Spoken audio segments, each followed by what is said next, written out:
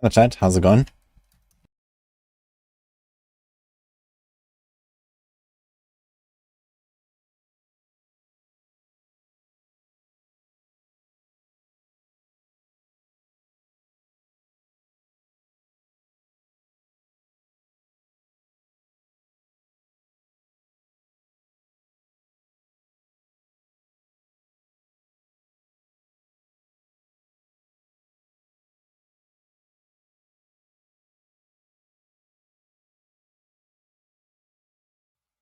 Okay, welcome to the stream everyone.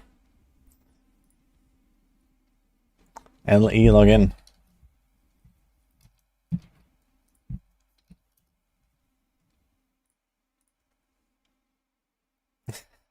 That's a good start, 25%. Unlucky, I guess.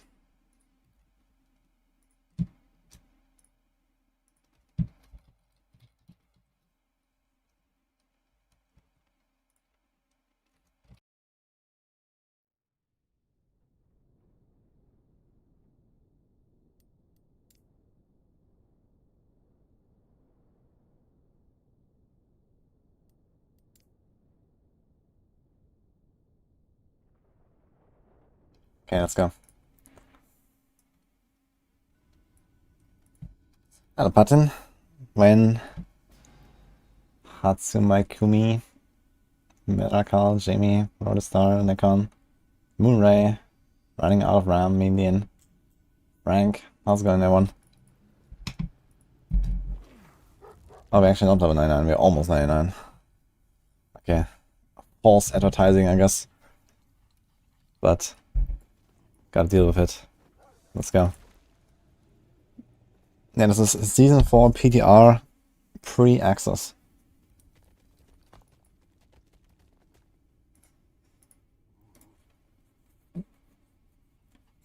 Circle 1.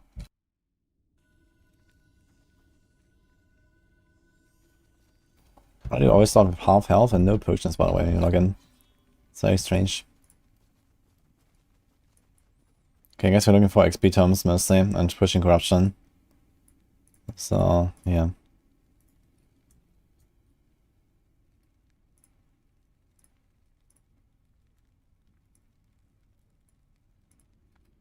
We're fine. Good to hear that. Yeah, I'm also looking forward to PTR. Definitely one of the things that gets me most excited. We also had this PoE teaser. That was kind of interesting.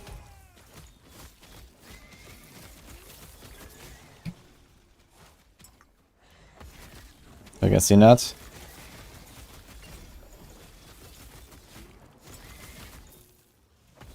Might play a bit of PoE this league again.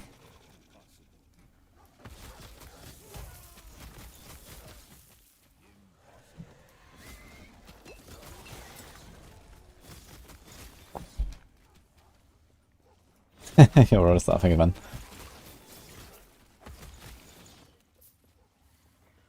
What PoE teaser? That was like a... They always drop like a name reveal teaser, like a 30-second clip. It's called, what is it called? Necropolis, I think? Or something. Seems like there's like Katarina and Lydia. Some other stuff going on.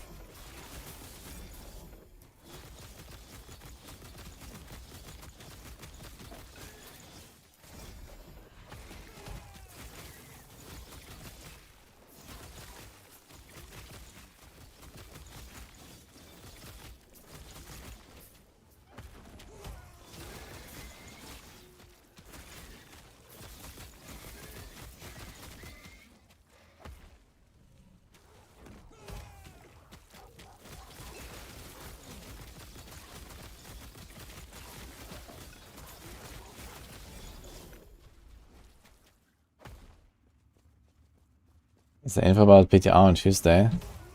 That'll be nice. I think it's not unlikely. If they want to start a PTR the week after next week, then yeah, I would actually expect they're gonna get something, at least, you know, during the week.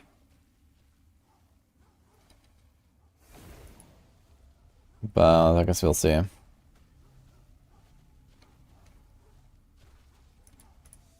Shimoba, hello. Last Epoch is Biz. Yeah, we're gonna do Last Epoch now. I want to finish this character maybe today, actually. Like, I decided I'm probably not gonna farm up this ward stuff. I don't be interested in playing a ward build. So probably gonna try to get it level 100 now. It should be like maybe 2 hours, 3 hours or something. And then push corruption meanwhile and see where we'll end up. Hey, John Nelson and Henrik. And I'm gonna work in Twitter tracker. I only know of the one in Sanctuary. But I mean, you can also just like follow the main account at Adam Fletcher, I guess. Those are like the 2 ones that you need to follow.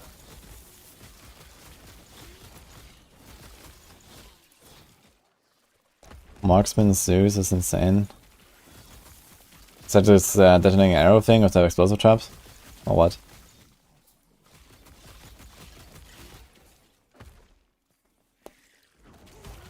Do I have a good Falconer build somewhere? I do, actually. Type exclamation build. I also made a video about it, so you can find it on YouTube. It's also exclamation mark filter.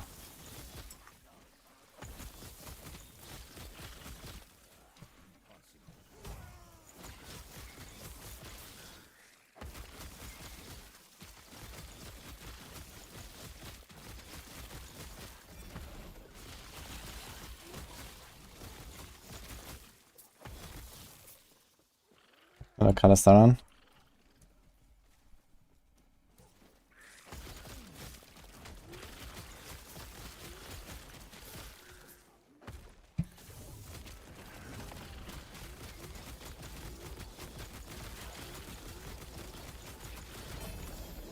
Oh, prophecies.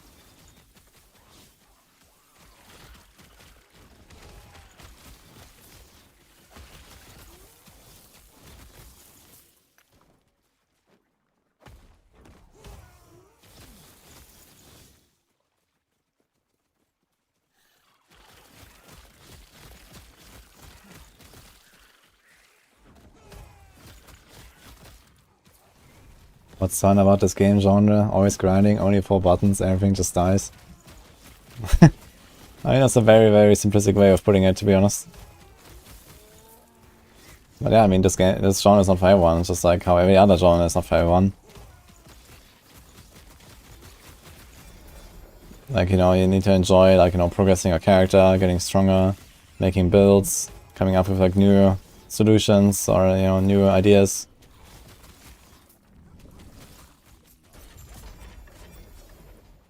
You know, and then beating, like, the harder challenges in the game.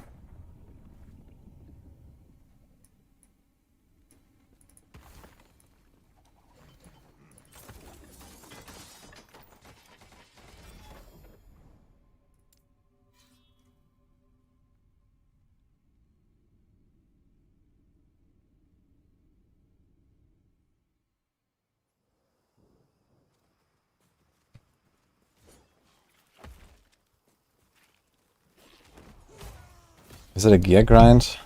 It's a bit of everything, you know. The gear grind is definitely one of the most important parts of RPGs, I'd say. You know, the chase, trying to get good items. You know, the amazing feeling when you actually find an upgrade and stuff.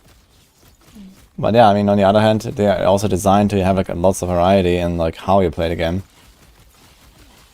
So, you know, you can literally make like 100 different builds or something or more. And you can always just load up a new character and start something else, so that makes it cool.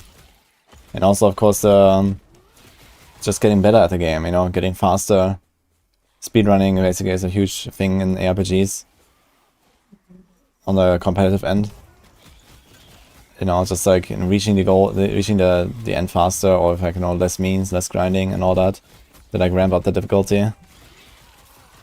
So, you know, as the game matures and you play it again and again and you become better at the game, then you can challenge yourself more and more with these things. Hello, Pee-wees.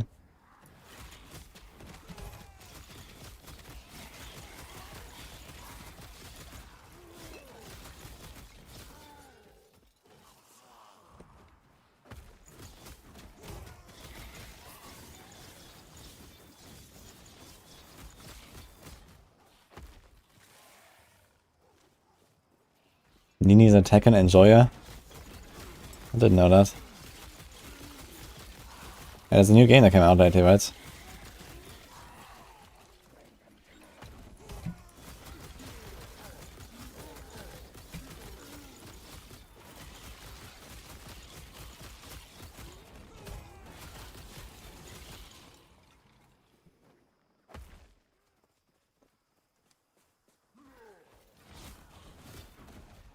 D3 hardcore has more players than D4 hardcore gauntlets. Yeah, I mean, it doesn't really surprise me, right? With like the release date, and D4 hardcore in general is like, you know, extremely low population.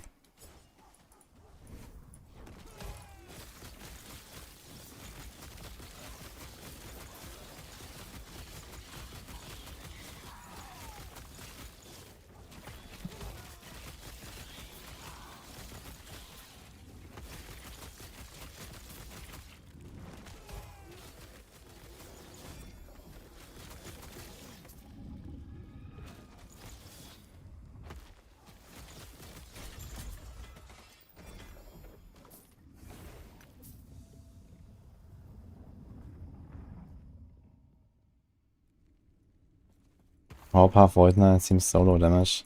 Yeah, I don't think it's like necessarily a top tier build or so, but I think it's okay. I think it used to be pretty good compared to other builds, but you know, now we have Falconer and Warlock, so the standards have shifted a bit.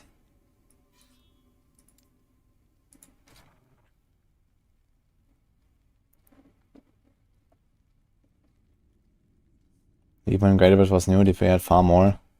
When Great Epoch was new, this was like one of the, you know, biggest moments outside of like original vanilla D3 launch, right? Season 1 was massive.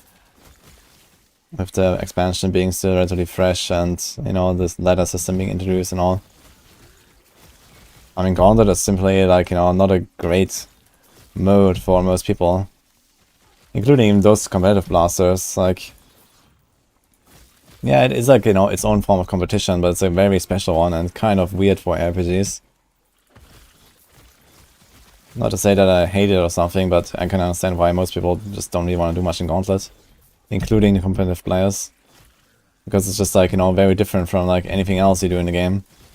Like, you know, we want to have competitions like, you know, Race to 100 or, you know, Uber bosses or conquests or something, right? So this is really what we need for like competitive D4. And the Gauntlet, yeah, it gives us like something, but not exactly, you know, what you want, I think.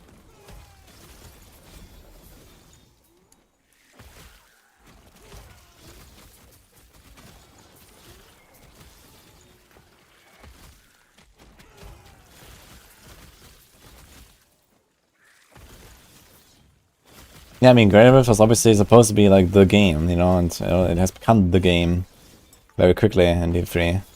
Gauntlet is not the game, you know, Gauntlet is just like this little thing that you do like on the side 0.5% of the time.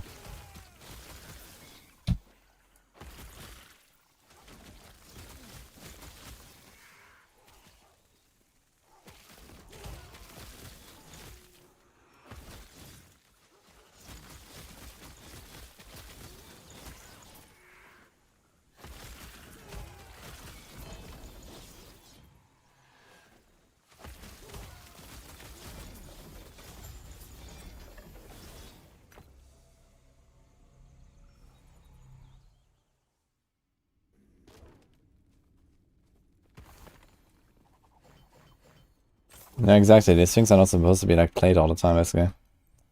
Oh shit.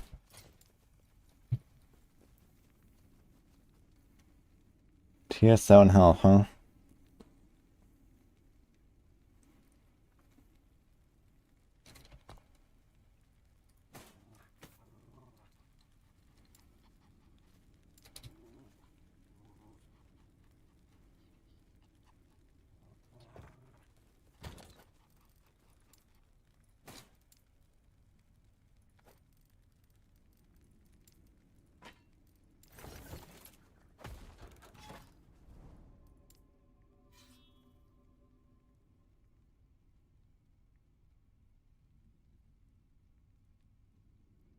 Yeah, if I have a bug when one of those runs get bugged, you need to reconnect in order to be able to play.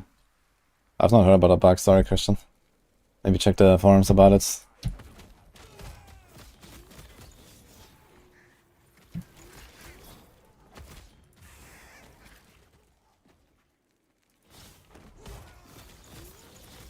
I understood why they make the cap at 100 for Nightmare Dungeons. Couldn't have just gone forever, like Corruption and Monoliths.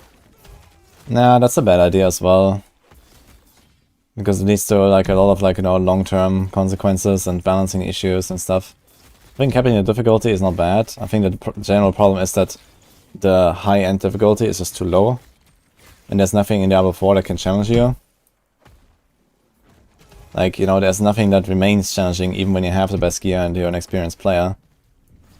And the only thing that is left to challenge you is other players. And then, you know, the gauntlet or, you know, speedrunning or, you know, racing. But you can't even do racing, you can't even do speedrunning properly, right? It's like all the, you know, season start races and stuff. I mean, first of all, they're only every few months. And second of all, they're like all unofficial leaderboards. Because there's no official API, there's no official leaderboard, there's no ladder. We can't make our private leagues like in PoE. Like nothing. So this is the stuff that we need, you know? And this is also where like the difficulty can come from, basically.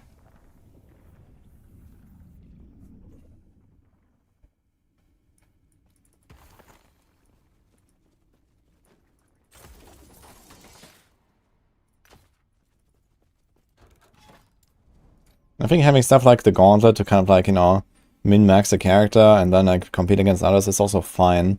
But yeah, I mean, it's obvious on the start that, you know, only a minority would enjoy that, right? But yeah, I mean, if done well, it could be like, you know, one of those competitive features at least. You know, like, outside of like, you know, season start racing and all that. The gauntlet is just gonna be like a more permanent thing where, you know, well, you can log in every week and you can try to beat everyone else. And show who has the biggest D around, right? So, I mean, sure. But it's not really gonna be so, you know, accepted, I guess. And we can see that, you know, the negative feedback is overwhelming.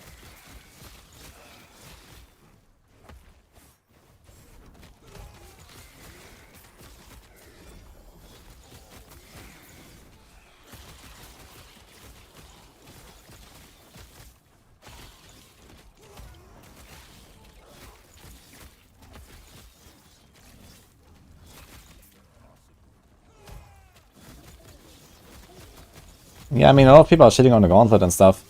On the other hand, we have to see that we just got, like, new content that is, like, in the middle of the season update that, you know, like, we wouldn't really otherwise expect, right? So there's that as well, and it's, like, a permanent feature now as well. It's gonna stay in the game, and you can choose to play it at any time, or you can choose to ignore it forever, and... I mean, you know, it's there, I guess. So that's kind of like the advantage here, like, you know, everyone is shitting on D4 all the time and all that. And yeah, even if it's like a system for like a small player base, it's still like something. I think they just should have focused more on the bigger things first, right? I think Gauntlet would be much better received if we already had, you know, something like Rifts or AOZ or something in the game.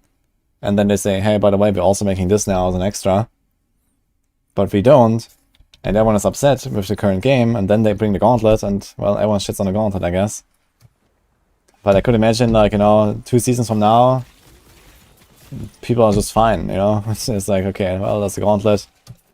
I don't really care, but whatever.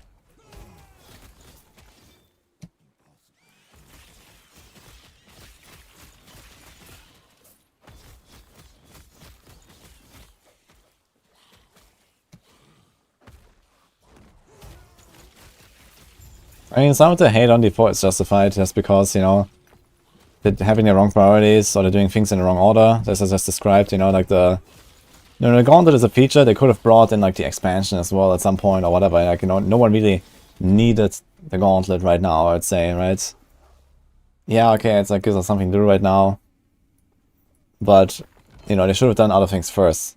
Just to, like, you know, kind of like work down the list of priorities from the top to bottom, right? And not start somewhere on the bottom third of it, let's say.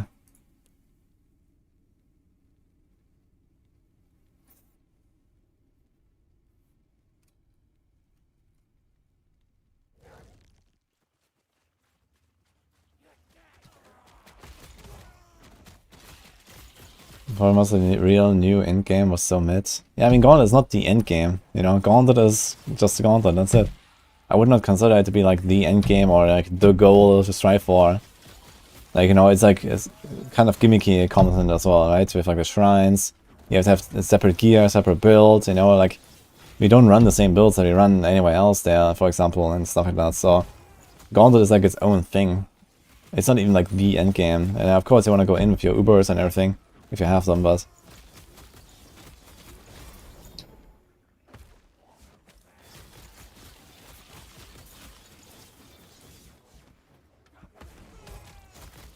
And a Simon Boy.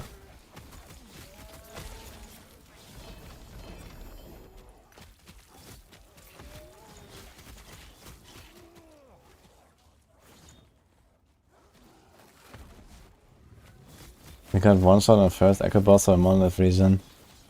Which one was that? But yeah, some of the bosses can surprise you for sure. They have like some big bonks and you need to dodge them. But generally the boss fights are relatively easy in last Epoch, I'd say. Once you know their mechanics. So maybe just, you know, keep going with your character right now. You can still play it in softcore after you died in hardcore. And you can, like, you know, maybe learn more about the endgame and the bosses and all that, and maybe do another run.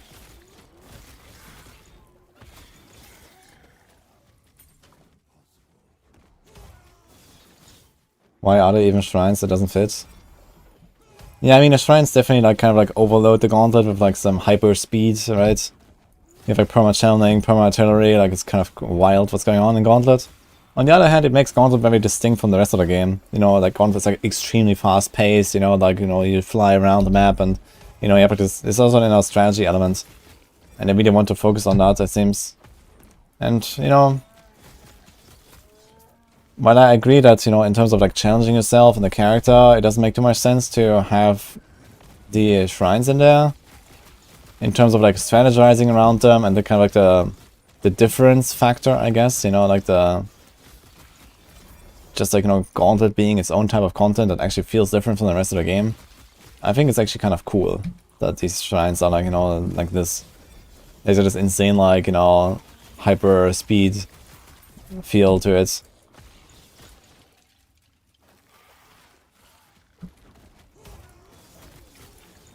I mean, the competition is still there because you still have to strategize around those shrines and use them properly and then play with them and stuff.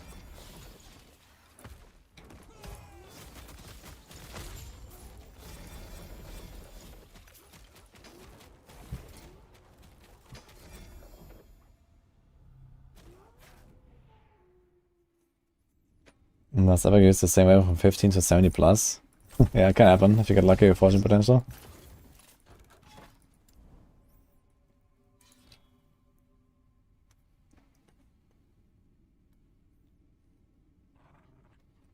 You say strategy, I would say it adds RNG. There's not really any RNG in the Gauntlet. Like, you know, 80% of the success in the Gauntlet is all about the route. And executing that route. And then there's, like, you know, 10% a bit of gear and stuff, and I don't know, another 10% like get good. And trying again and again. Because sometimes, the, you know, like the runs just go better or worse.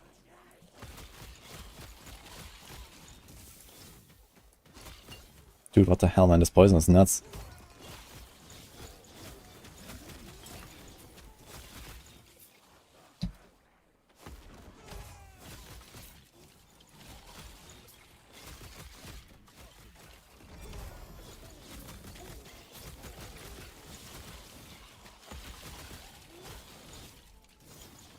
Shrine gear and Ubers is more than 10%.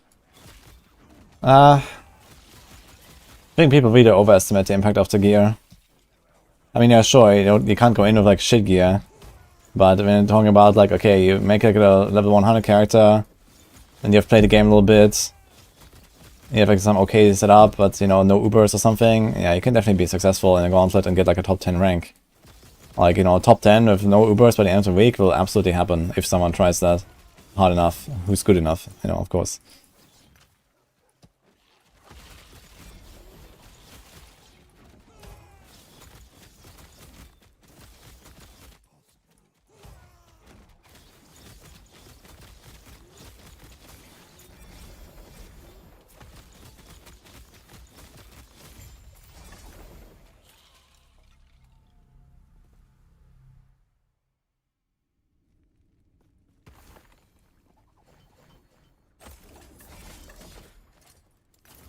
94, don't just buy entire ESG and take the desk to fix D4. Yes. I really want to have 50k ward in Diablo 4 as well.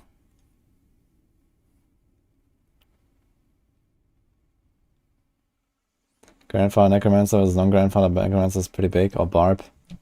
Yeah, I mean, Grandfather is a pretty big item and stuff, sure, but... You know...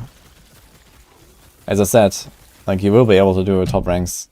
You will not get rank 1, you know? Or maybe even, you know, top 5 or something, but, you know... Depending on, of course, like, who is exactly competing and how hard they're trying on each of the class leaderboards. It will definitely be possible to do, like, you know, top 10 clears by end of week without Ubers. I think people overestimate how much Ubers actually do.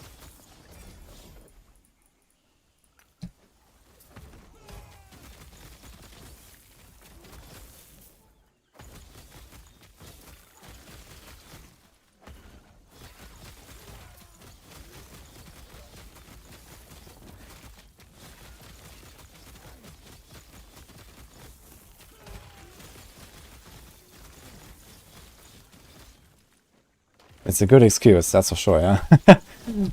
Yeah, I'm not competing in a gauntlet. I don't have the Uber. I can't beat them anyway. That's a great excuse, actually.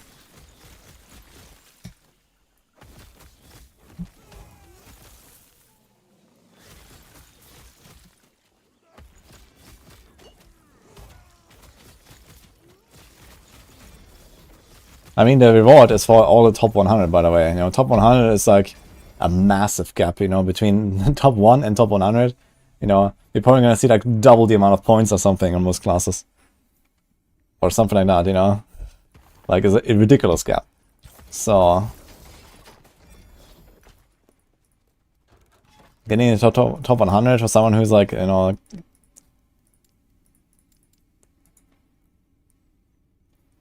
confident in the game and, you know, the mechanics and playing the game.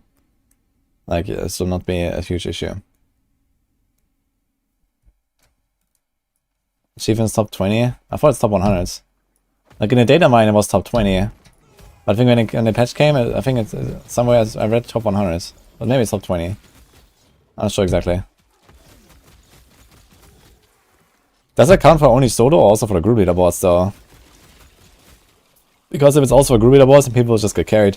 Like, some of these group leaderboards are like super dead. Like, there's a sort of chance that my level 4 rogue from yesterday is gonna stay rank 1 at the end of the week and 3-man and hardcore. So, kick.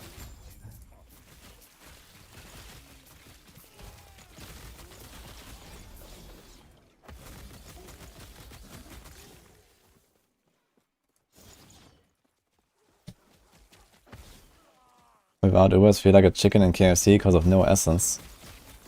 Well, if you have no essence on your Bone Spear Necro, then the problem is not necessarily just that you're lacking Ubers. Like, the starter skies can be replaced with a resource aspect. And the resource generation ring. And you can have resource from your pet. And you have Channeling Shrine in there. I mean, of course, you know, the Ubers have a bit of a bigger impact for some builds than for others. In some cases they can be really powerful. But since the overall difficulty level is relatively low in the gauntlet, in terms of like the monster levels and stuff, it's still mostly about the route and optimizing the route.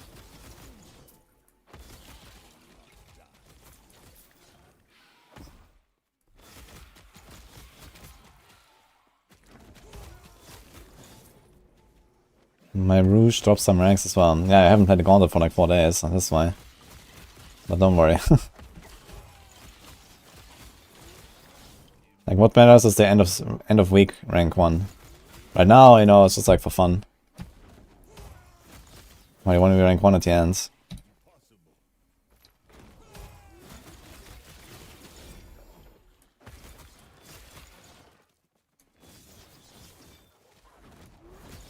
Maxo doesn't cover that. Maxo definitely has a non-Uber unique variant, no? I mean, that's like a requirement in our guides.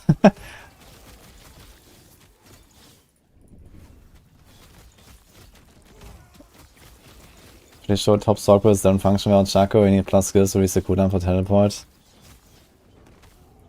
Yeah, I mean, okay, there are like those cases where I guess, you know, getting that extra, you know, half-second cooldown on your teleport because you have a Shaco definitely like is relatively impactful.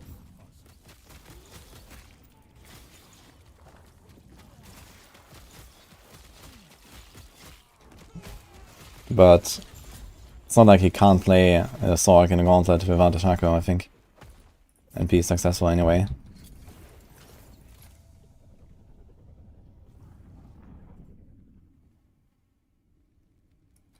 Oh, hey, King Konga, how's it going?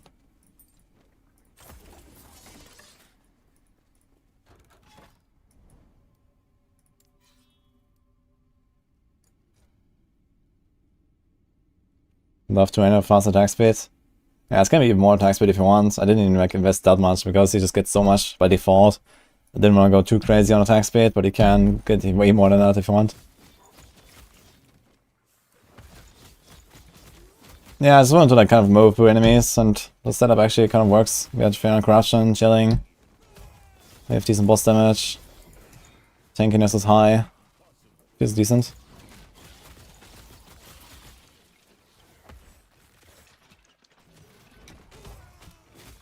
Yeah, I just wanted to play some melee class, and then I was like, okay, let's check this out, and this Temper Strike seems kind of nice. It's like a chill, like one button build of a bunch of support skills, basically.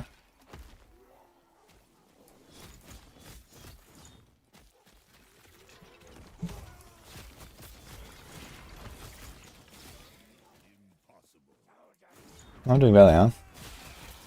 What are you playing right now in Epoch? Hunger. I know you're also blasting.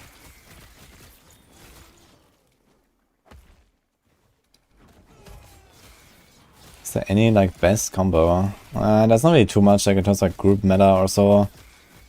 There's just like some really strong builds and some weaker builds, and well, I suggest that you're gonna try to be somewhere in the same range of power level with your builds. So if you choose, you know, from the tier list, for example, you can check what looks exciting to you on the max roll tier list, for example.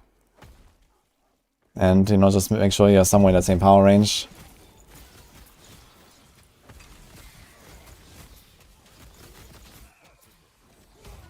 Yeah, I mean, there is support stuff, yeah, but in the grand scheme of things, I don't know if that's really, like, something that people do. I think it would probably make sense to just kind of, like, make two, like, proper, like, damage builds and play together.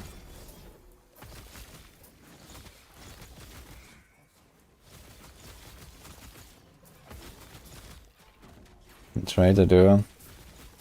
Yeah, okay, Empyrean Giga Chat things. Okay, how many people do something anywhere remotely close to Empyrean? 2k corruption, mass farming. But it's also like based on bugs and stuff, so.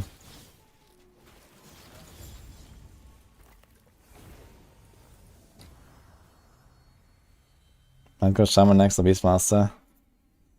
Yeah, I also still have a Shaman. I have an Earthquake Shaman that I want to try to finish, but I'm not sure how well that is going to go. Oh, here's an Orbis. That's only 4. Guess it is. Yeah, Wald needs a lot of big changes. And first of all, they have to fix all the OP shit, and then they also have to fix this low life stuff. Or nerf it or something. Or like just like maybe change how ward retention works. Maybe make stuff more focused on like ward decay threshold and less on ward retention. So that like the high numbers just decay way faster than they do. Like, I don't know. Like, apparently it has been a thing for a long time as well. You know, there's all like low life ward builds.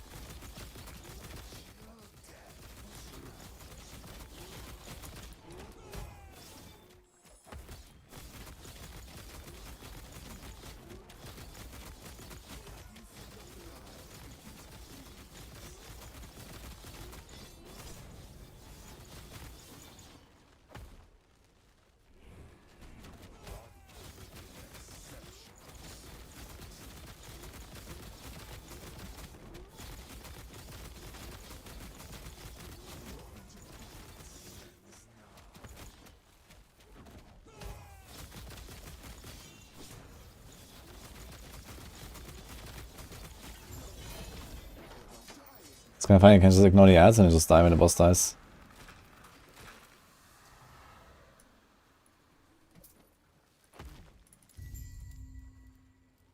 You have a perfect roll, right? Okay.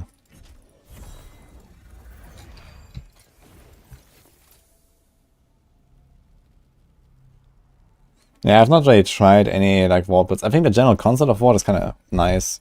But the fact that so many builds just like rely on ward like entirely, and then, you know, it like ward outscales life by like a factor of 10 or more, I mean, that's just ridiculous, you know? There needs to be some balance. Like, you know, no build should really go over like 10k ward or something. It's just too much at that point.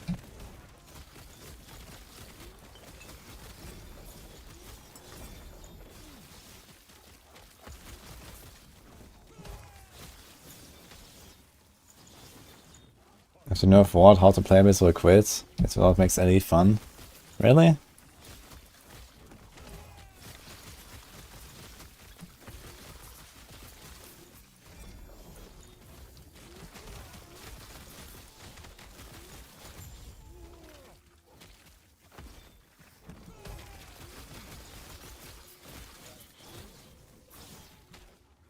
I don't know, I think that ward is more like ruining the game if you ask me. Like, you know, every fucking build just ends up with fucking exsanguinous and last steps of the living and experimental gloves and the same shit. I mean, there's a few exceptions where you have like, you know, healing hands pally or something that actually like just casually generates 50k ward. Or, you know, like the warlocks or something. But in the end, like, you know, everything just ends up being like this low life shit.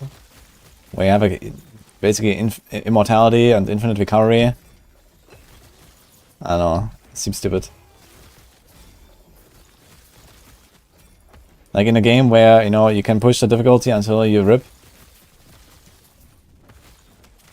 Or like, you know, like the problem is, last Epoch is not really gonna be very fun when you fight monsters for a very long time.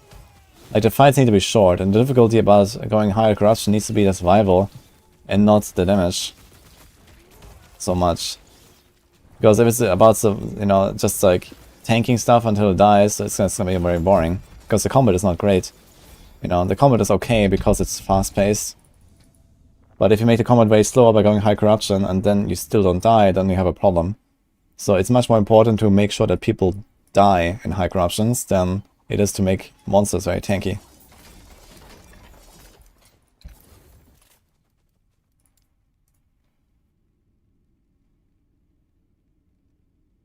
And playing Dwarven Realms, that's so fun, no joke. Yeah, it was fun. I played Dwarven Realms yesterday, it was cool.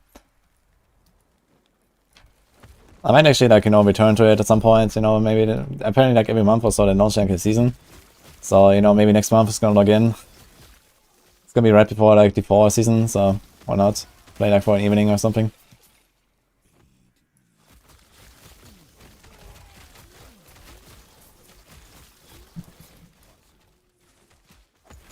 What someone asked me today why I'm not playing D4. Yes, it's gonna happen. I'm also really looking forward to the question, D4 or Last Epoch. And we also had a PoE trailer yesterday. So now it's also gonna be like D4 or PoE. Or D4 or PoE or Last Epoch. Oh man, dude. I can feel my hair getting grey as we speak.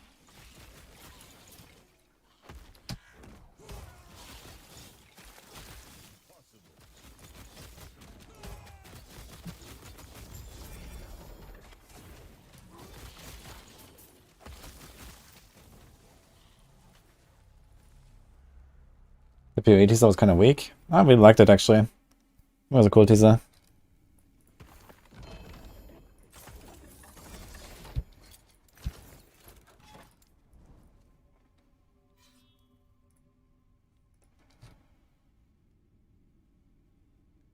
Played it for a few hundred hours. Yeah, I mean, a few hundred hours is not terrible so far, I think. PDR is coming, probably in 1-2 weeks. That's gonna be really exciting.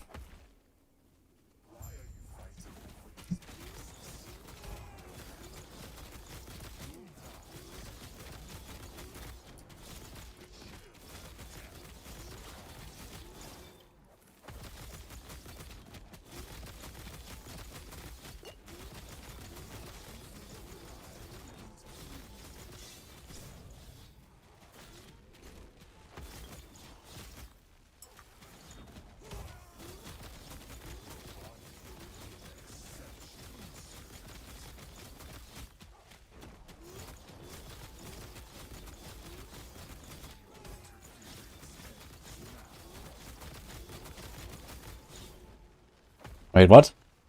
He was looking to the right and teleported down then. Fucking juked me.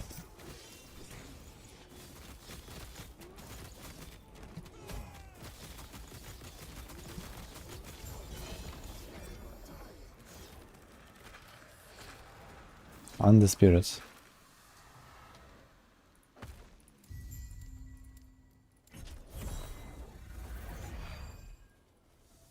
Will the graphics ever get better in this game?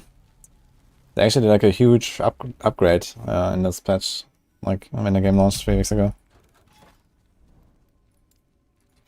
And they said also that they will never stop improving the graphics and stuff. Do I ever get the urge to blast on D3 again? To be honest, not really.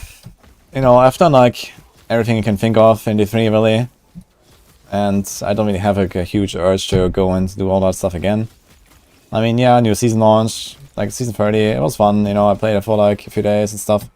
And we're gonna do the same in the other seasons probably. But, you know, I'm gonna focus on like 1 char or 2 chars. Get some rank 1s and, you know, peace out basically. So, I think that's the strat for the foreseeable future in D3.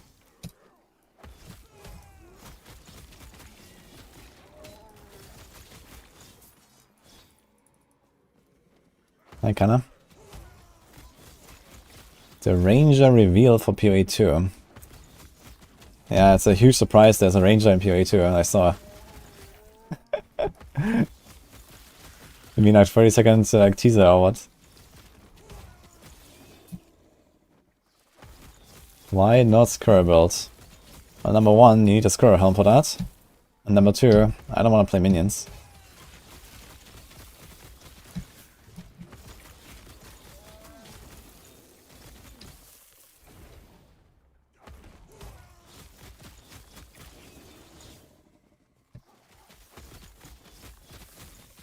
You know, it's not like I dislike D3 or something, but, you know, it's just kind of like over, you know. D3 is over, basically.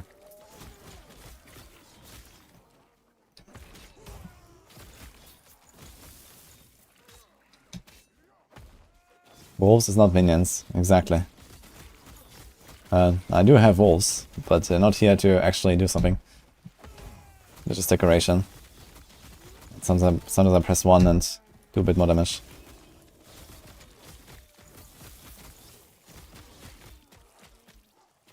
Let's go to the neck, it's pretty nice for Ice Crows. I actually have like a 2 LP version of that, but I'm not really sure if I'm gonna do anything with it.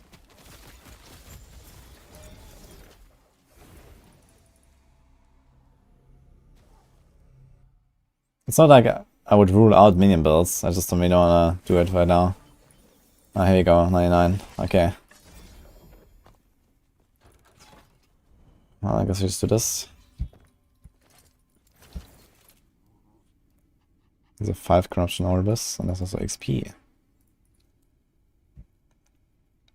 Torchlight is the only RPG that matters. Okay.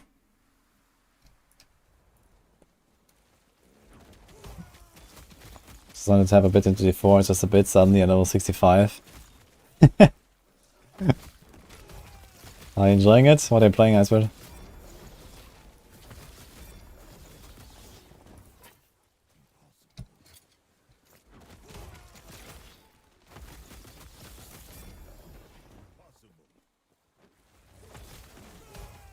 Yeah, the swap to the endgame build is usually around level 70, but I guess it might depend a little bit on what are the requirements to make that build really feel good. Like in some cases, I know for example Hammerden, Smite combo on Paladin, like they want to actually have like, you know, idols that proc their Smite from the hammers. If you don't have those idols, then it's not really such a great build, so you want to get those first. But yeah, for me, like when I did the swaps, it was usually around level 70, and it's also exactly what the Maxwell guides suggest. So it seems like there's like some kind of like point there right before Empowered Monoliths or so, or maybe at the start of Empowered Monoliths, where you do these kind of swaps.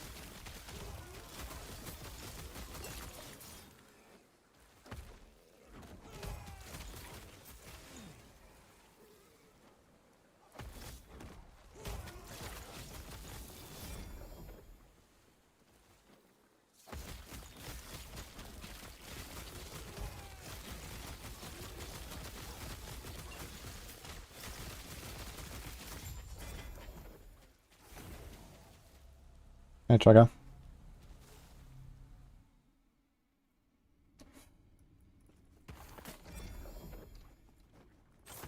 Oh, sounds good, Icebird. Have fun.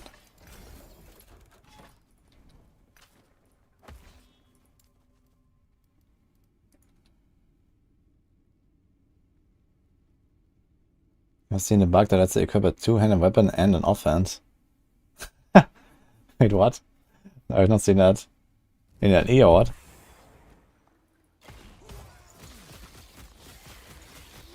That sounds pretty major.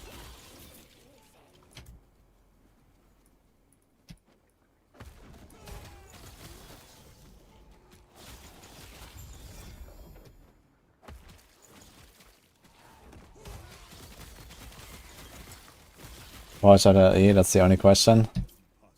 I mean, which Torchlight am I talking about? I've not played the old Torchlights, I only played Torchlight Infinite, and I actually kind of like that game.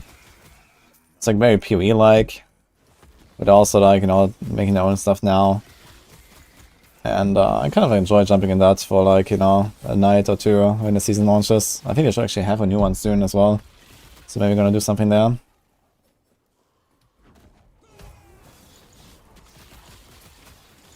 Put the weapon in cube and then swap out your body into or something stupid. Put the weapon in the cube. Wait, what? What cube? You mean the forge?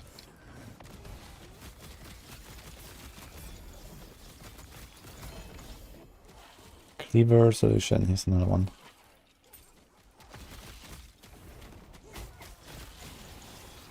Oh. Equip offhand, put two hand in forge and shift, right click, armor and weapon. Will go into weapon slot and you can just re-equip armor. So when you have an item in the forge, when I shift right click, it will swap the two. What the fuck, man? This must have been a bug that has been in the game for a long time, no? It's a funny bug, to be fair. Oh, free stats.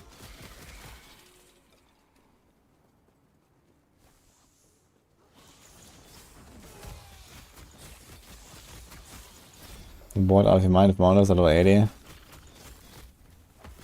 Yeah, I don't think they're gonna like really overhaul the Monolith system. The Monolith system has been in the game like that, you know, for like 3 years or something or more. And yeah, I think it's like a good start for like an endgame system, but I also agree that, you know, after blasting like 3000 monoliths or something, it's just like, okay.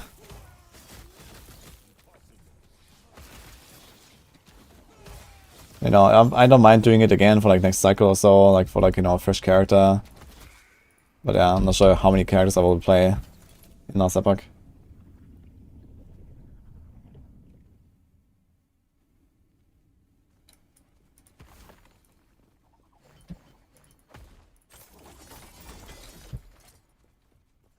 -7 health.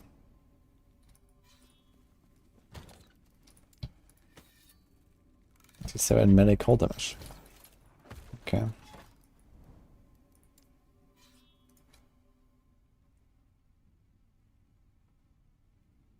Animation looks like the shield is floating by you. Wait, there's actually a shield that's like next to you? Okay. Hey, I'm Rema. I have not tried Held or Scurry. I've actually never found that helm, I believe. Certainly not on this character. It seems to be extremely rare, actually, now I think about it. Like, in like, you know, I don't know what, 150 hours, I've not found it. I mean, I haven't tried to make prophecies for it. But either way, I don't want to play Scurry. Maybe another time.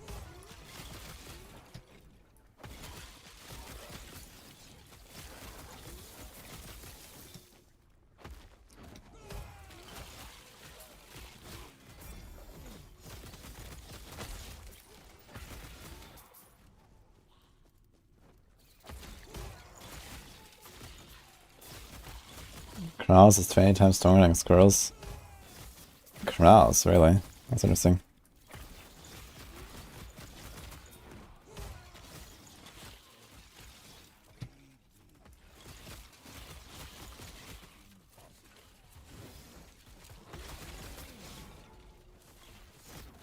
It's like Falconer. Sounds pretty crazy. What makes him so good, though?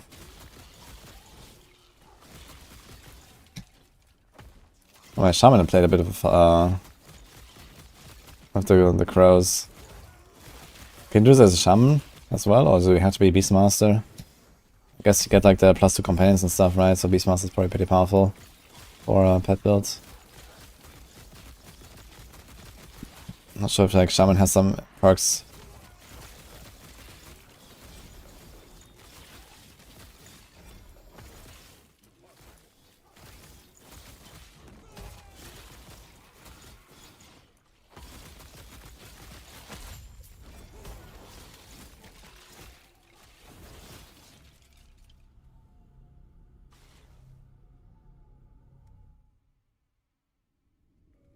Also, nice Epoch marketplace. Seems like you can just pound out to 80 and buy your Abyss. I mean, for this, first of all, I guess you need to be like merchant skilled, very high rank to even like get all the items that you could potentially want.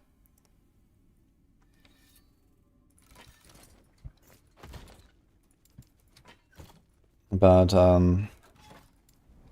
yeah, I guess like in marketplace is obviously OP, right? Like there's like 200,000 players or 500,000 players or something. They can all find shit and trade it, and it seems like a lot of stuff is just being sold extremely cheap, just so people get favor and can rank up their merchant skills and then actually buy the stuff they want.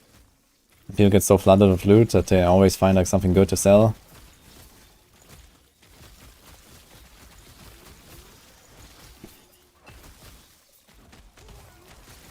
I mean, it's definitely expected that, Circle of Fortune would be worse than Merchant's Guild, I guess.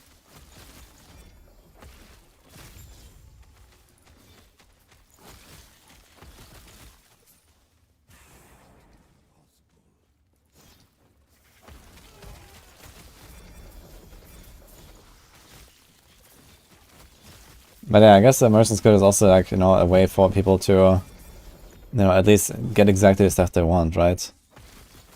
So that's also nice. Like if you're following a build guide, you can actually buy exactly those items in the build guide and stuff.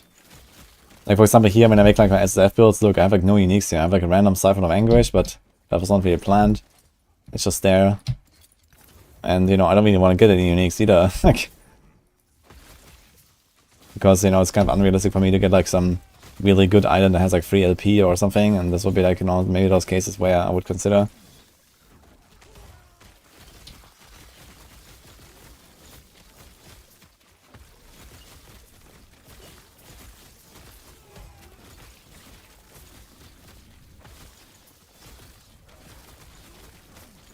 This is F niche. It's not really niche. But I think most people, it has an option to play SSF or not, will probably not choose SSF. But still, most people effectively play SSF. In the RPGs, it's just like, it's just the way to play RPGs for most people. To play like mostly solo at least. But I guess some people like not choose SSF because maybe they also want to log in with their friends sometime, or maybe they do want to trade a little bit or something.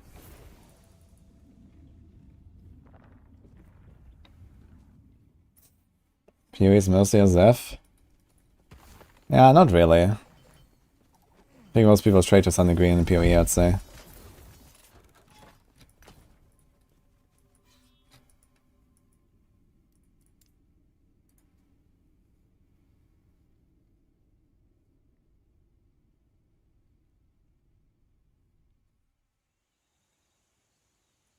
Yeah, for me, the endgame mostly stayed relevant because I was playing on hardcore. I can't really imagine playing this game on softcore too much at this point. Which means I'll basically never make a merchant skill character. Never have like crazy builds, F.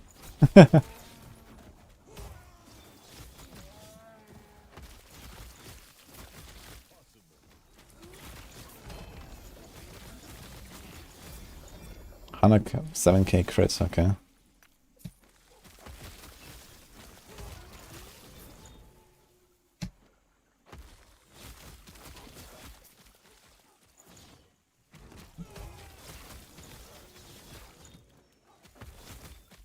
I mean, in PoE in particular, I mean, the game is designed around trade, and, it's hard to find items, and the game is very difficult and all that, right? Even after years of playing, a lot of people have issues making their own builds, of, making a competent build, even with a guide and stuff. So,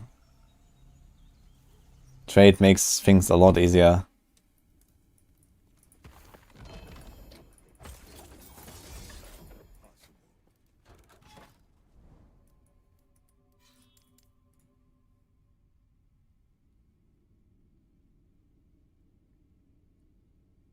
Hardcore trade in PoE is dead. Yeah, I mean, number one, hardcore is dead in general.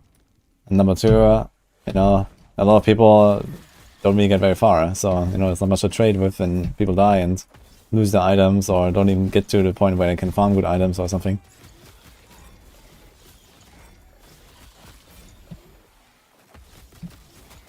So yeah, in hardcore it generally also makes just a lot more sense to play as Zev compared to softcore. Because it's like also part of the challenge and everything. Like, you know, the main reason to play hardcore in D4 is, you know, to have like it more of like an SSF environment. Because there's no official SSF in D4 yet. But Diablo 4 hardcore is so low population that, you know, people don't really play in groups very much and people don't really, you know, buy carries and buy dual mods and, you know, dupe dual mods and all that stuff. Like, it's just like a much more like solo oriented game mode, much more clean game mode as well, because usually like, you know, cheaters tend to end up in softcore and not in hardcore and these kind of things. So especially in D3, for example, like D3 hardcore is also not super popular, but it was also generally clean of cheating. You know, there were like some guys, but not very much compared to softcore. So that's another nice perk there.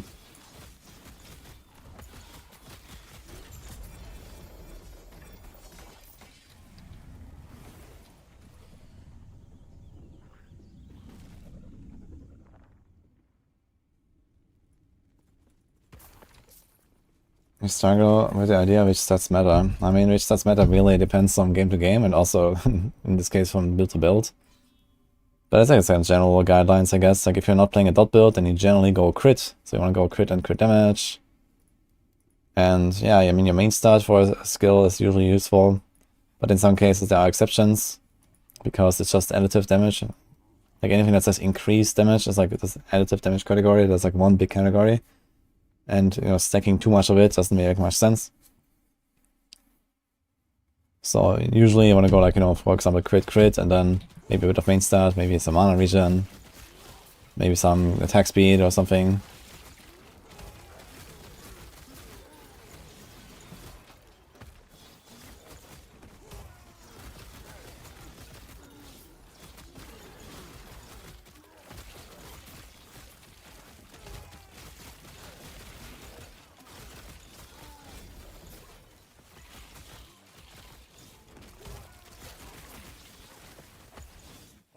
For me, endgame is making new characters in LE. Yeah, I mean, that's definitely like the big strength of last Epoch. There's always like a new build to make. There's so many different builds you can do, and okay, some of them are more successful than others and stuff. But then there's like so many like, you know, interesting unique items, there's skill trees, and, you know, you can do like some weird combos all the time. So that's really cool about last Epoch for sure.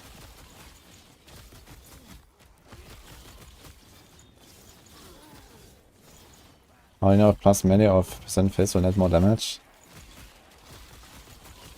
Generally, if it's like flat damage, that's usually better than increased damage, because it's kind of easy to stack increased damage from other sources, but flat damage doesn't have many sources and you want to try to get as much as possible of it.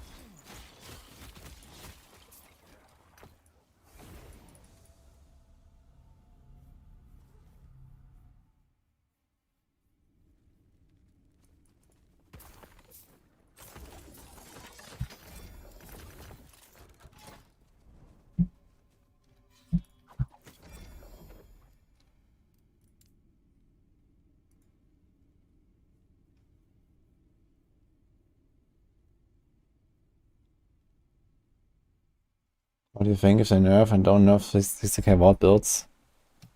Yeah, I think they should have done it like 2 weeks ago.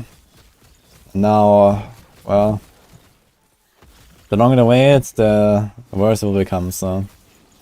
Because more people will join the train and, you know, play those builds. If they had done this like immediately 2 weeks ago, when, you know, the first people came up with this, or like, you know, published it and stuff. I mean, apparently stuff was already like long in the game, like since close beta and stuff. But they just didn't fix it for launch. But they should have just fixed it immediately once it became a problem on the live server. And now they're kind of like in this shitty situation. High robo power.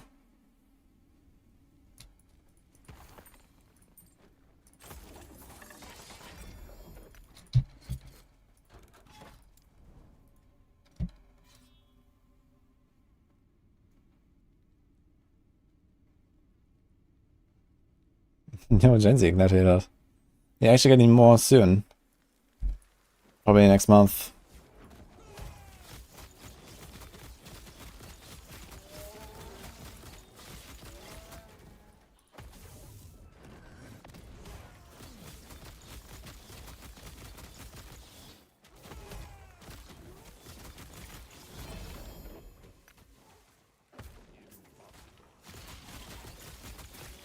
What's up, kid? What's up?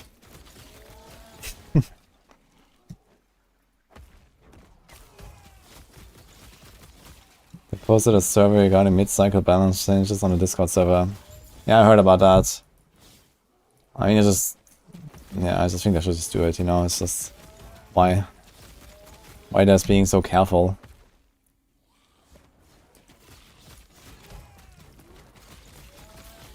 I mean, they have a much larger audience now and a much larger player base than before. And they have to make sure that it stays that way, basically. And if you don't fix these things, well, you're gonna drive a lot of people away. Yeah, of course, there's like some people are gonna baby rage and say, ah, you nerfed my build. But, you know, you have to just ignore these people and do it.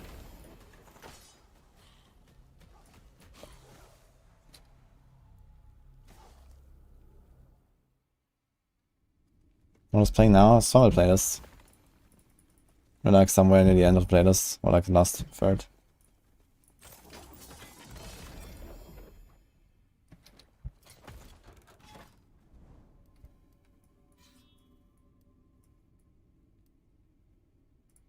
Guess you do a third case. Try window till Act 6. It's kinda decent after GMP, but duration is such a pain. I mean, can you use actually increased duration gem? Still no Skurls. I will not play Skurls. But I also have not found a helm, so... It's gonna like finish this character with this build, and we're gonna do another build at some point, I guess, and that's it. Like, is Skurls even like significantly better than this? Who knows?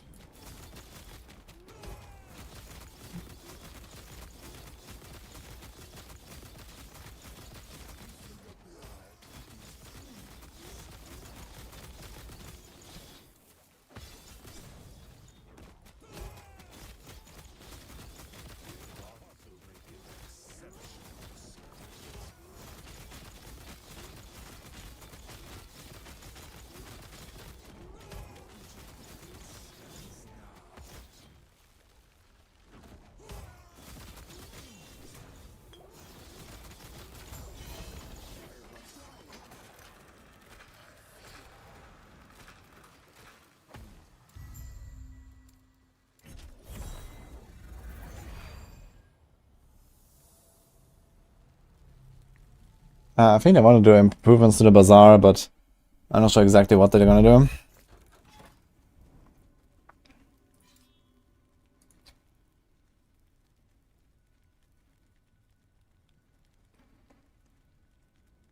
Frostblink cast while channeling Frozen Winter Orb. Okay, I mean for like trash clears might actually be decent enough.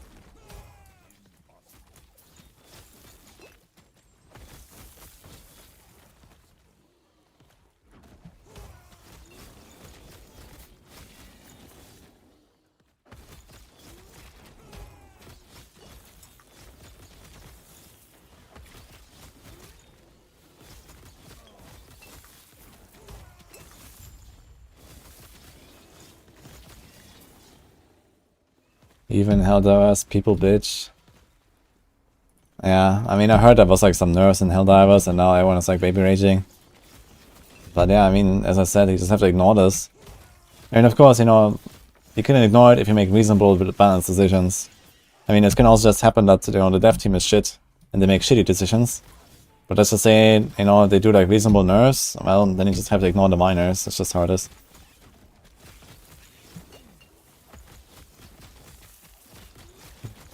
Like, the thing is that power creep will always happen, you know? Like, you don't have to worry that people are not gonna get strong enough. You have to make sure that they don't get too strong. So you always have to make, like, the conscious nerf decision at some point. Because the power creep just happens, you know, everywhere. Especially in RPGs. It's always about nerfing, not so much about buffing much.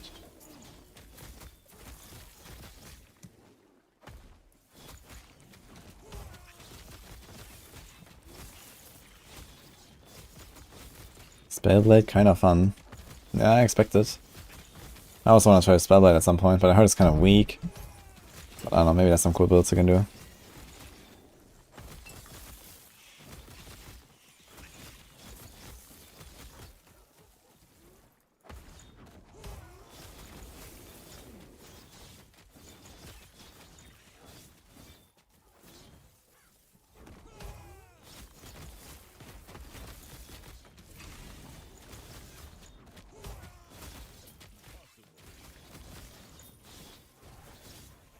Dirk, finish our topic, Hanya, by the way, about stats on your gear and stuff. I suggest you just look at, you know, build guides a little bit and see like what kind of stats they're using. Like maybe a similar build of yours, or maybe you're following a build guide and you'll kind of understand, okay, what are the stuff you want on your gear, and how much of it or something. Like for example, the Maxwell guides, they always give you like some like stat thresholds to shoot for as well, for like endgame gear and stuff like that. So you can kind of understand what you're actually looking for, and once you have done that a few times, you kind of understand, okay, what is generally the things you want in a build.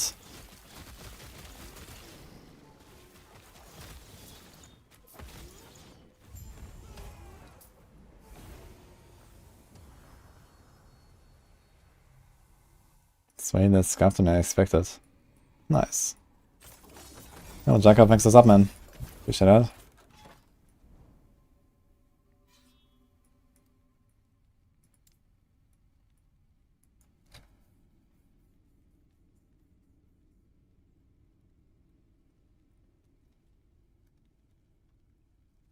What do you want to itemize for resist on gear and LE? Yeah, I mean, you're trying to cap all your resists, maybe overcap, especially poison and lightning a little bit. Because those have like the most frequent, like, resistance reduction ailments. And yeah, I mean, just, you know, stack resist wherever you can efficiently, basically. And if you don't manage to do it with your gear, then you can use the idols as well. I use idols a lot sometimes. Thanks, Jacob. Appreciate that.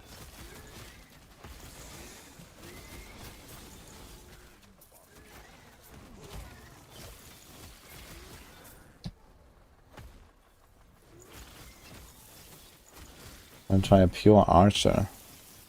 Yeah, I mean, marksman is there. Marksman is not really powerful right now, I think, but I guess you can do something like multi-shot or detonating arrow.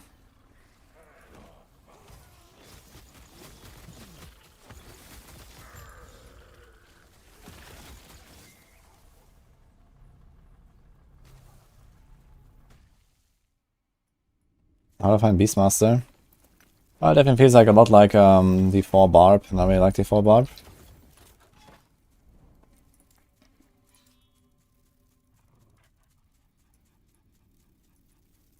Do we want to go through this arena there? How far are we? You have this thing to reroll the rewards. So once you have like a really large whip, you can use that. Maybe I'm gonna go up there now.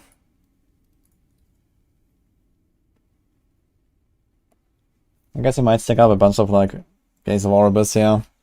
Maybe 5 or something, and just like make a large web. Get a bunch of like XP tomes after rerolling the rewards.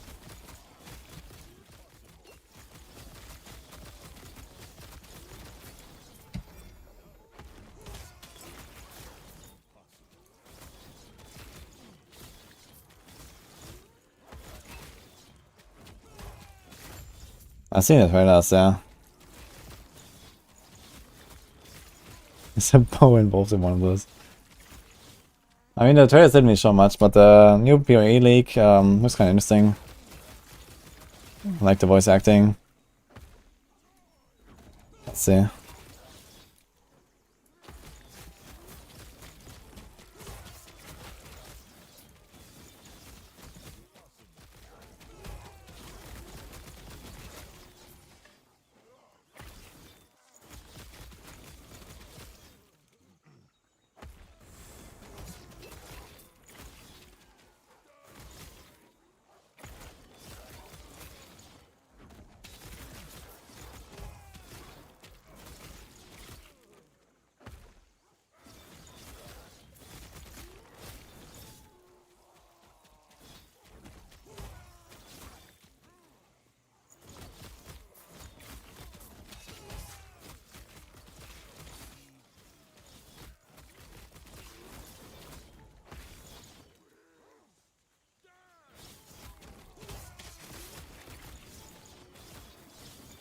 I don't know that. It's okay.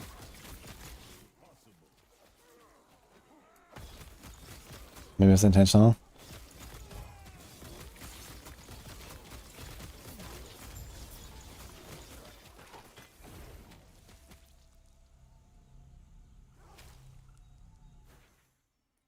The weight of the bow is so huge. It looks kind of cool if like the, you know, charge up and different skills and animations.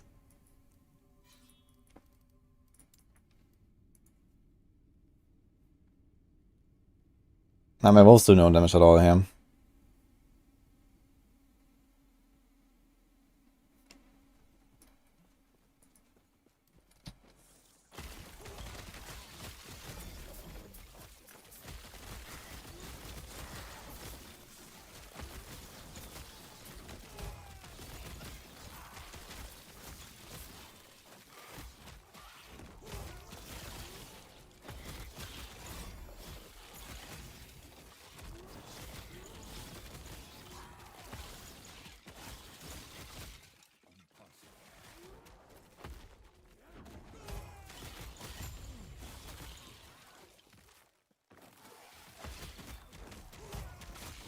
Yo, ma.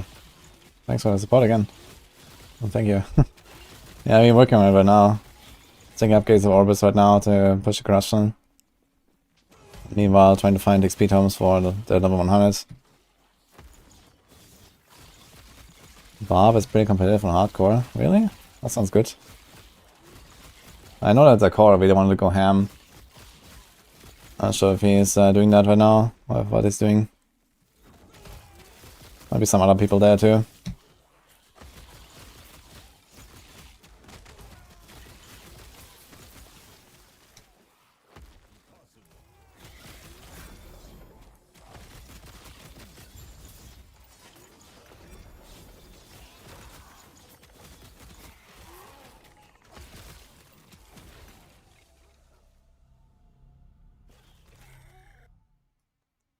Bosses in LA cannot be CCD. Means he's crowd controlled? You can crowd control bosses actually. Like, we can just put everything on bosses that you can do on monsters.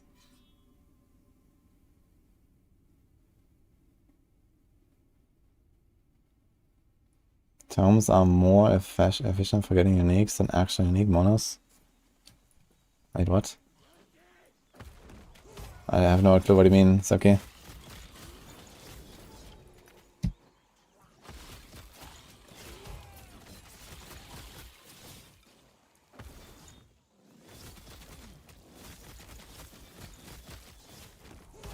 We're in charge of what was this meta? Yeah, I mean that seems to be the build now, so I wonder how that will change like next week if there's like no artillery shrine. If that is still gonna be exactly the same build. So I might actually have to make like, you know, one like, you know, channeling gauntlet week build and one artillery shrine gauntlet week build or something. With some tweaks. This is offline character, I know, yeah.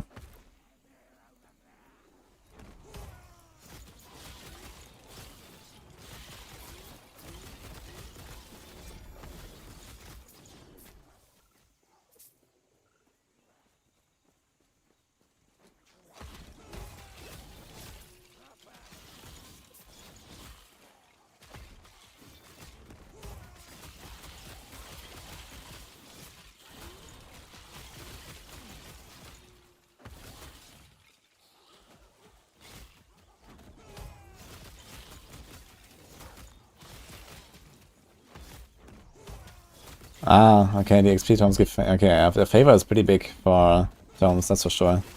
Because I think that the favor you get basically scales with the amount of XP from monsters, or that you get in general. So yeah, it's true, you get a lot of favor. It's kind of funny.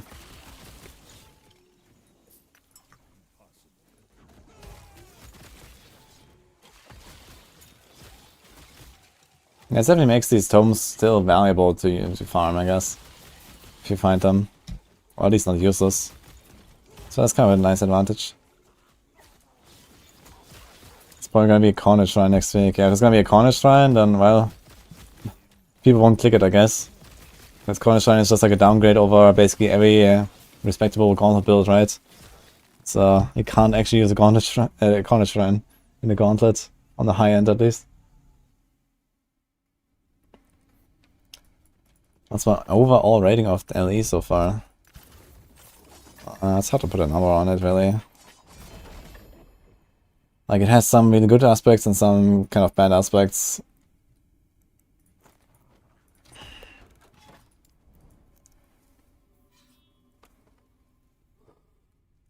And I mean, the good ones are pretty good, but the bad ones are also pretty bad. So, if you kind of average it out, it's probably like maximum of 7 for me right now.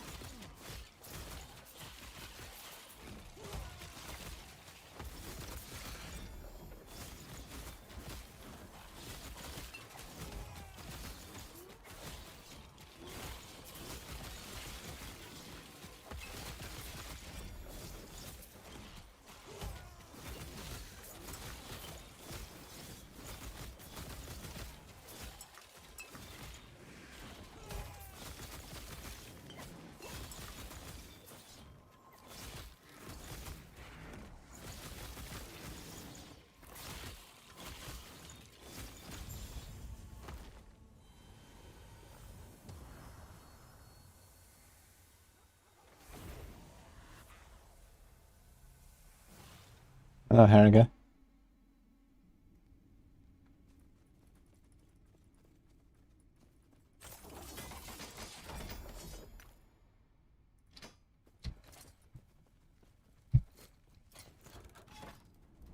Oh, we see a lot of him.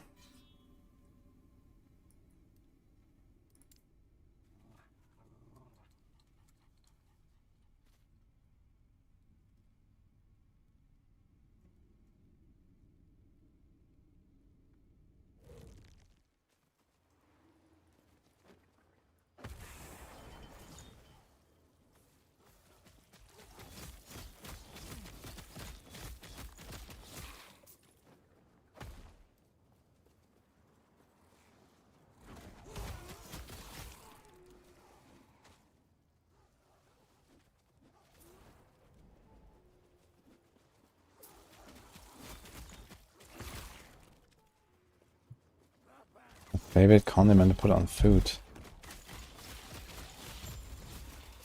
Oof.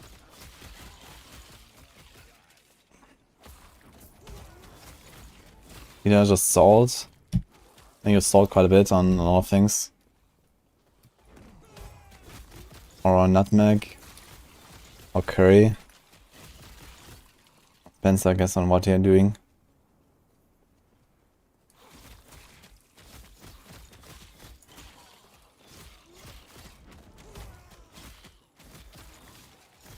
I recommend your second character class?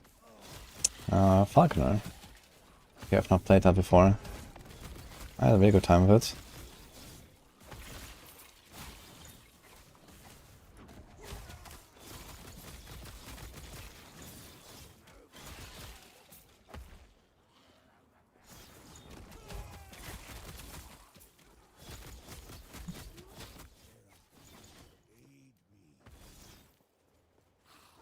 Yeah, I think saying that Diablo 4 is the same as on release right now is very disingenuous.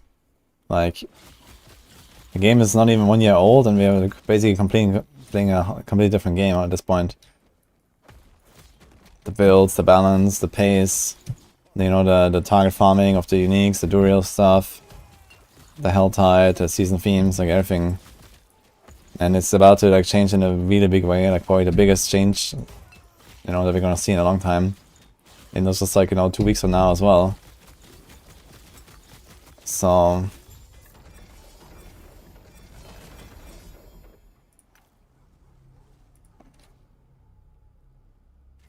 yeah, I played Wolverines yesterday. It's pretty fun.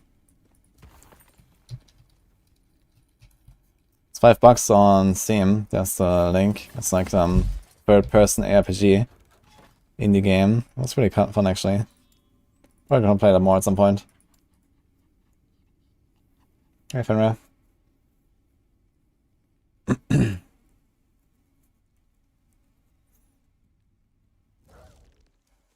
the end, it's just an farming Duriel mods anyway. Yeah, but I mean, this whole like Duriel stuff and like the boss stuff, all this was introduced like, you know, like 4 months ago into the game. This was like, you know, completely different from the launch of the game. We didn't have any of that. And now, okay, you know, from Season 2 to Season 3, not really much has changed, but, you know, Season 2 was a pretty big change from launch and Season 1, for example. They revamped all of the, you know, crit and vulnerable stuff, and also like class powers, and, you know, introduced the boss thing, and lots of new uniques and builds. And they actually made Helltide a thing, and all that. The Nightmare Dungeon changes. I guess so much stuff.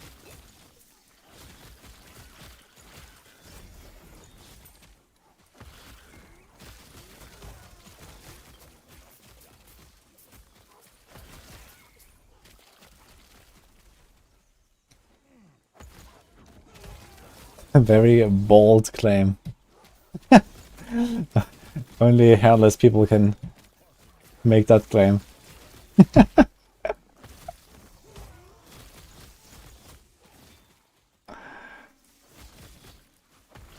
Is D4 still ask Conqueror for feedback? Yeah, of course, they have like feedback rounds and stuff.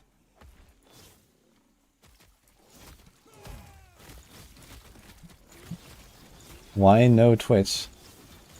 What do you mean? There's 1,000 people here on Twitch. You could be one of them.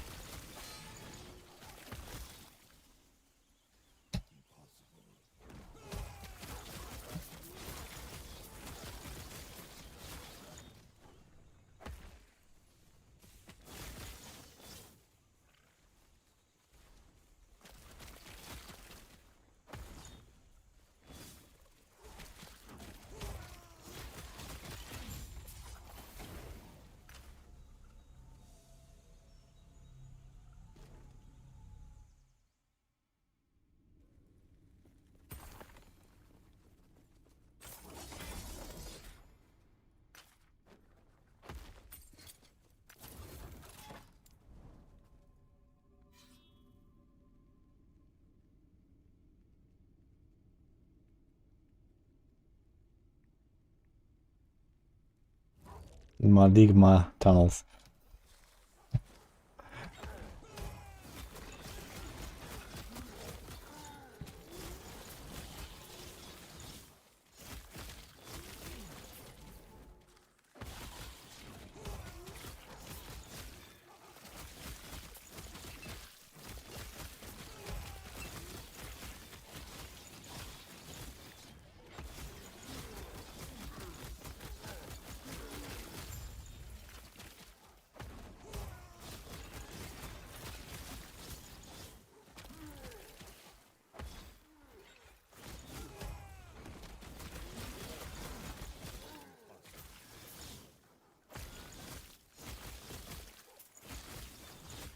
Yeah, I know Runemaster is very strong. I was thinking about making one next, actually. He also wants to play me. He wants me to play a Warlock. Maybe I'll make a Warlock. Runemaster seems exciting.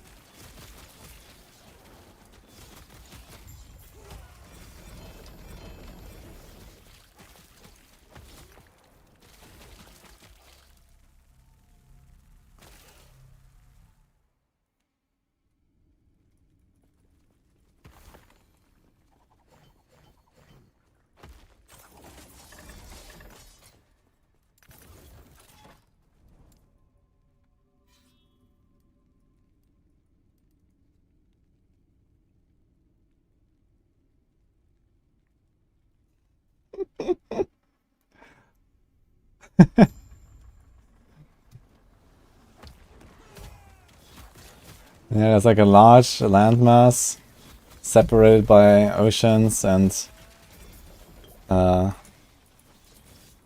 faults. People live on them. One is called Africa, one is called Europe. It's basically the same thing. They're both continents. Exactly.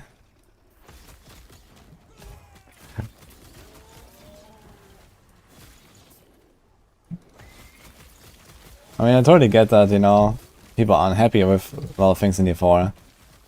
But yeah, stuff like D4 is the same thing as on launch right now, and all the like these kind of comments just don't make any sense, I think. Because the game is actually developing and quite rapidly, to be fair.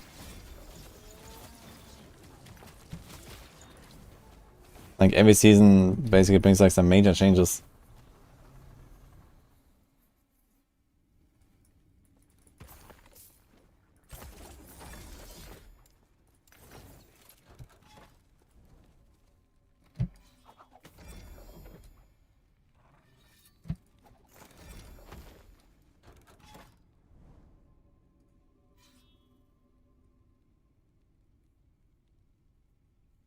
I'm glad I enjoy a double swing.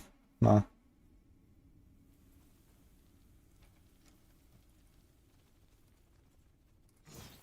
So Falconer build still strong after the patches. Well, Falconer build was not really affected by any patches, so yeah.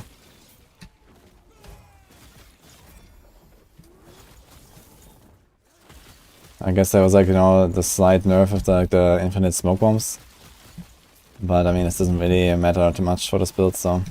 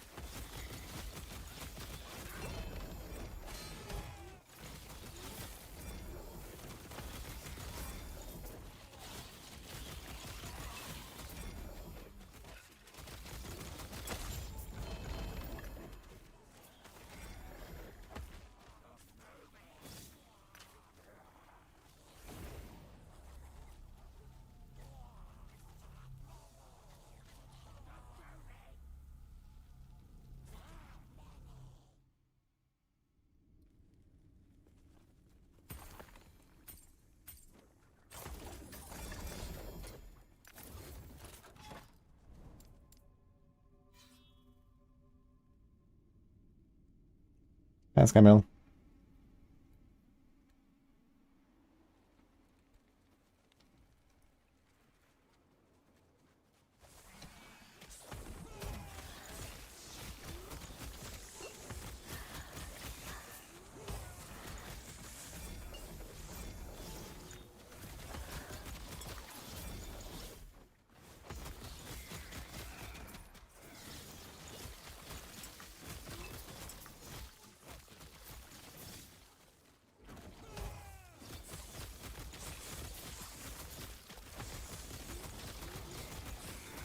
Zapki, they're not called Maligma tunnels, by the way.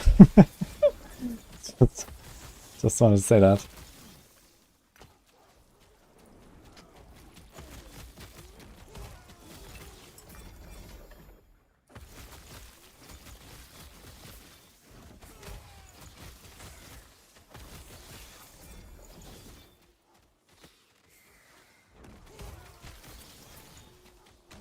300% minion health. Okay.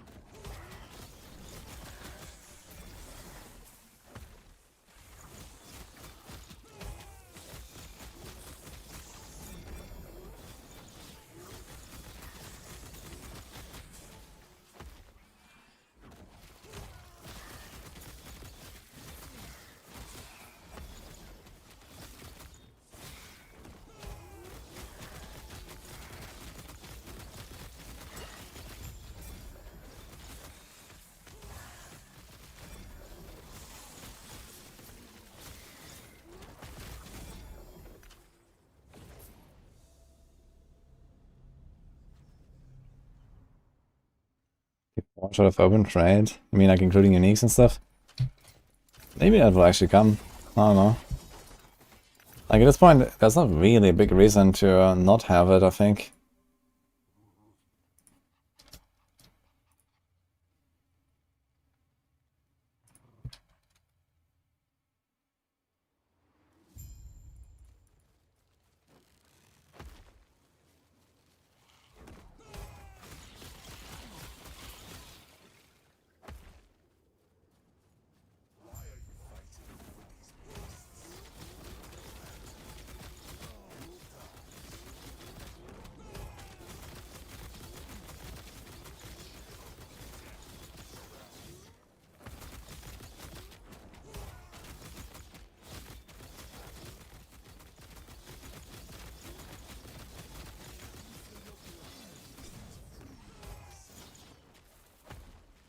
Okay, he's always just looking into some random direction and then forwarding somewhere else.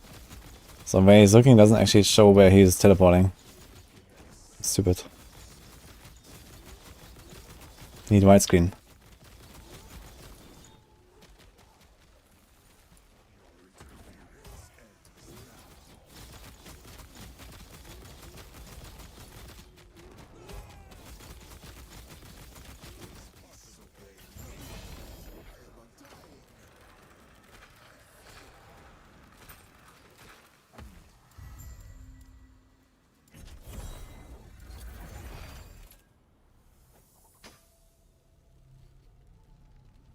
Bring back Bloodseekers.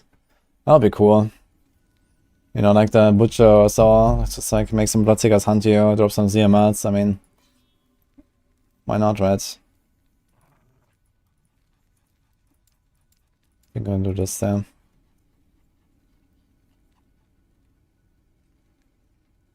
New season of Project Diablo 2, will I play it?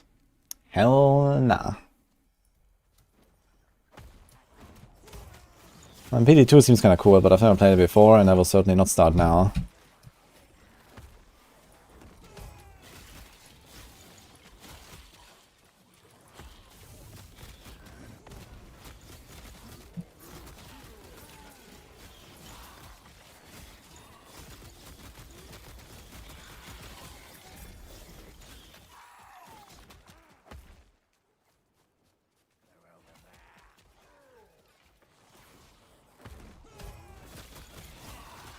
I'm probably running more wards for XP than the one asking for a double swing.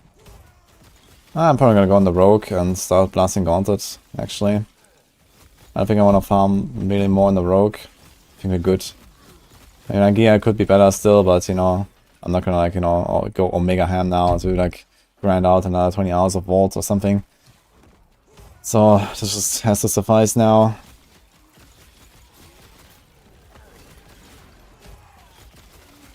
And yeah, the Barb, I think it's also okay. So I'm gonna need to roll some items and see what we get. Maybe I farm slightly bit more on the barb. I'm not sure if I ever saved like a Rage of Hargath, for example, which is something that some people are using, I think, for the Gauntlet as well. So I have to see about that. I might have to go and get one. I'm not sure which boss drops it actually.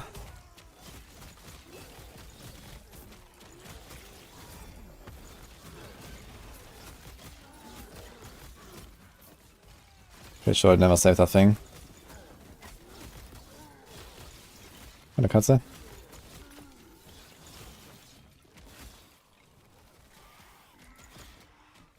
This splashing circle focus farm as a Falcon Rogue. Anything that gives you stats. So there's an example of the resistance blessings, the armor blessings, the crit avoidance. So you want to have that kind of stuff with good rolls.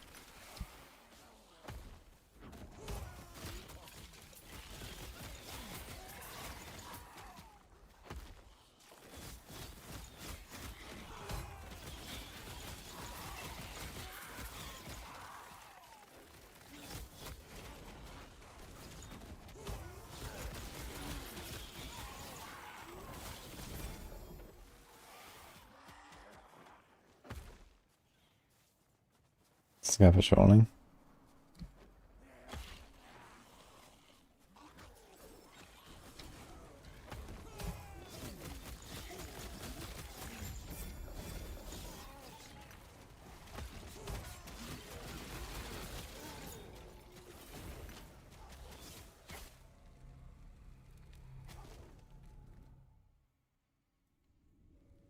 This is hardcore, yes.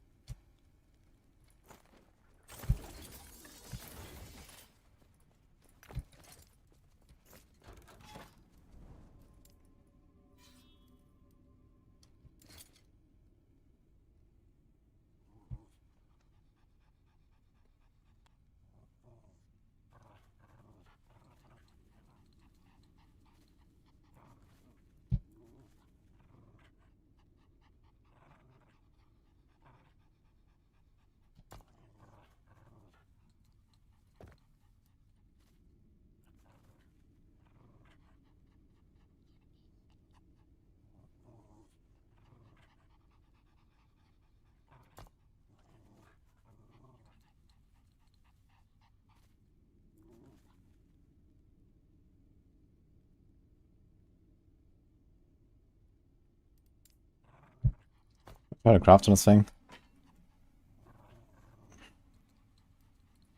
Guess I'm gonna stay with the Frenzy Totem ranks. They're kinda nice.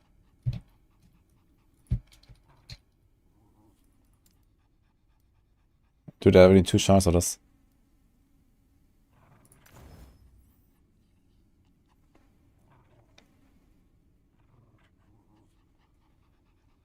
It's a tier 3 mod. Fuck. Should we YOLO cast this into something? We do have the Void Rest Blessing, right? What if I get rid of this? We have 88 Void Rest right now.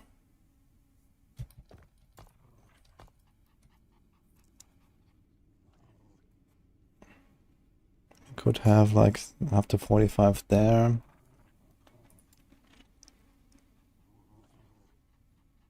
Could like 80 crit chance there, which is quite a lot actually, and then crit multi to get out of it. Could be kind of nice upgrade. Has the endurance that I would miss from the base there, but 14 potential, man. Fuck. So let's try this. Okay.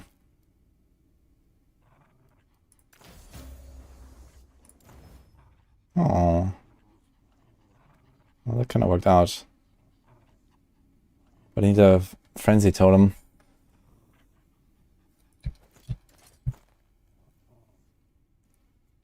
And then we have to like fix our Void Rest somehow, so...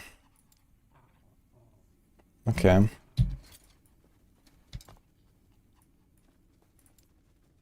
This is 17 to Auras. We have Cold and Necrotic, more than we need. Do we actually have any of this on the gear? Yeah, we have like Eliras here, right? So this could be changed at some point. We don't need that handy.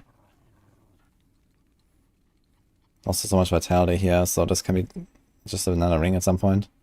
This thing is actually not that crazy. Tier 3 or Tier 4. Tier 7, Tier 5. Kinda shitty base. Maybe it's time to have crafting a little bit soon.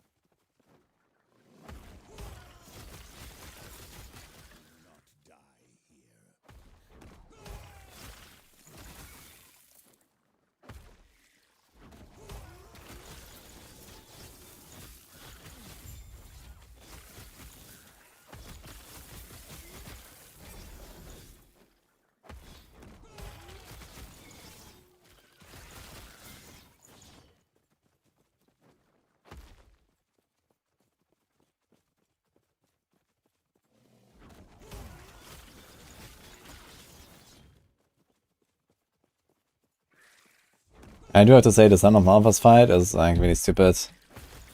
Not sure what they were thinking there. Should give him like, you know, half of his HP or something.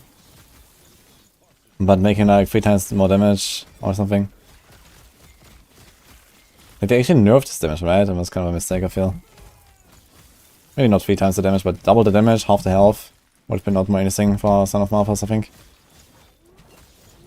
Maybe make him faster as well, like he's just kind of slow. Butcher is like, you know, action. Son of Malphas is like Resident Sleeper.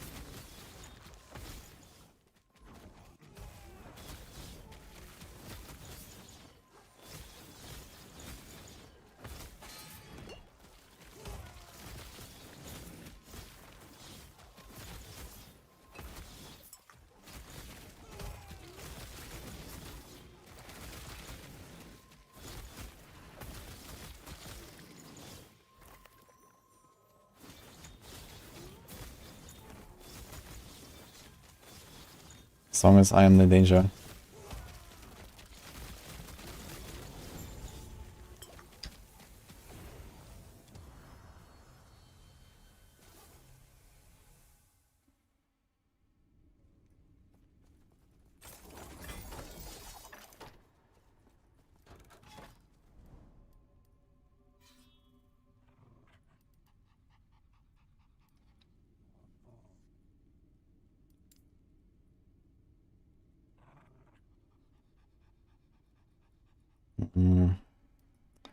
Scary, but 1, 2, 3, 4. 1, 2, 3, 4.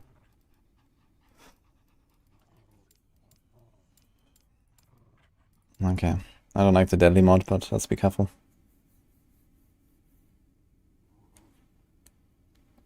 BG3 was such a risk. Wait, why was BG3 such a risk?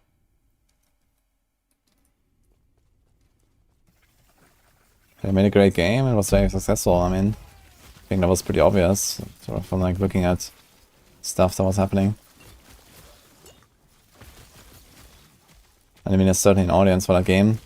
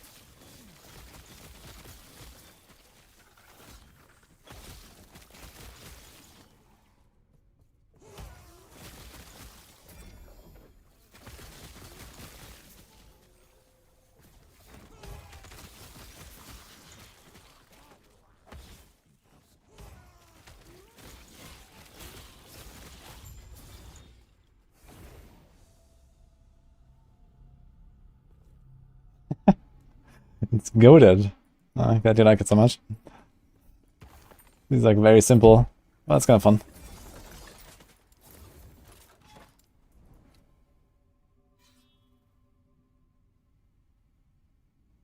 I need more cooldown, man. If I had more cooldown reduction, this would feel pretty decent. With like more leap and stuff. We have T6 cooldown reduction there. Don't have any on the belt. I would really like to have some on the belt as well, and then opal ring. You have like no opal ring at all. I'm glad you like the builds.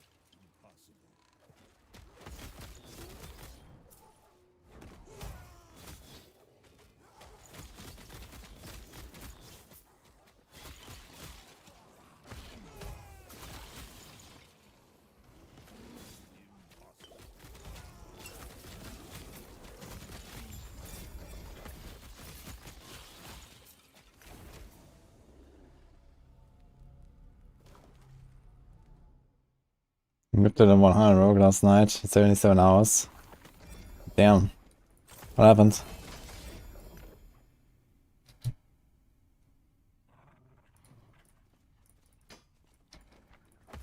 Yo, X-Call, I don't know much which build you're doing, and you know how I can fix that.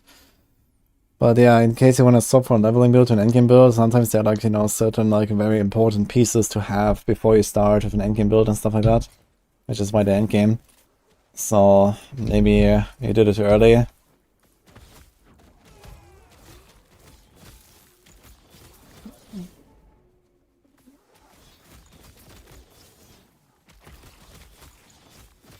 I'm playing D4 when last Epoch and PoE exists. Because I like the game.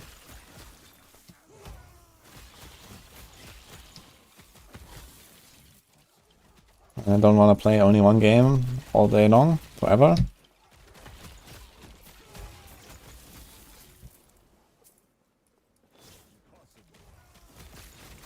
Also, currently, I'm actually not playing before. Or PoE.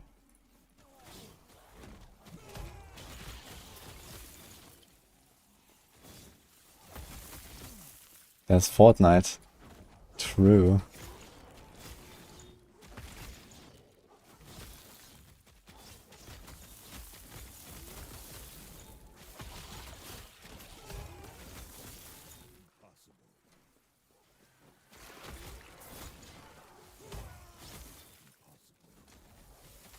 Super Seducer. What the hell is that?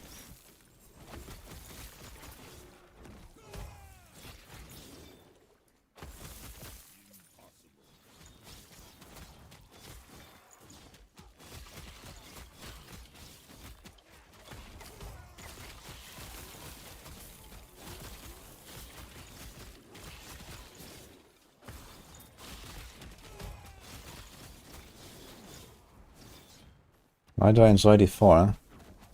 Because it has great combat and, you know, like a nice feel when you actually play the game and fight enemies.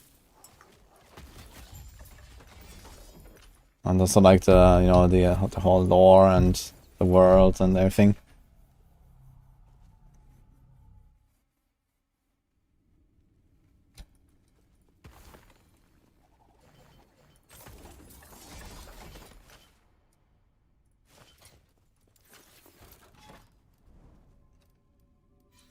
What's up with these Orbis, man?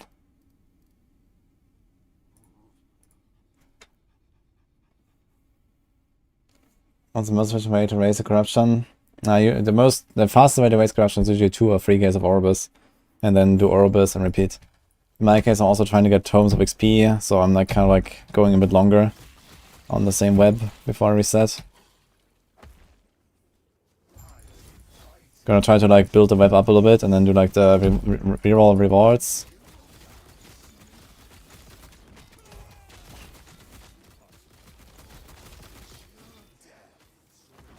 So that I can get more tomes. Probably gonna go for something like 5-6 Orbis, 5-6 Gates of Orbis, and then do the boss. You go jump like 50 corruption at once. And then maybe we might do that again, and we're gonna be at 100, and we're gonna be at 400 corruption. That's kinda neat. And then we're probably just gonna push until we die. Actually, I want to try the bosses. Tier 4 bosses.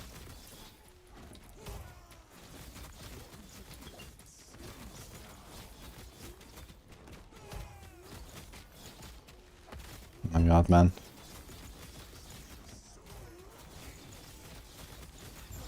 It's ground effects everywhere.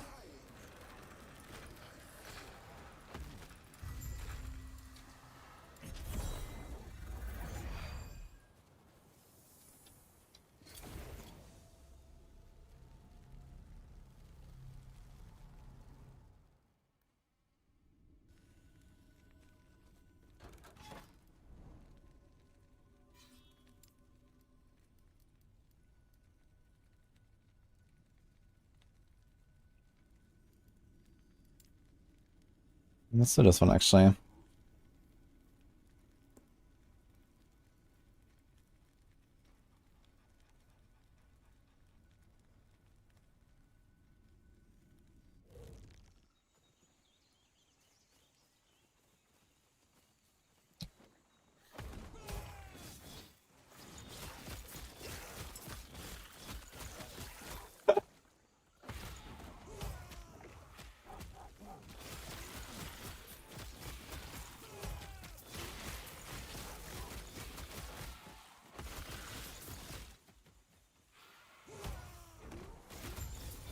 Some sort of trap build ability. Yeah, the Falconer has like the explosive traps, for example. That have a bunch of interesting mechanics. And also nets.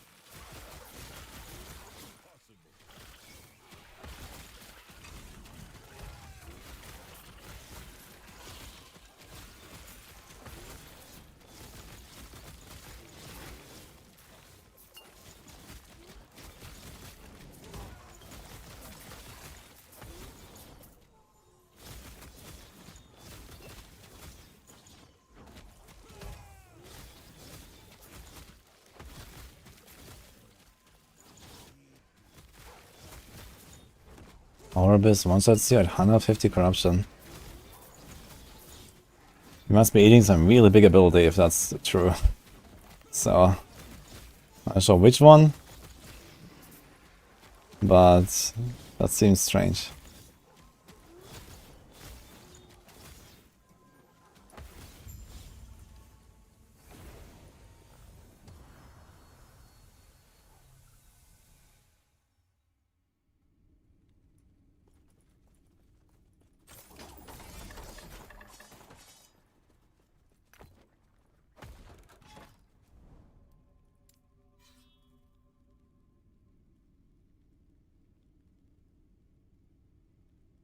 Hey man, I'm not making the tracks myself. I have them made for me from Nowhere Records. We just like, you know, we talk about the music and what kind of direction and stuff like that, and you know, I'm not mixing it or something. I'm not sure exactly what program they use.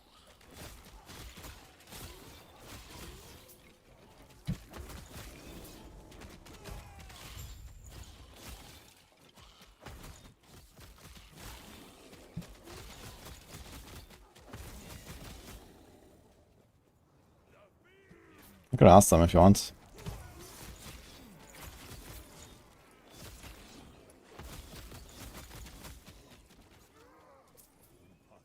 Yeah, that's kind of the point of this music, you know.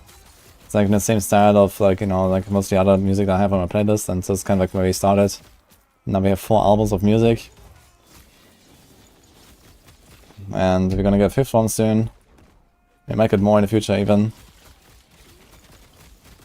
And we're trying to like, you know, just like kind of stay in a similar style to synthwave and do some cool stuff, and it's pretty cool.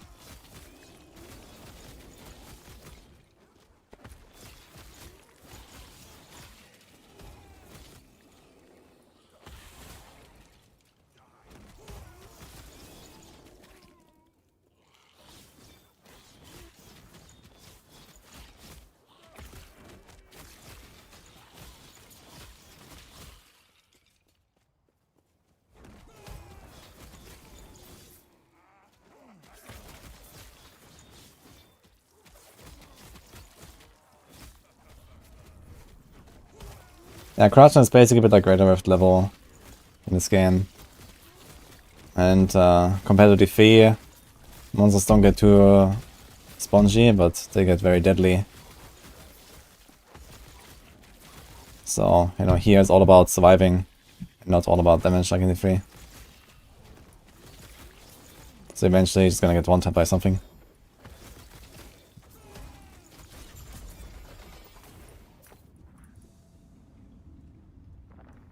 Grabbing material. Glad you enjoy so much, man.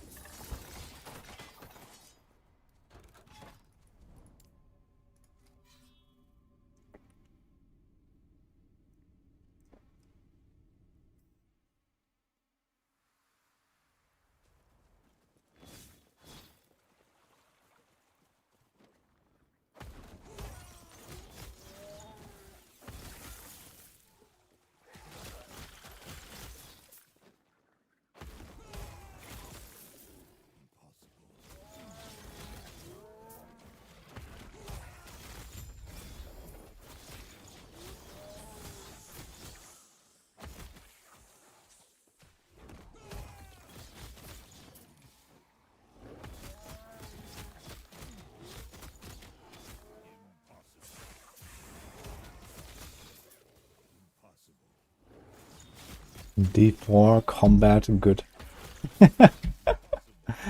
Oh man. I really hope they're gonna do something great in Season 4, dude. Like, I'm pretty positive it'll be great, but I don't know if it's gonna be great enough.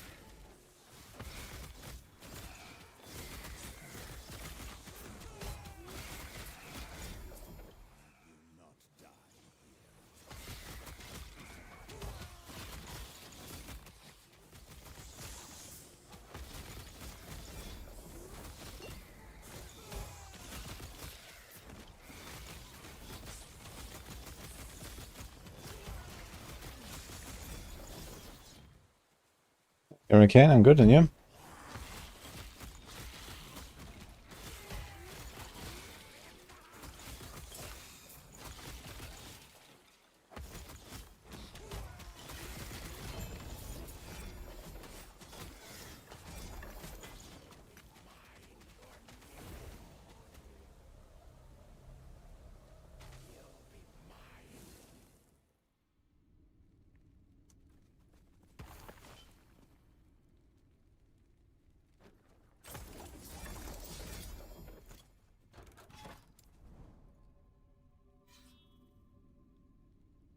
Glass of Despair are pretty rare. If you're playing Circle, you can do prophecies for him and get a lot. Otherwise, I mean, you can do the glyph reward echoes. Sometimes you get one.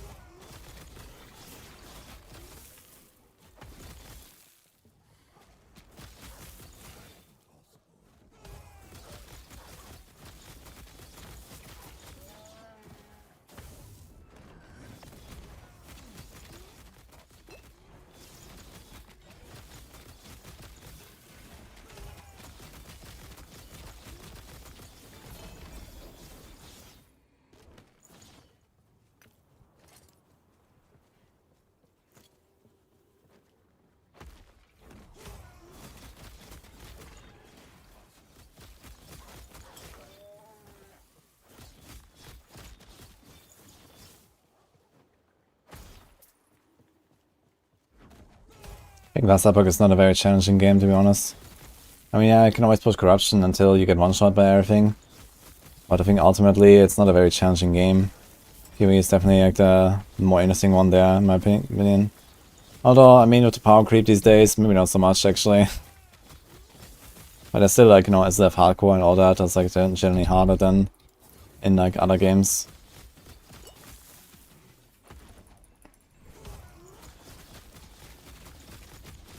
I think Last Epoch is a fairly easy game.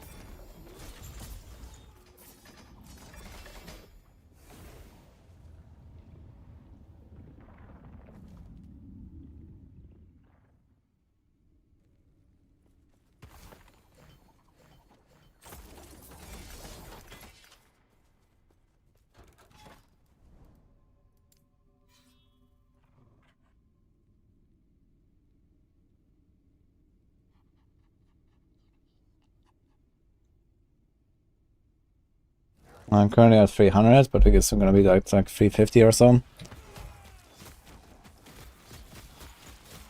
Just trying to maximize my XP here right now. Getting pretty decent XP, I'm almost at halfway of the level. Being like on a level for like an hour or something, so it's kinda nice.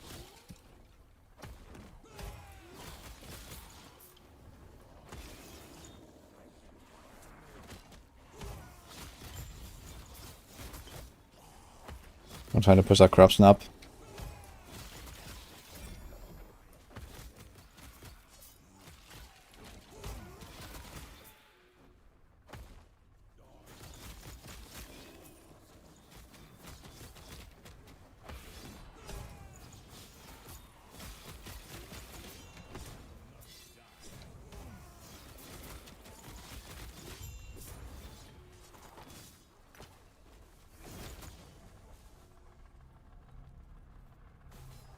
Any that might help me maximize this build.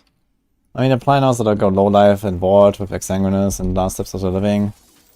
But I have only found one Exsanguinous, and my 2 LP on it turned out complete shit.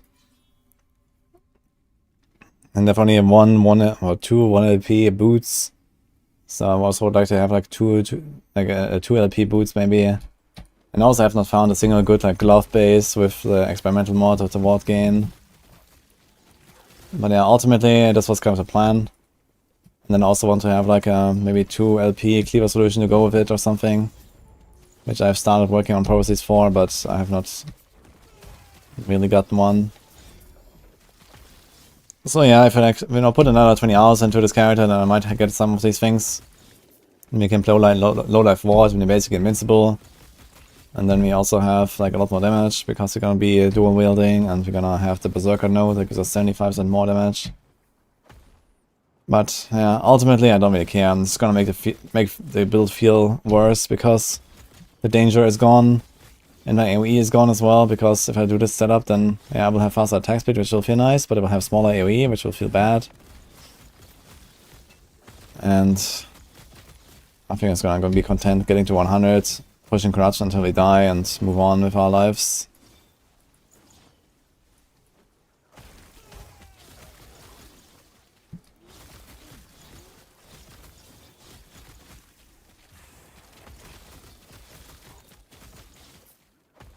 I guess somewhere in like the 500, 600 corruption range or so, we're probably gonna get into like pretty dangerous territory.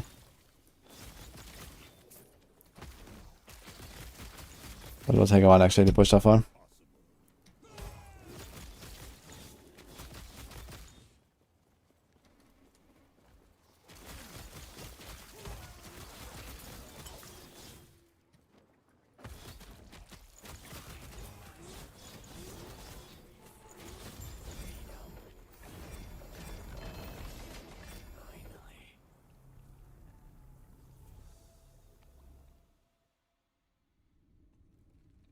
Falconer or Paladin.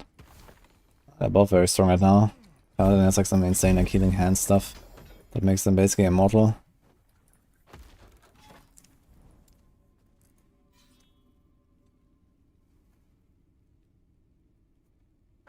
Like the only competition is tighter they thought it would be. Why?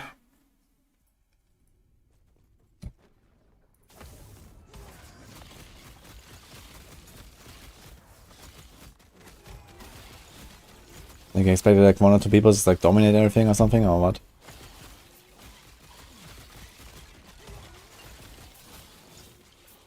I think Gauntlet is not like difficult enough content for that to really happen.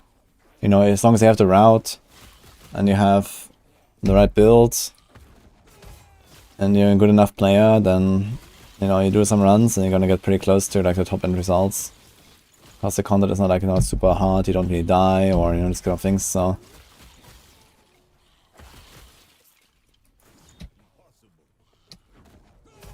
Like, the content itself is just not really like hard enough, and like doing that strategy correctly is just not really all too challenging, I guess. So there's not really like that much room for expressing, you know, the gap in skill between players that exists.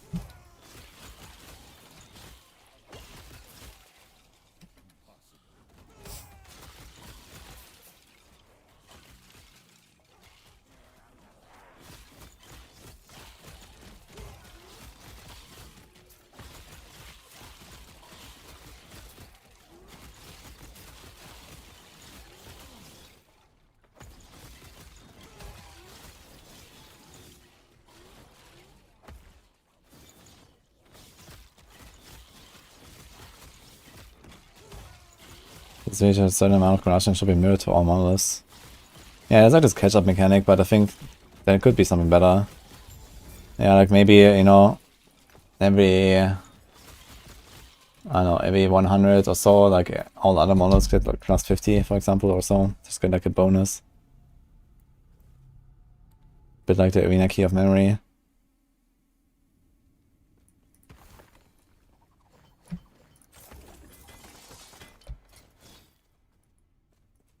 It's the strongest summoner build. I think it's Wrathlord right now, but there's no horde, there's only one guy. So... Do we need another gaze? I think we're gonna look around for some more tomes here.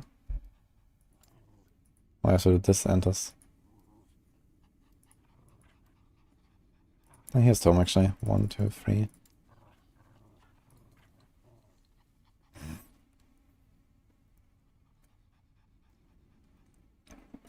Yeah, the thing is, if you have done 600 corruption in one monolith and then you go to another monolith, then the first time you kill Orbis, you're gonna get like, you know, plus 200 corruption.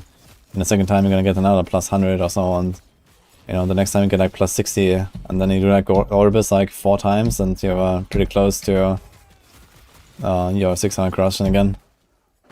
You just have to spend like an hour or something, you know, farm Orbis a few times.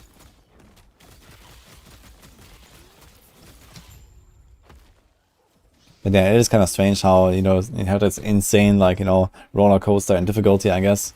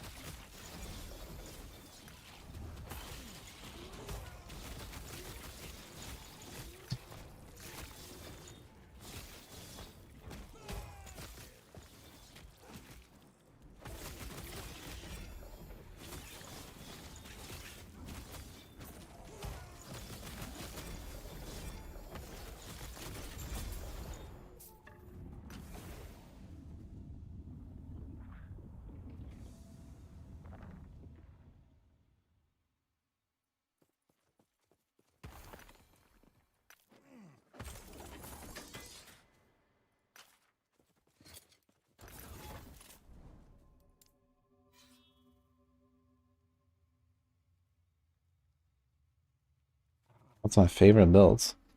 I haven't played that many builds in this epoch so far. My favorite... I mean, I really enjoy the Falconer, but I think my favorite is still the first build I ever made, which is like a Shadow Cascade Blade Dancer. Which is very fun.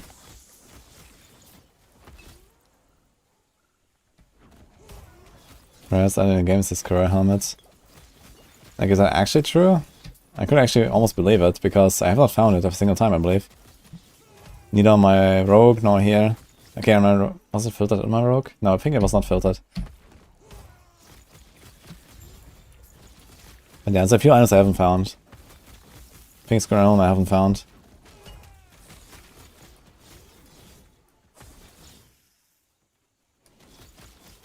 Yeah, I might make a Rune Master or a Warlock next.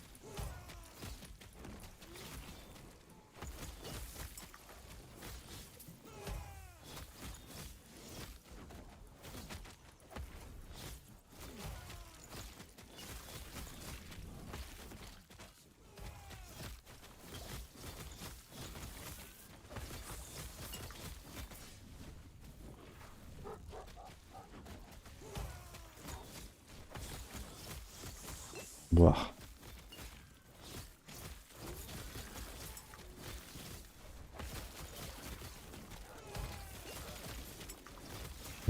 Pets are dying as well, like crazy. Dude, why does it take like 10 seconds to pick up one wolf? I just spent like an entire minute picking up my wolves here, look at this. It's all dead. What the hell, dude?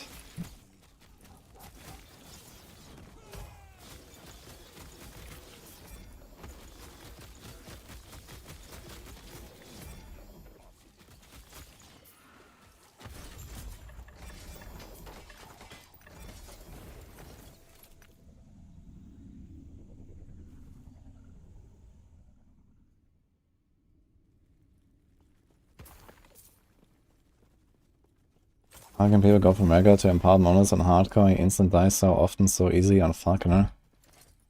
Well, it sounds like it didn't prioritize the defenses enough. Make sure you have capped resistances, make sure you have like 2k life, maybe some armor from the blessings and stuff. And when you're playing a ranged build with a pet, so use that. You don't have to walk into the middle of a pack.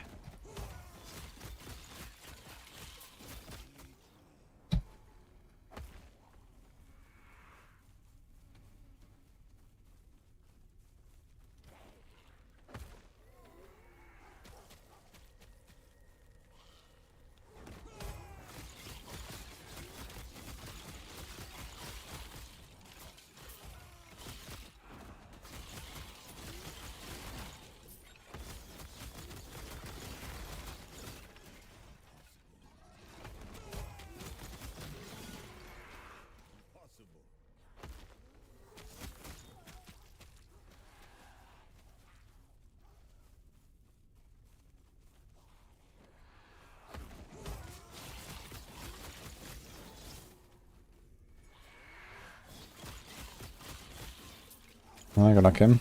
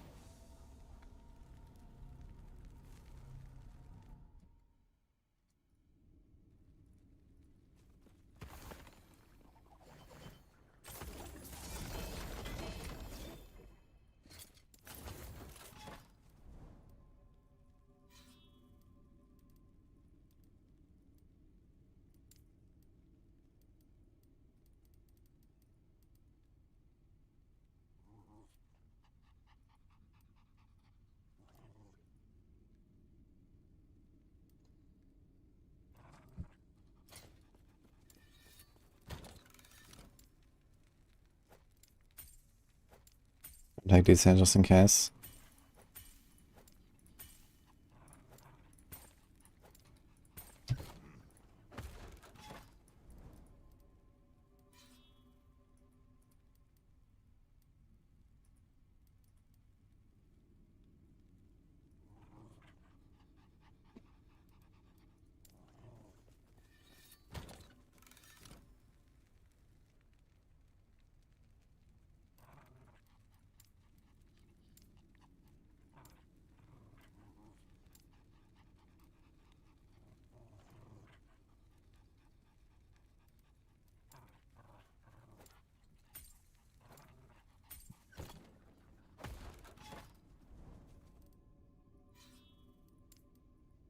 I'm gonna take this.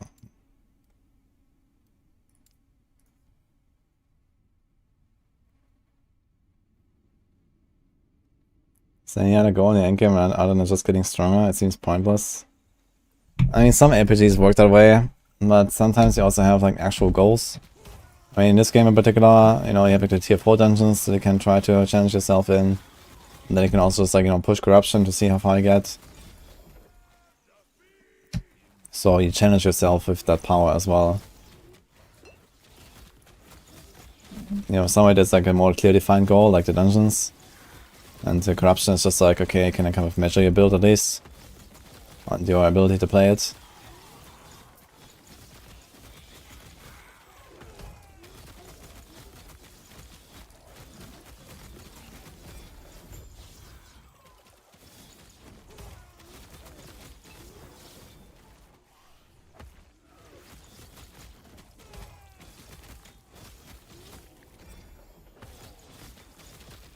So all these big dudes here, man, holy.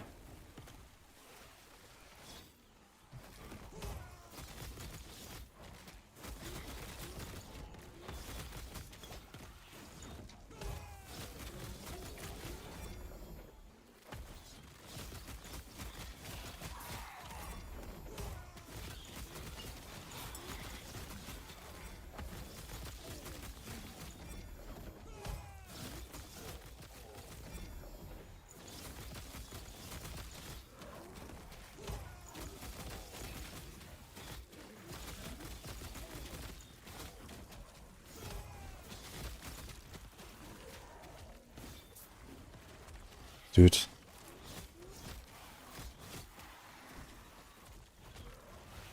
What the hell?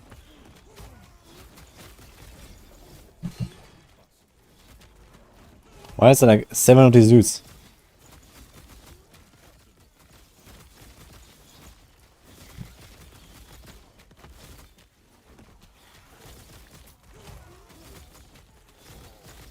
Feels like they're getting more.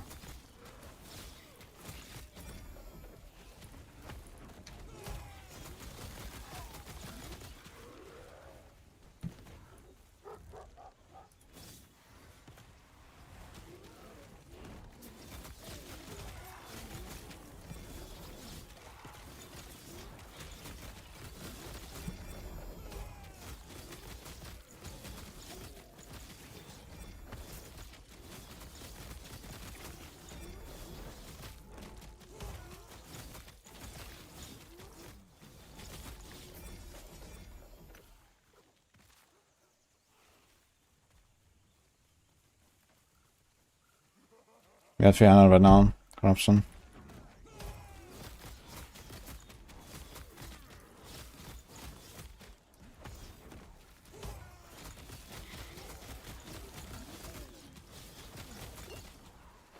Yeah, fucking endurance, glancing blow, and dodge. These guys are like omega tanky, man. It's crazy.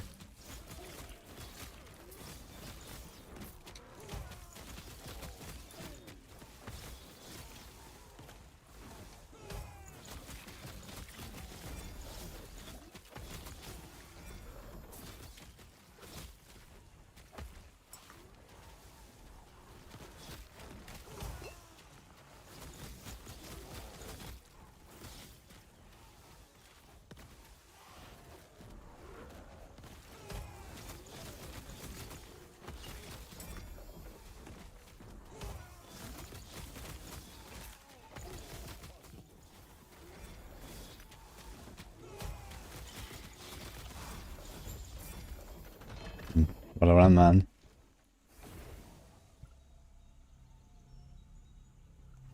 I don't have a video for this build yet. There's a Beastmaster, by the way, not a Shaman. But yeah, I'm planning to make one. Probably on Monday, I guess. Because I guess by then the characters are 100 and dead. And I'm gonna make a video.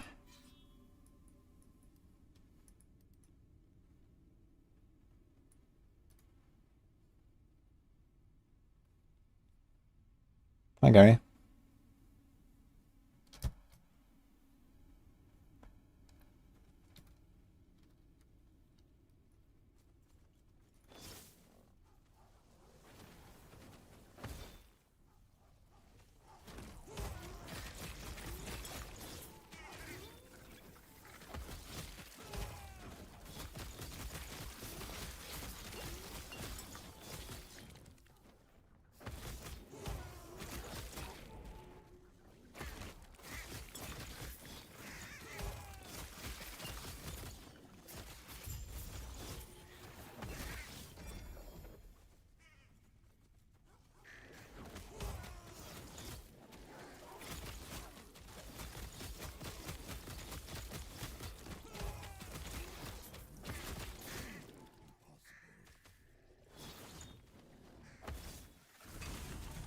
Wi-Fi place makes it like a drive like crazy in the car.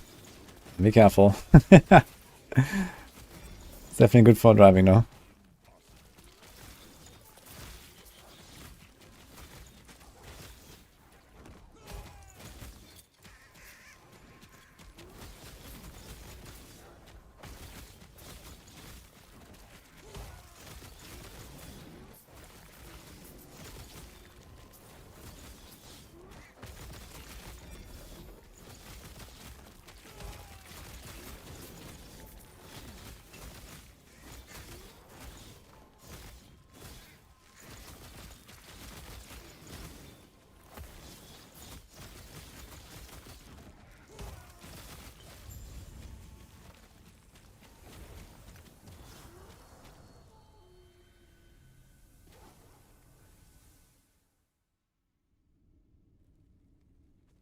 The problem is to scale up the spell damage and melee.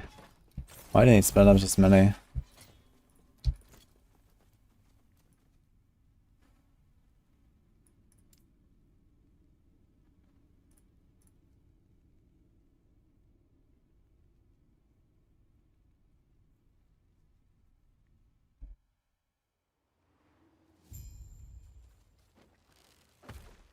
Boss time.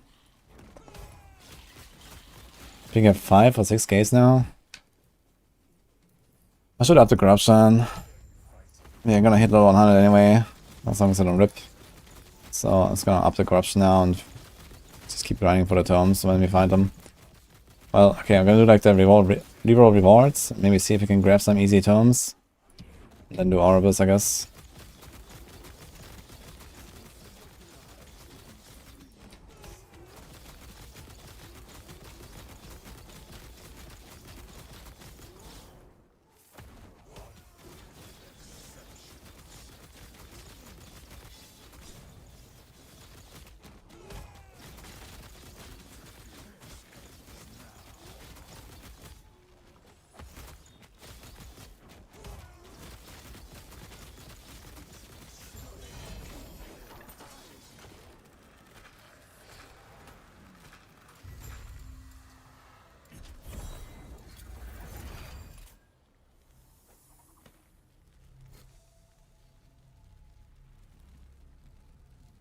I'm still worth it after nerf.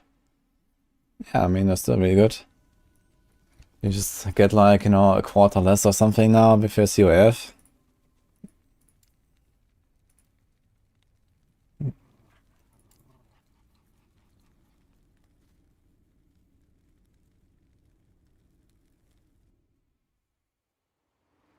Unfortunately, the premise of competitiveness in an RPG is a misguided effort.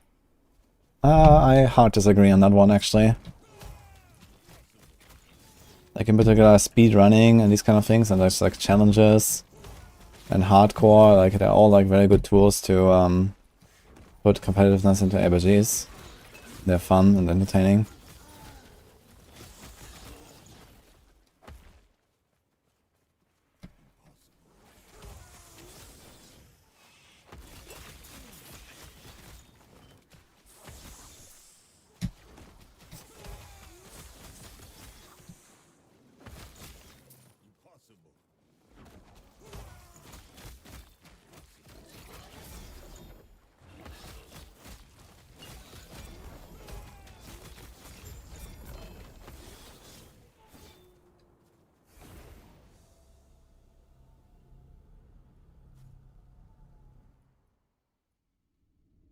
Yeah, Rusty 4 logout.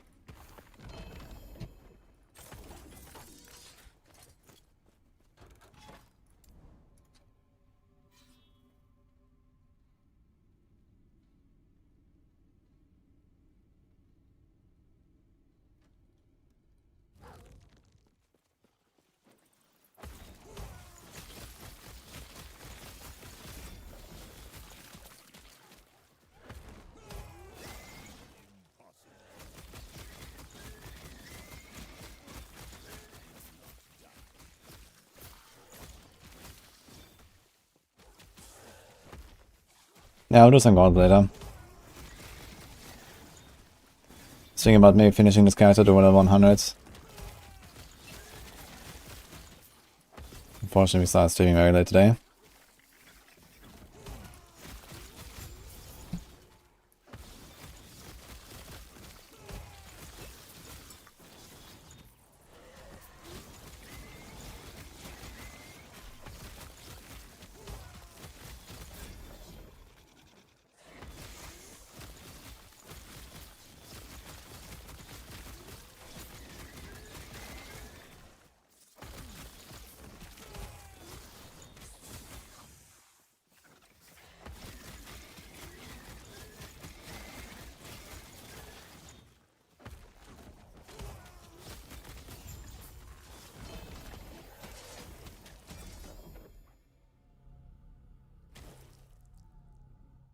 BLP Talon. Well, the most important one you want to get is the crit and attack speed hybrid mod. And then, yeah, pretty much anything else works. Bow flat damage. The minion pen, the minion damage suffix. All these orbists have like very low corruption, yeah, by the way. Why is that? 5. Ah, okay, this one is 9. I guess we can do this one.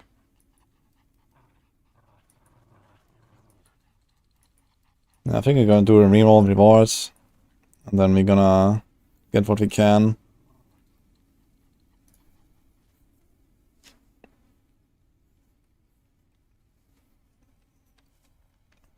And then we do the Orbis.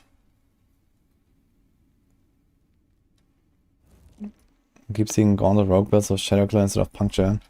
Yeah, they play Preparation. Because you constantly reset the Shadow Claw anyway. And the Shadow Claw can proc Artillery Shrine as well, so it can actually kill stuff like this. And the damage is good enough to just play all call points basically with all the shrines.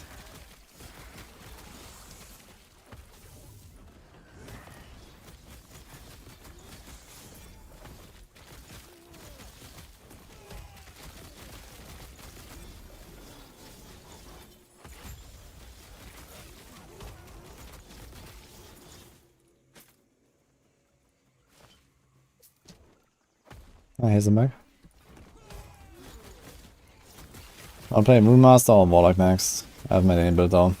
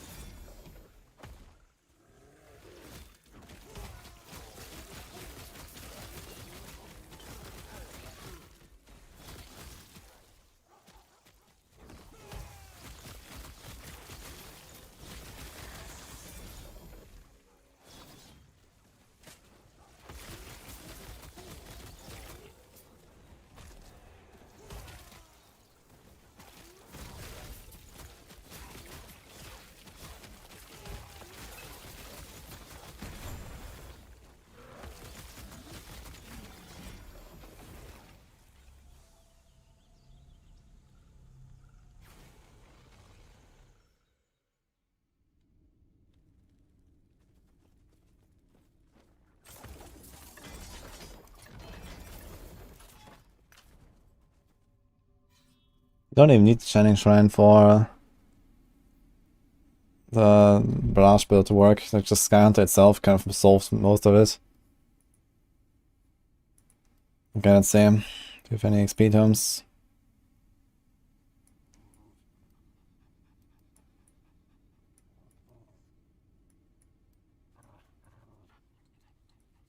Nothing, man. What the hell?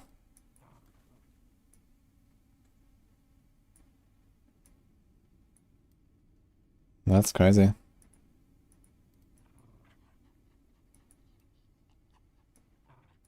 Here's one.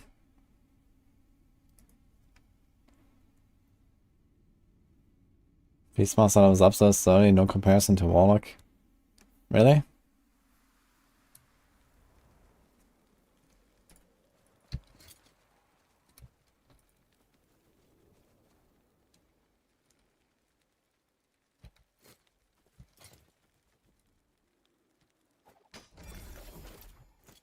Monsters?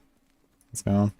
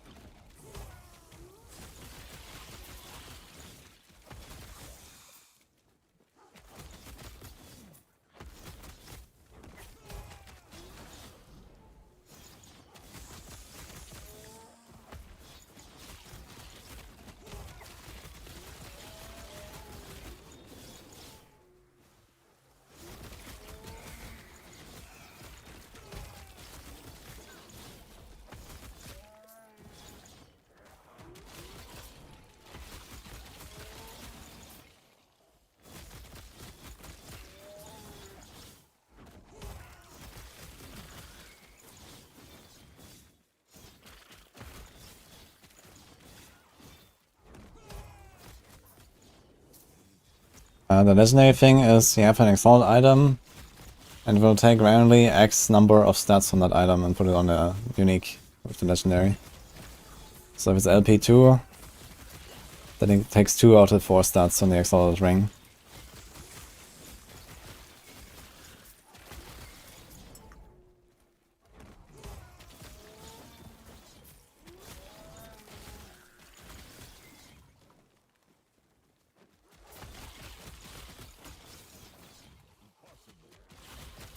Lightning Blast, Rune Master have 3 mana cost. I have no idea why. But maybe someone here plays Rune Master. Maybe it's something in the skill tree that makes it cost more.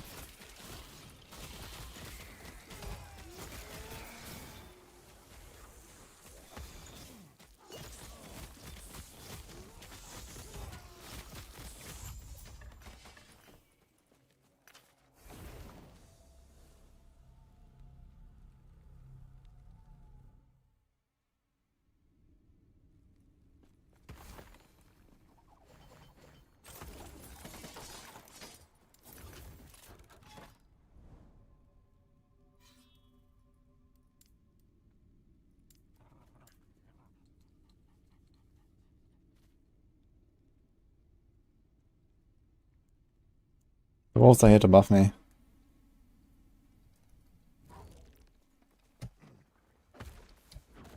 What's the difference between before and last Epoch? Just about everything.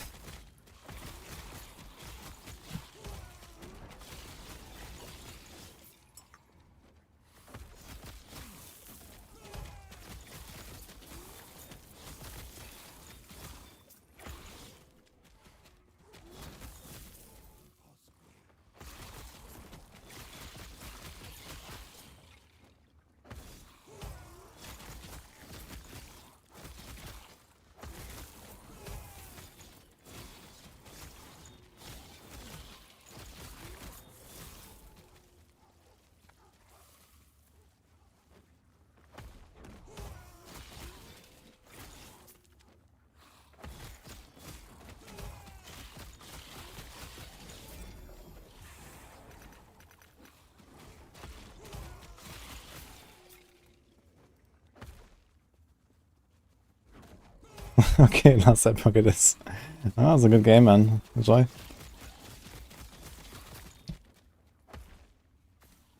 You'll see it's very different.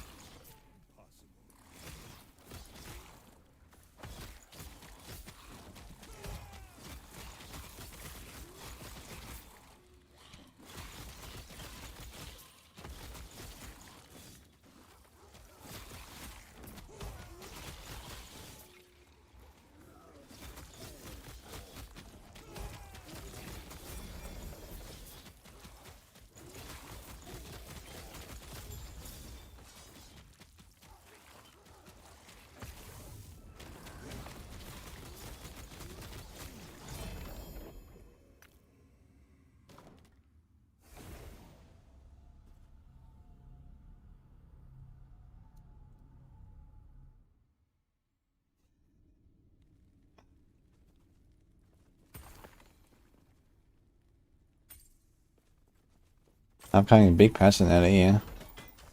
I don't think they have any big patch planned until the next season, basically.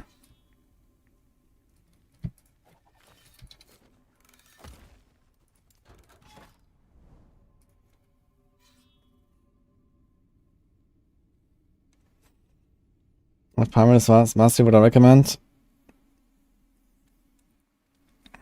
Probably Beastmaster is overall the best out of the three. Can play like melee and can play with pets. And there's some strong builds there. Druid also has like some pretty decent stuff, and Shaman is actually somewhat weak, I think.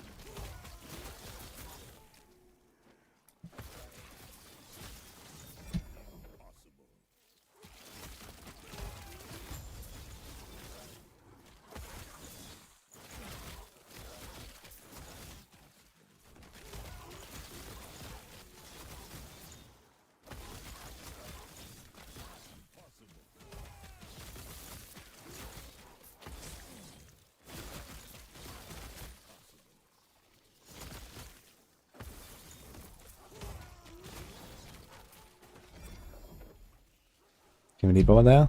No. Yo, big fudge. Thanks for Prime, man. Appreciate that.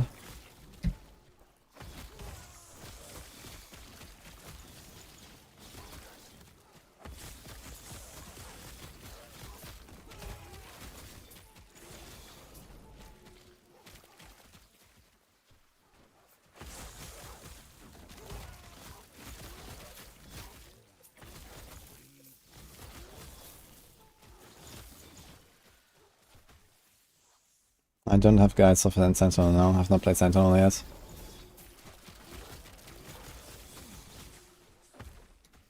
Could just check the max level guides maybe. They have a bunch of builds.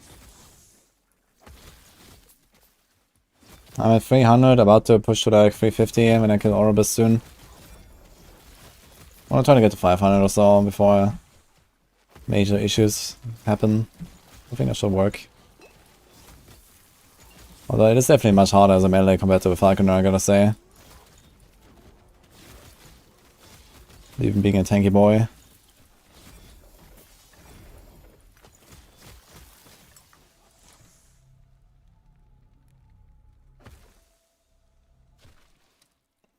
91% dodging or 95% spell and 49 necrotic. Well, all these, like if they all apply to your skill, then they're all in the same category, so the bigger number wins. So if you have like 150, then it's better than 90.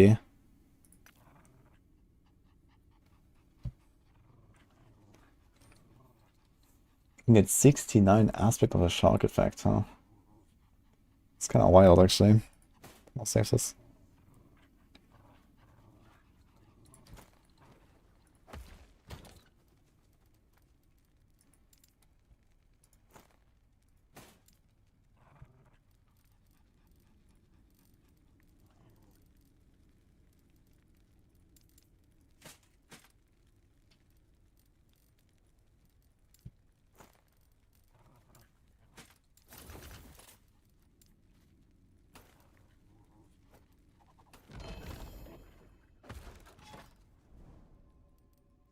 Okay, any other terms?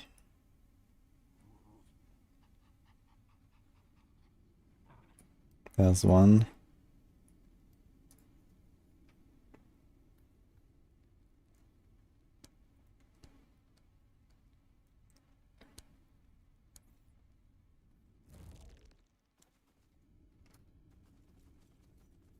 Will then the developers be able to keep up with updates and patches in the same way that D4 can?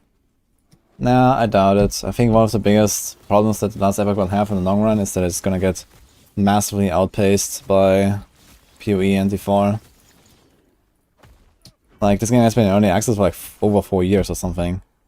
And frankly, it has not really changed fundamentally in the last, like, probably 3 years of it or so. And just look at, like, you know, the pace of progress in, like, PoE. Like, even PoE 1 is still progressing pretty rapidly. But they're not really doing, like, any major expansions anymore, I suppose. But yeah, D4 is definitely progressing very fast. Expansions on the horizon already. Season 4 is coming. And you have PoE 2 very soon, and PoE 2 is going to be, like, you know, developing at a lightning pace as well. Yeah, this is definitely going to be, like, the main problem, I think, in last Epoch. It's just going to be very slow. But they kind of have to keep up with the same schedule. So I have to do like the same 3-month release cycle that other games do, because they're also gonna like desync and overlap with, you know, the big ones, and they don't want to do that. So either they sometimes just do like a 6-month release cycle, but that's also kind of shit, or they just do 3-month cycles and have like relatively minor patches until sometimes they drop like a big one, I guess. So that's my expectation.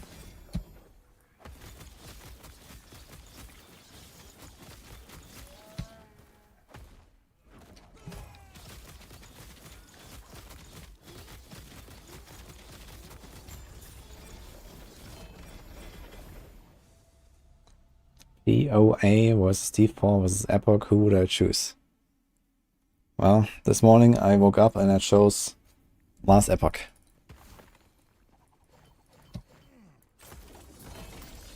And then like an hour from now I'm gonna choose D4. Then like 2 weeks from now I'm gonna choose PoE.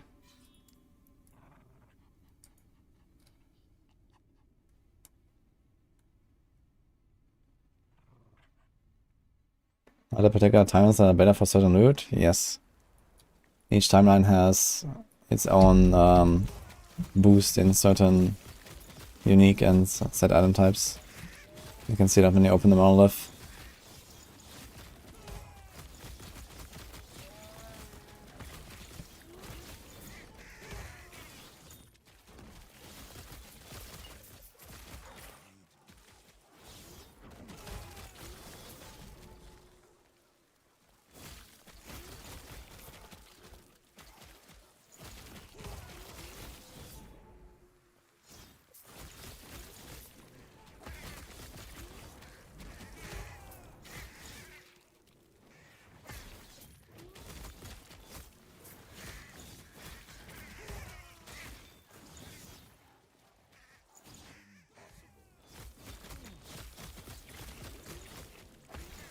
You get an average of 30-40 FPS.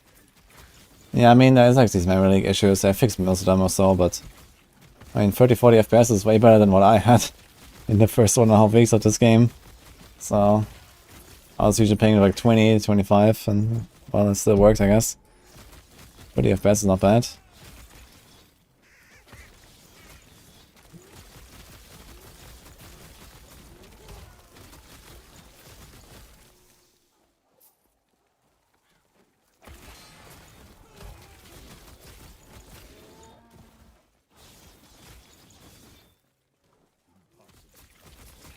Think we might have to knock Uber Unix out of Gauntlet.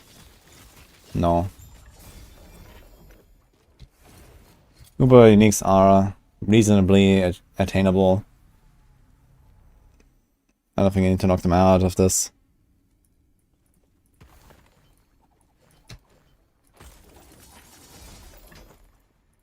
And the thing is that, you know, the blasters actually want to get to Uber Unix anyway. And they will. So, you know, it's like part of the main endgame gameplay loop to farm those Unix.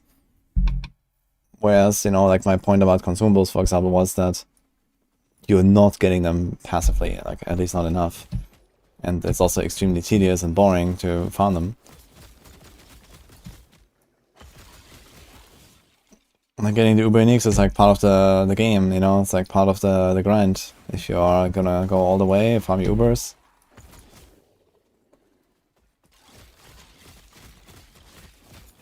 And the wolves are here for buffing me.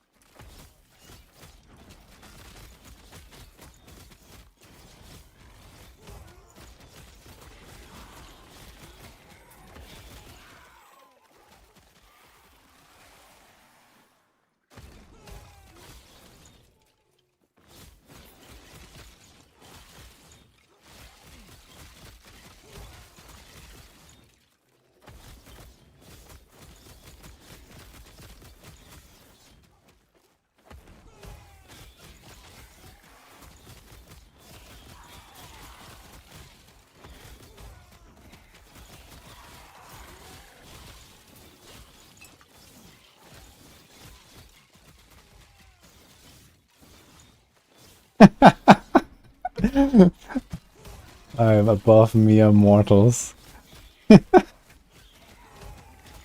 Giga chat detected, man.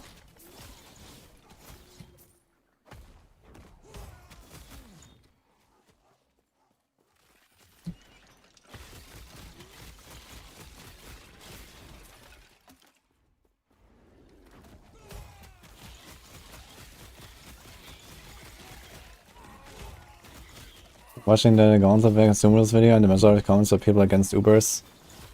Yeah, I mean, people are just like, nah, I don't have Ubers, I can't compete, so I'm not even gonna try. Which is like kind of like stupid, you know, that's kind of like... You know, this is not the reason why they're not on the leaderboards, you know? Like, you can probably even get like a top 10 rank in many cases, even without any Uber unique. So... It's just an excuse for people.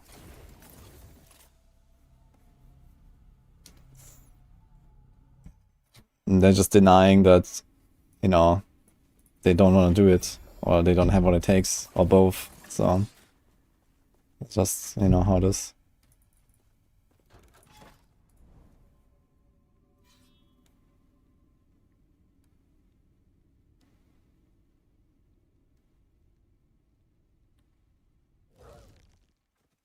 The Twisted Heart of Enquiries, that drops from the Reign of Dragons timeline from the boss. You have to find that boss. If you were not doing that.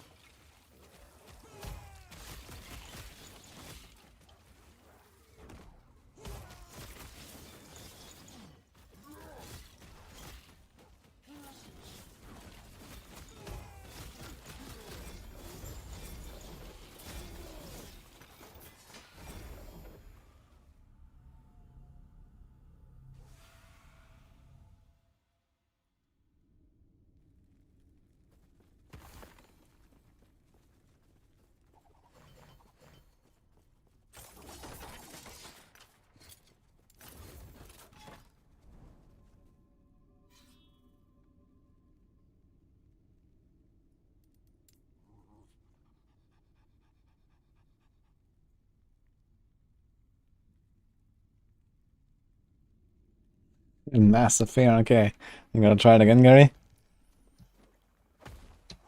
I mean, the difference even between like your first and your second run is already like massive because you finally understand like, you know, okay, what is it gonna look like? What are the shrines? Where are they? You know, gotta learn a lot of things immediately. I'm just doing like a gauntlet like once or twice. And then you can like, you know, min-max around further and further and further and, you know, practice it and eventually gonna get a really good run. So that's what we're gonna do. Gonna log in, gonna try to rank.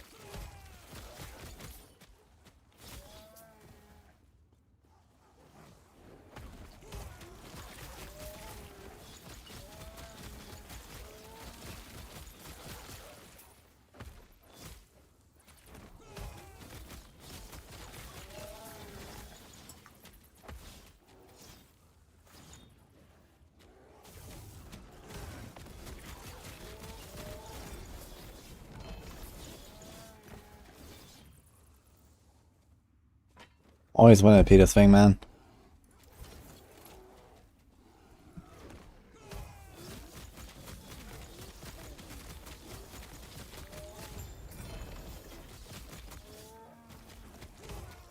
It's kind of funny when you kill the mob that he is supposed to kill for the objective, and then 2 seconds later he just gets up again after completing.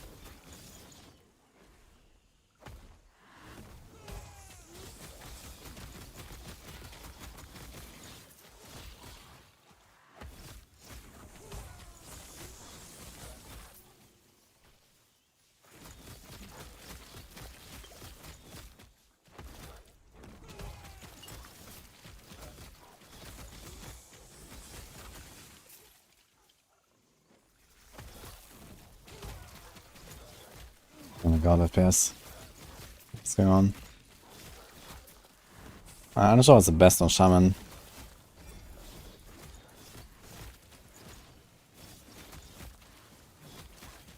I guess Totem might be something.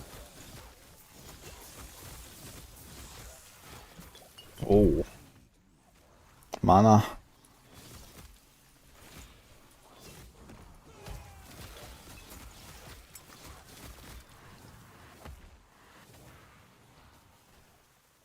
All my balls are dead.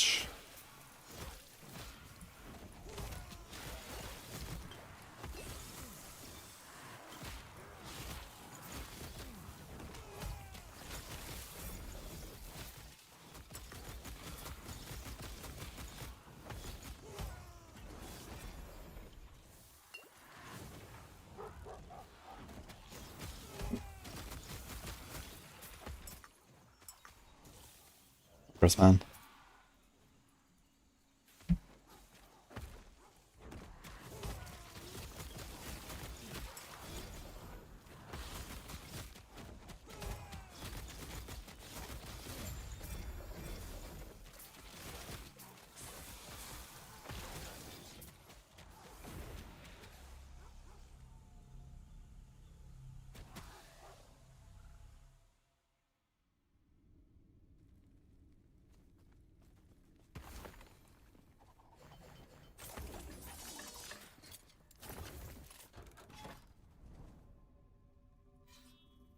Okay, any more turns?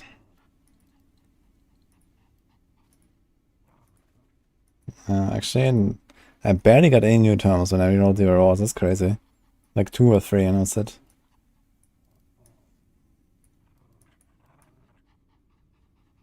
Alright, guess it's Orber's time. But you have 2 times 40% extra health. Can I do something easier than that?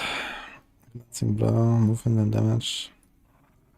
Crit chance. I think it's gonna do like 1 random.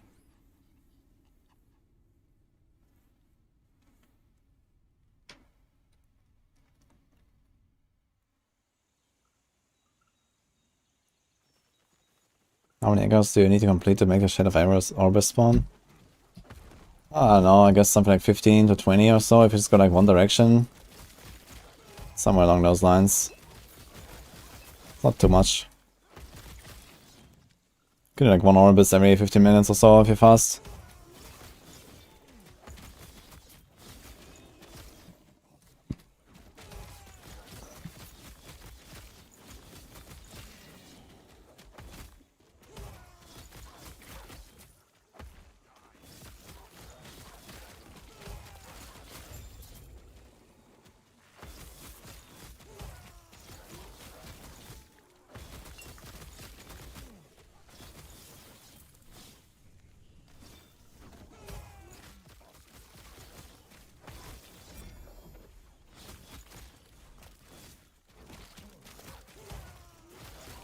The Kanda is almost a must. Wait, what? Are you playing on a Druid or what?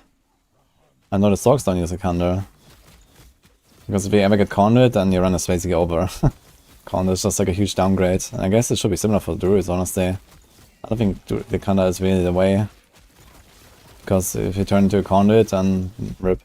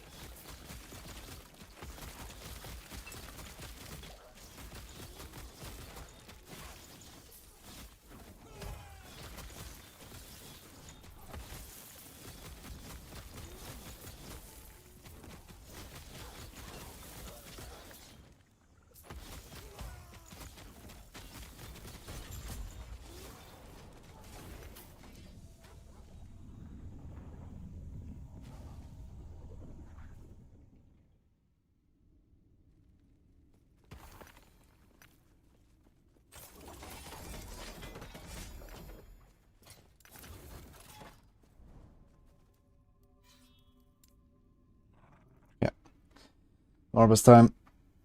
How much should we get? Like, I think 50 or so.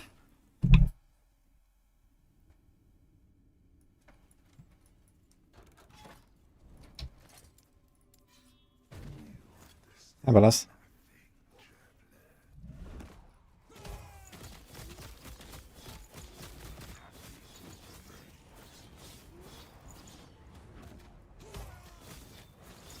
Okay, all my wolves are dead. Nice. Very cool.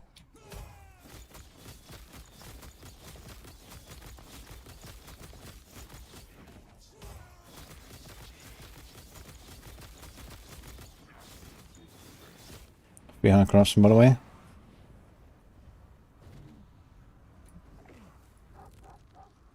It's not doing anything. It's just like standing in this thing and doing nothing. What a guy.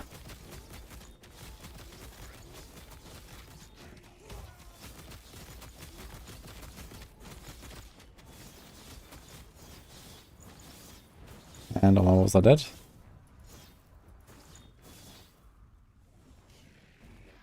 I'm gonna res them. Let's go. Ooh. Things are coming. Oh! I res them. Let's go. I have to do one more round, man. F. And my wolves are dead.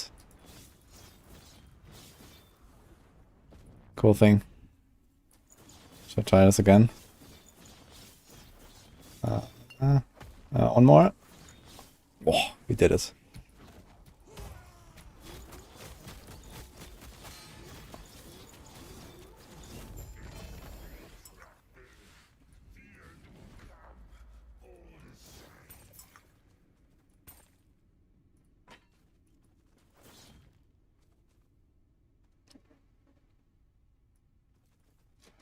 I definitely have no complaints about minion design in this game.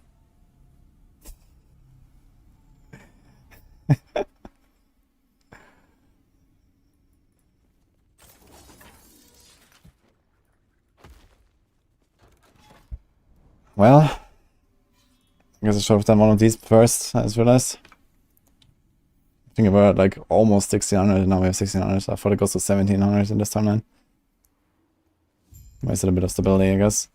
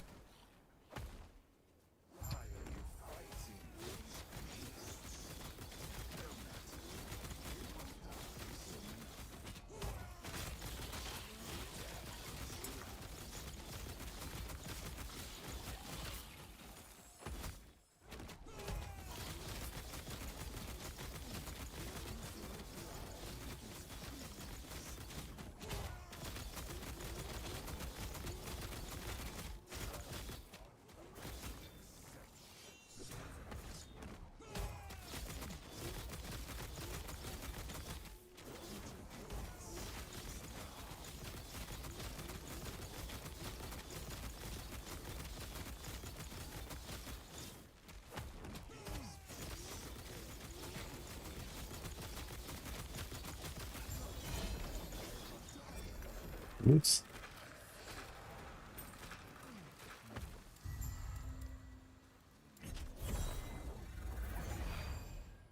What I enjoy the most playing? I had a lot of fun with the Falconer. I enjoyed this one too, but I'm kind of over it at this point. It's gonna finish the level 100 and then push corruption until we die. That's it, basically. 345 now, so maybe like 2 more Orbises. We're like at 420.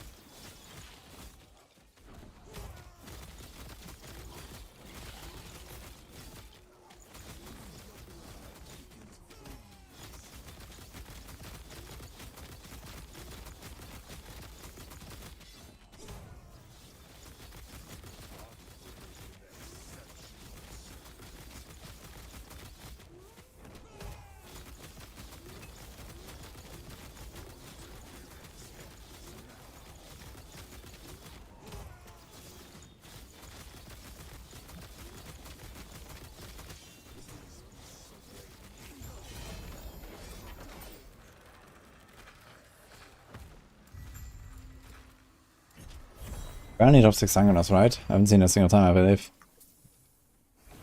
It's kind of crazy, it's such a rare drop.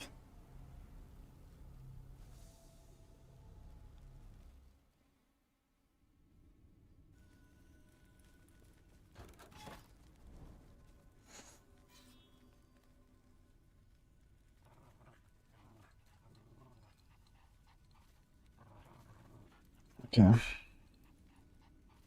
Here's more XP, here's more XP. How far are we? Oh, not even 3 bars left, you're almost there.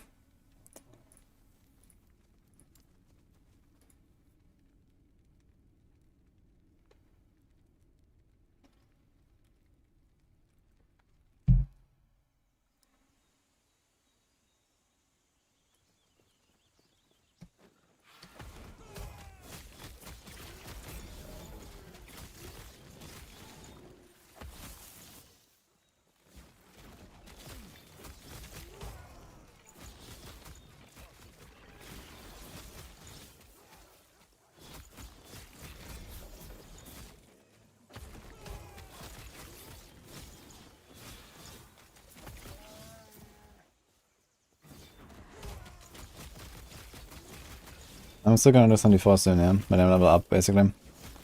It's like, I don't know, half an hour away or so. Gonna finish level 100 and... yeah, we'll see.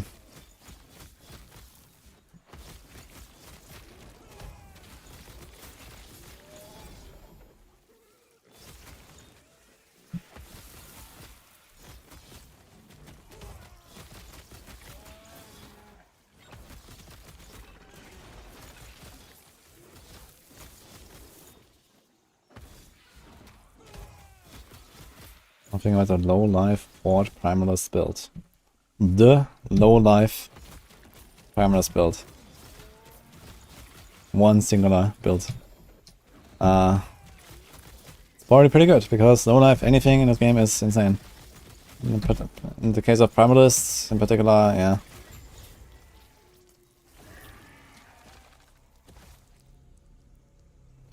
You have the Berserker node giving you lots of damage, which is nice. This was actually also like the target for this, but yeah, it takes forever to grind these items, so I'm level 100 and still relatively far away from success in making that build, so... or like that setup rather, not a build I guess. Just changing to wards.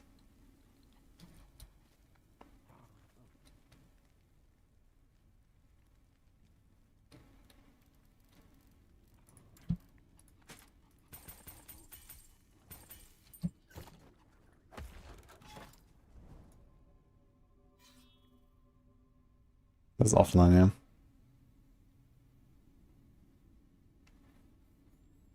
I think BM has more pushing potential than Weber Druid. I don't know how strong Weber is. I think it's pretty good though.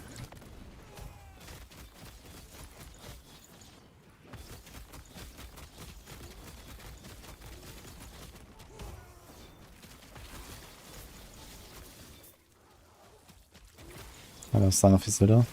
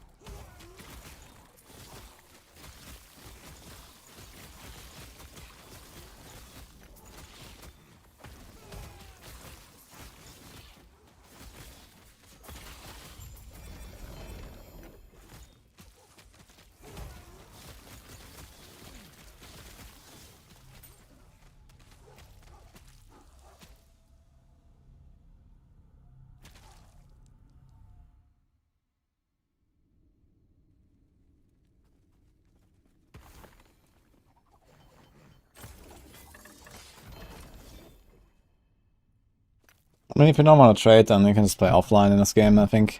It's a pretty nice solution, especially for hardcore.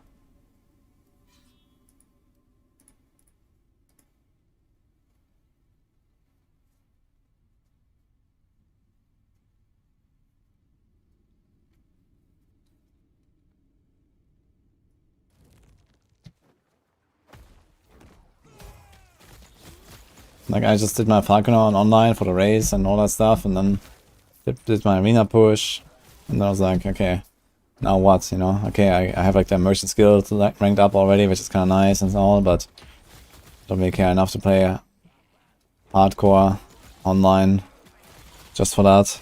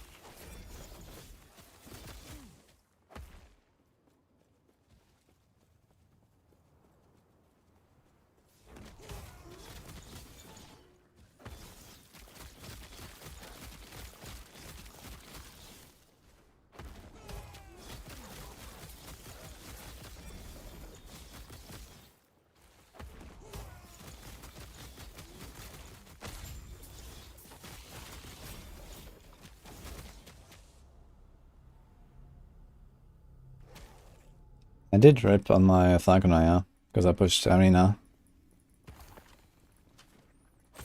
But outside of that, not really.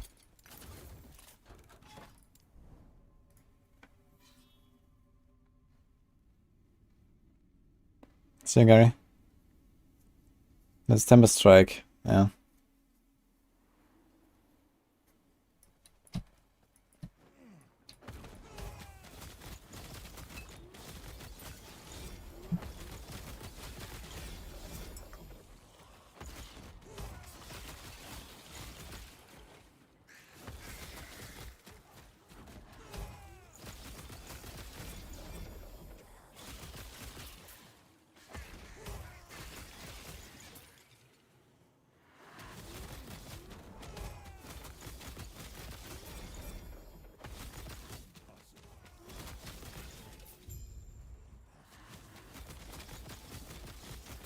What's this ability on this build?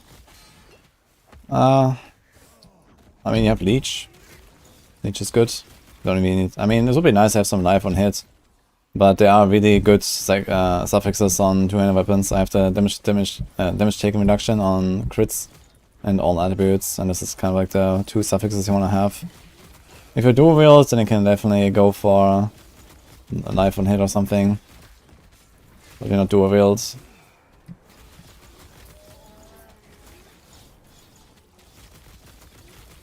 I mean, the rest is just like 70% armor, 4k life almost.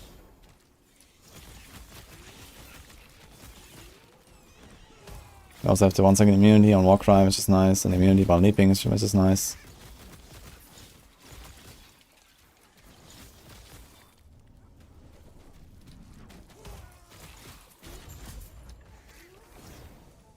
I apply shield sometimes.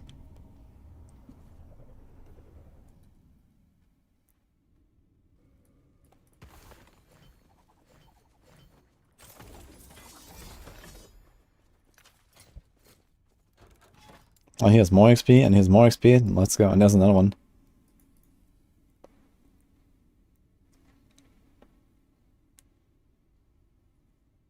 Might finish this very fast. I think each tome map is still like a quarter of a bar or so, maybe.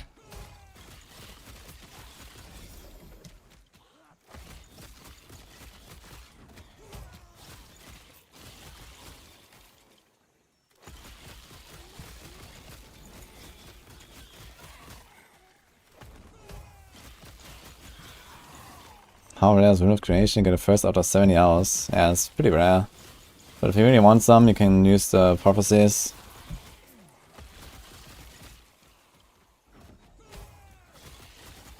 It's a plus of Tempest Strike over Swipe. Tempest Strike is just like double damage or something. Swipe is pretty weak.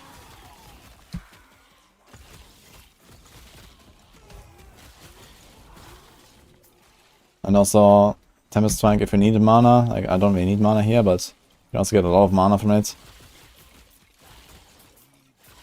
So I'm not even using like a really huge advantage that Tempest Strike offers, and it's still better. Like, I have 0 mana regen on my gear and stuff.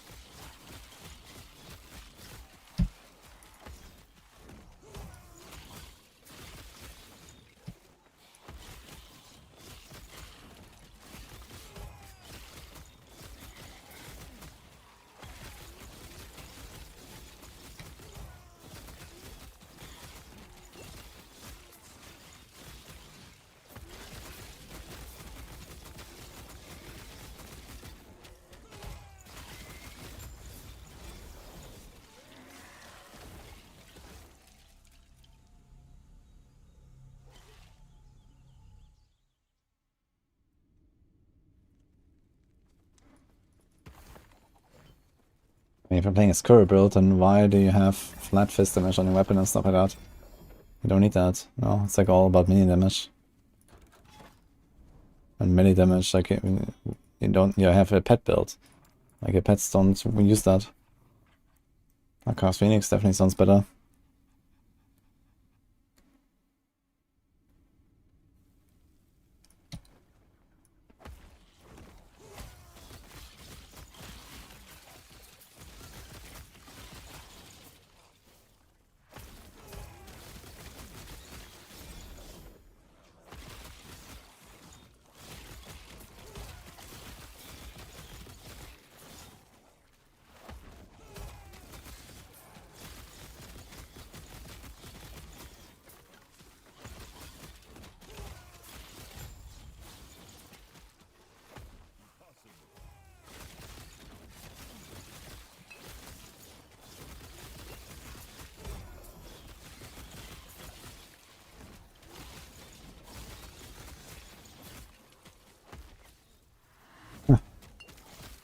No vibes.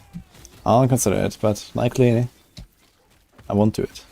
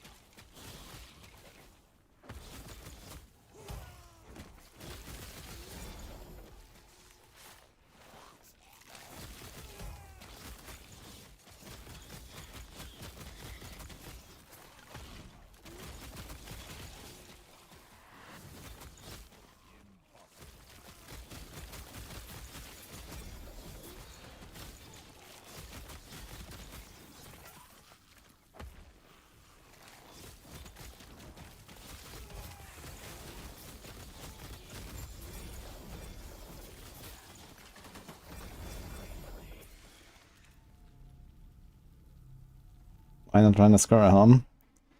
Because number 1, it's a completely different build, and number 2, I don't even have it. And number 3, I don't want to either.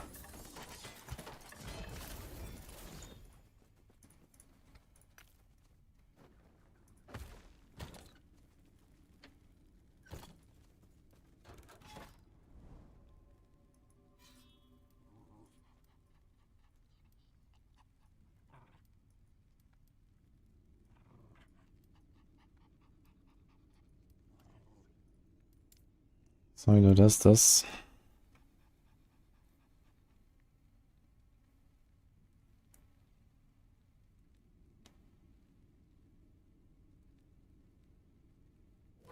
And this is a man. What do you mean, which Twitch is that? There's like 1,000 people here on Twitch.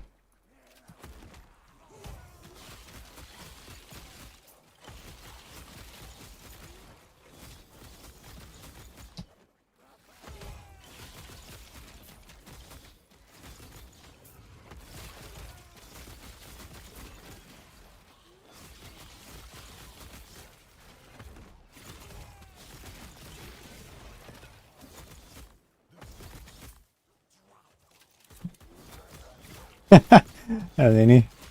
Hogging. Yeah, it's not that crazy, but you know, we're getting there. Slowly. 2 more Orbis, we had 400. 400 is already pretty solid, I think.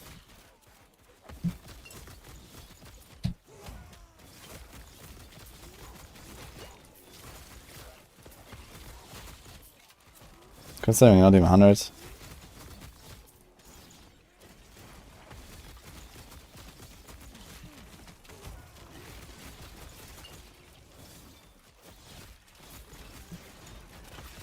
Dude, so many archers, what's going on?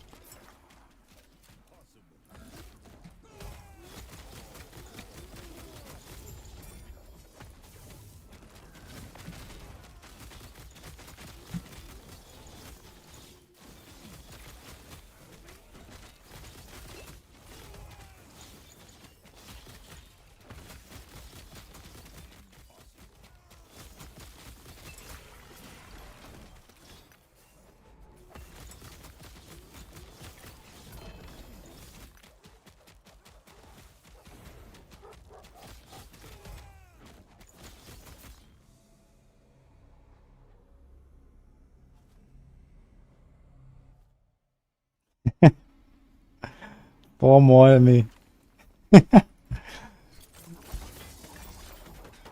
Killed 1 Orbis, not even Tyrant boss, just the Orbis.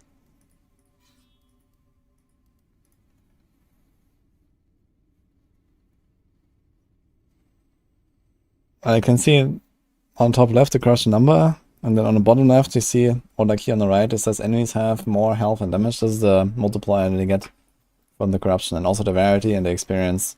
So I get 300, in my case I have 345 corruption, I get 331% more health, damage, and rarity and XP.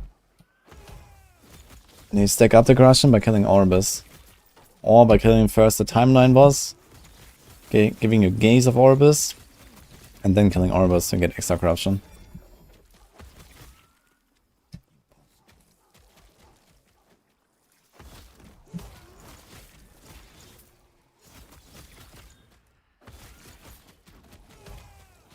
Yeah, that's it.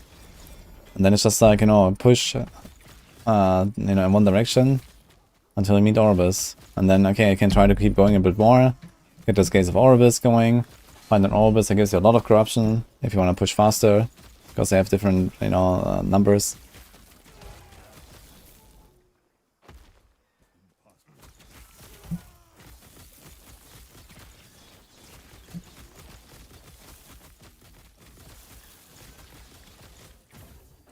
Next class is Warlock or Remaster.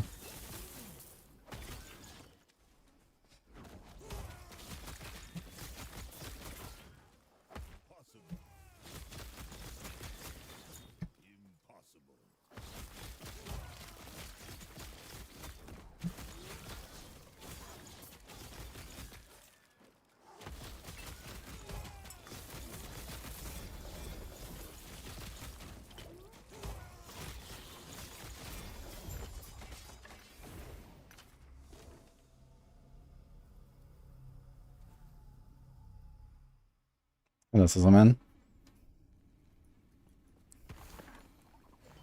1.5 bars left, guys. Almost there.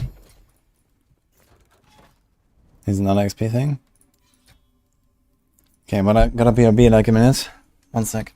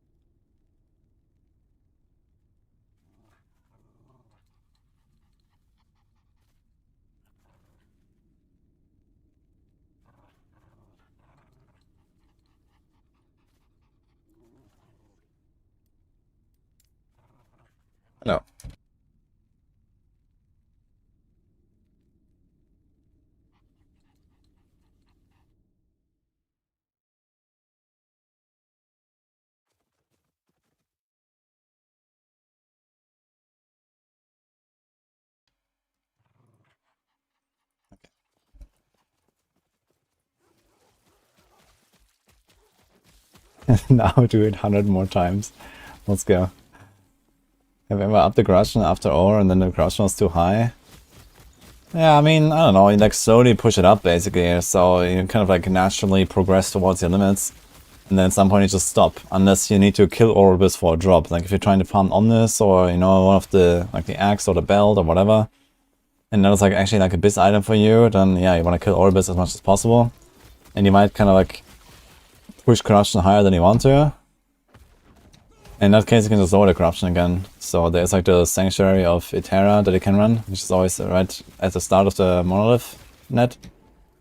And you can like just run the first option and slightly lower the corruption again, and then repeat basically. So you can just kind of stay at the same corruption. The corruption level is actually like pretty like, you know, fine tunable, I'd say.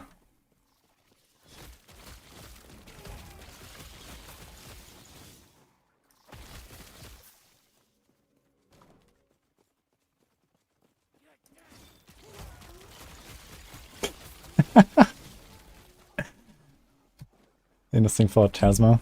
Let's see what Nini has to say about that.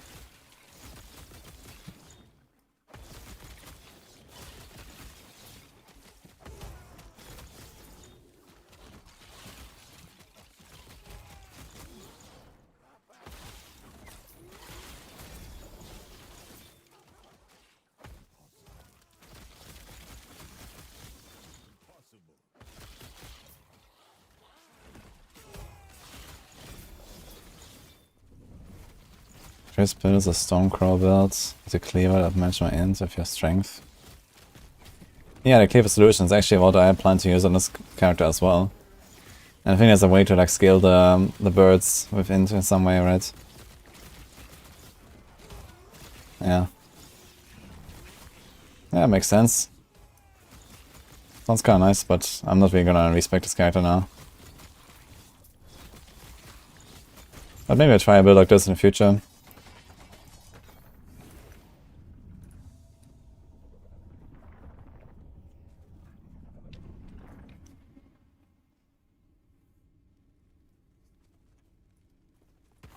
The build at the top of the ladder for rogues.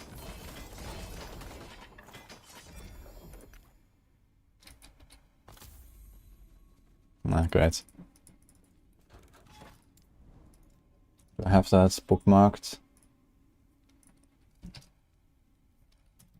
Step Park, Arena, Ladder. This. Release, one player all.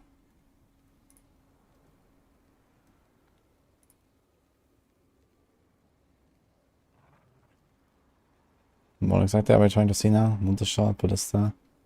But why do you need puncture for any build? I mean, which build is even running puncture?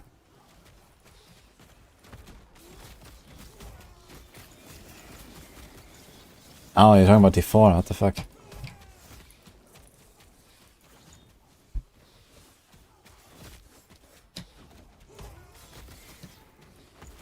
Yeah, you don't need much energy. Because you have Skyhunter. Skyhunter procs every 3 shots, you get like, you know, 30 plus energy, which is like 1 free barrage every 3 shots. Then you have passive regeneration and you have challenge shrines. So and you have starter skies, giving like an insane resource cost reduction. So your barrage costs like, I don't know, 15 or something. And you get 30 back or 40 back even with a good Skyhunter roll every 3 shots, so it's basically just free. Yeah.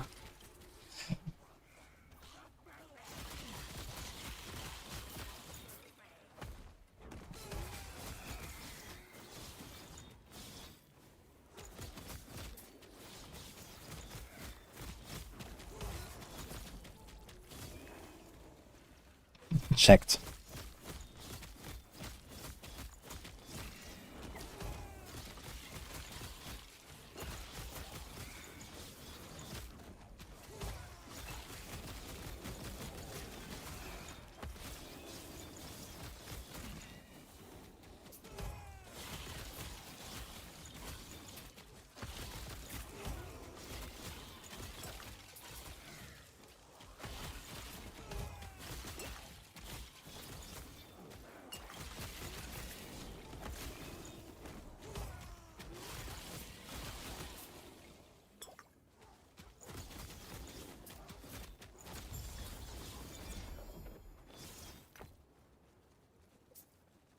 It's not like a specific corruption level that you want to stick to. It just depends on the build. I mean, if this build is strong, you can go higher. If not, like it really depends on like, you know, how much are you dying or how low are you.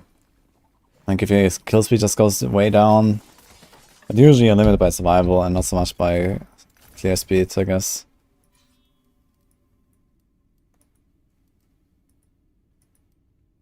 That's kind of like all over the place here. I guess we go this way. Let's do this.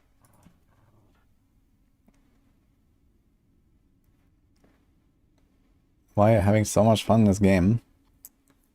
It's almost like video games are supposed to be fun.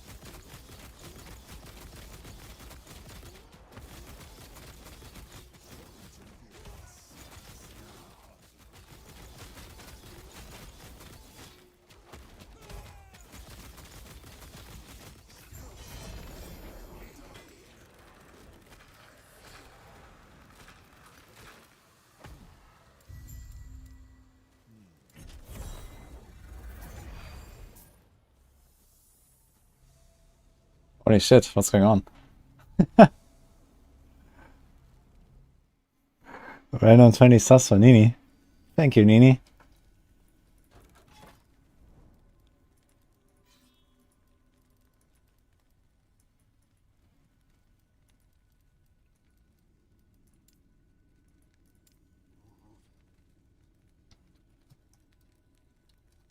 Ow.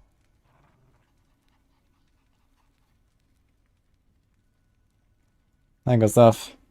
You wasted $300 on a cell phone game. Oh shit.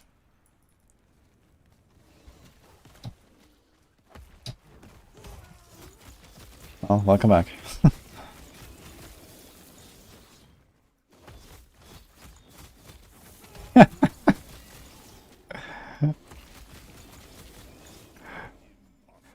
Nini's in a very cute mood right now, it seems.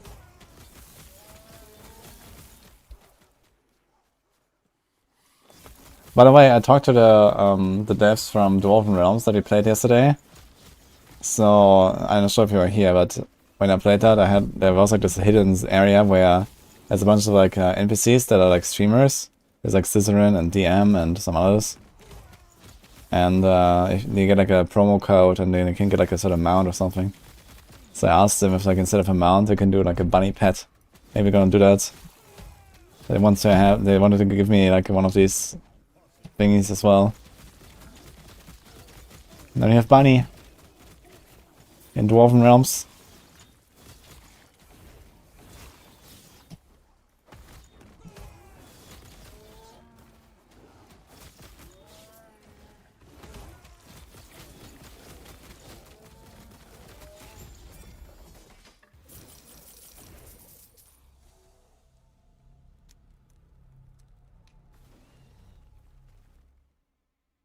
Why is the man playing the lots again?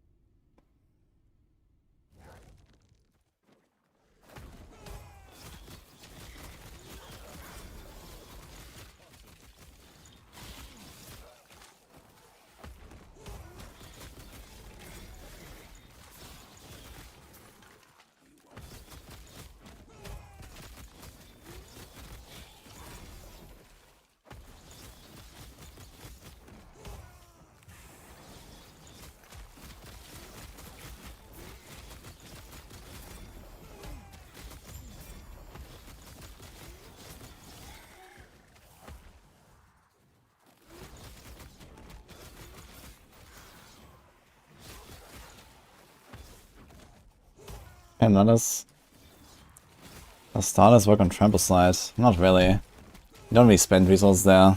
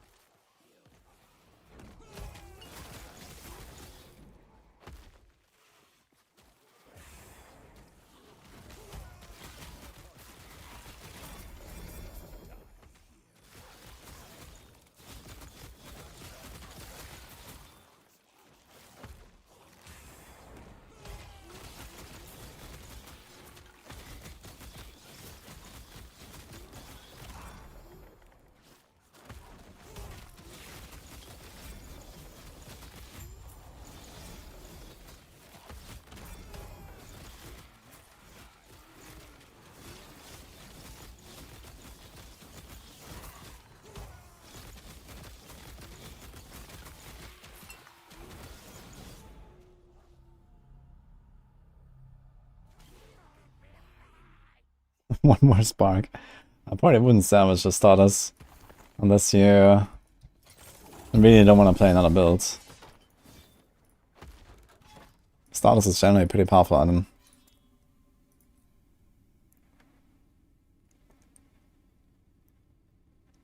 How far is the endgame compared to before? Yeah, it's largely carried by the good crafting and itemization system. But I think the strong part is not really the endgame actually in this game. It's a very repetitive endgame system in my book.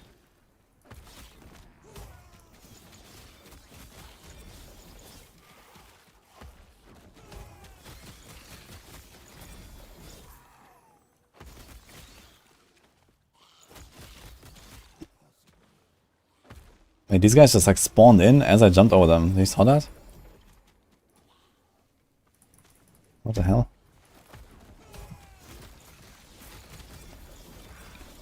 I want to see that.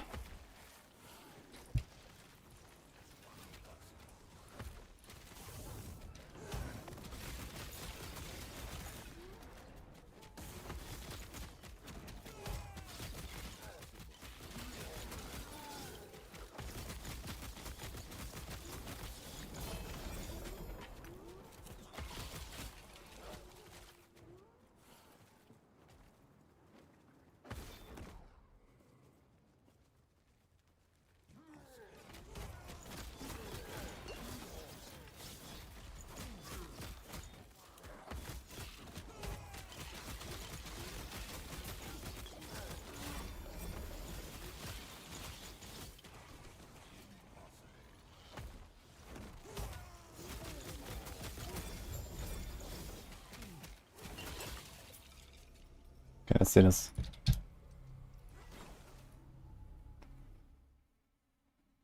So it's kind of weird.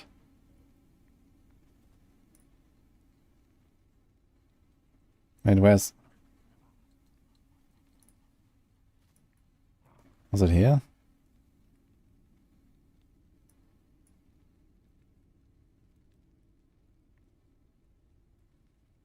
Here, like what the fuck? You see that?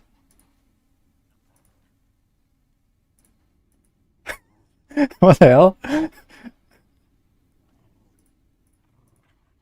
Are these guys actually spawning out of the ground or something? Like, what is this? Looks kind of like it. Interesting.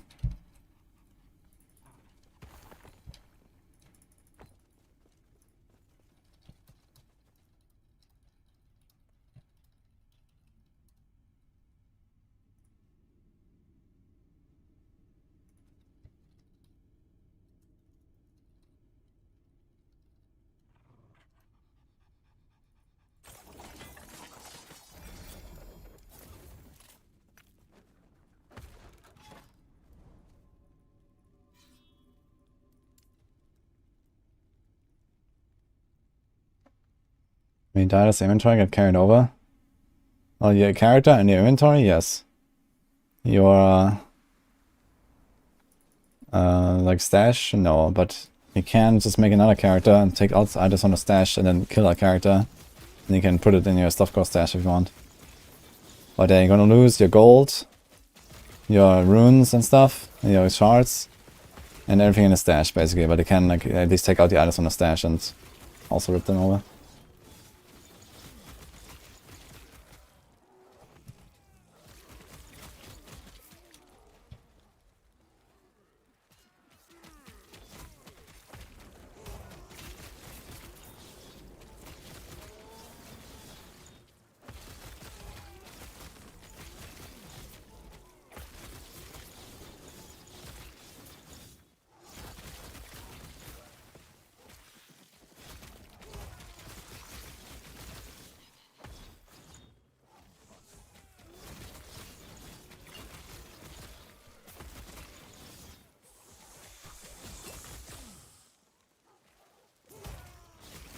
I'll make a guide for this probably in a day or two. For now I have a planner though and a filter you can follow.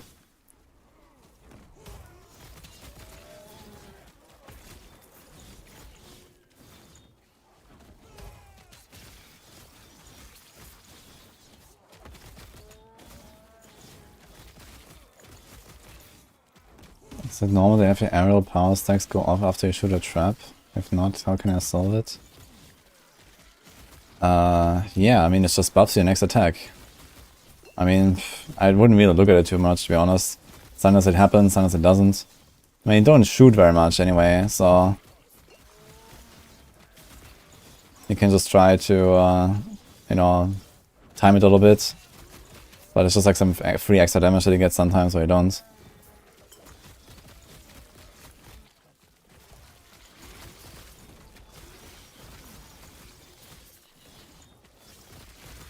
Thank you, Texan Girl.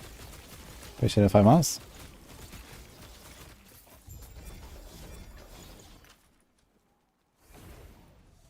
Missed the message, maybe. How do you find out what's the best affix in the build? I mean, it's a bit of like guesswork, I guess. And just understanding the general game mechanics. I mean, in general, you can just look at the scaling tags on your skills. If you mouse over them, it tells you physical, lightning, whatever. And then it's just kind of to see that, you know, the math works out for you. I mean, you can do the math somewhat manually. So you want to see, like, okay, how much increased damage do you have? And then, like, how much flat damage and, you know, crit. And all that kind of stuff. So...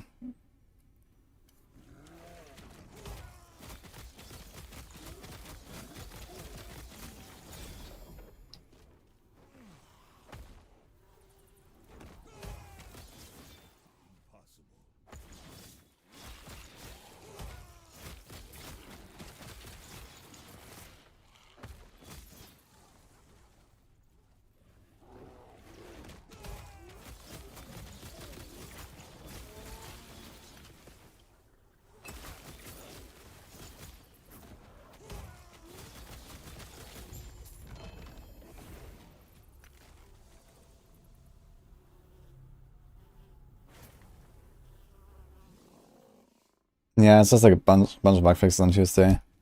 Maybe you can sneak in Shrine hotfix as well for the Gauntlet, hopefully.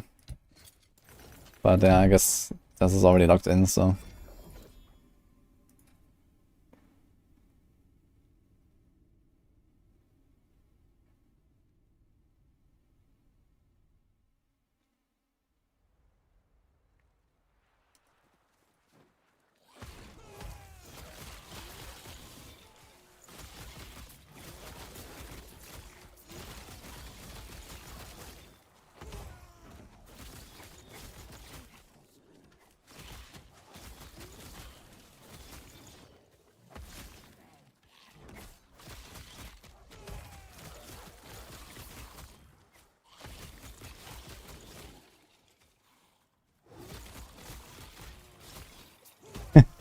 Yeah, it's really funny. You can do it with shift as well, Noobsor.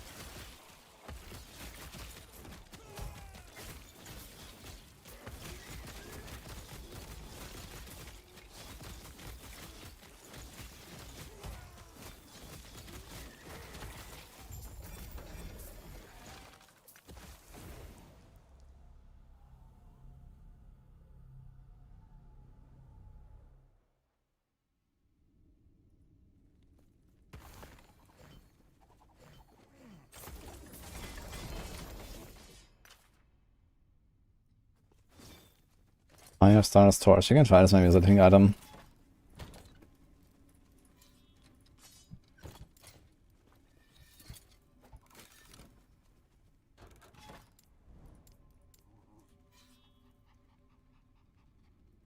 Wait, how close are we actually with the level? Let's see.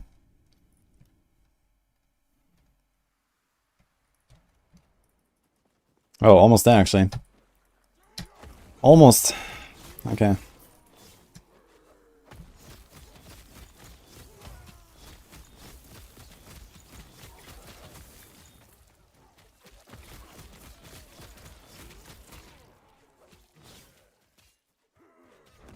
Oh, that 12% minion HP. That's a lot of fucking HP, man. Maybe our wolves could actually live.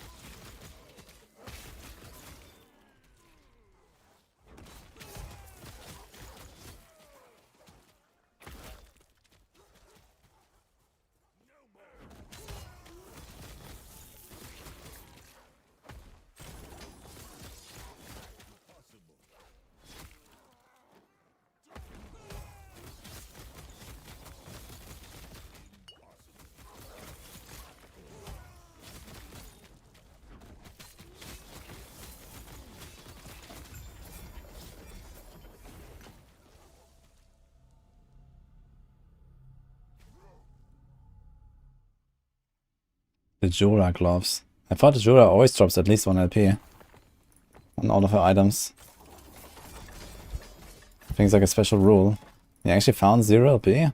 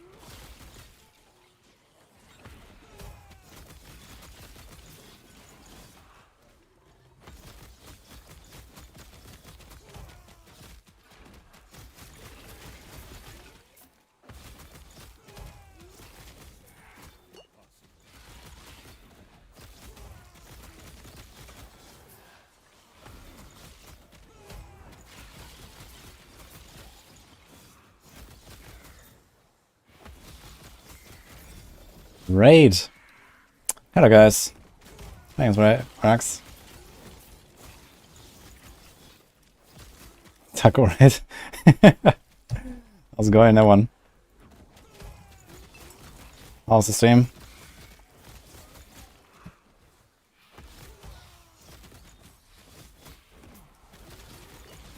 What has the Max been up to? Haven't been keeping up. We're about to hit level 100 here on hardcore on this character. We're almost there. Like 1 or 2 maps with a tome.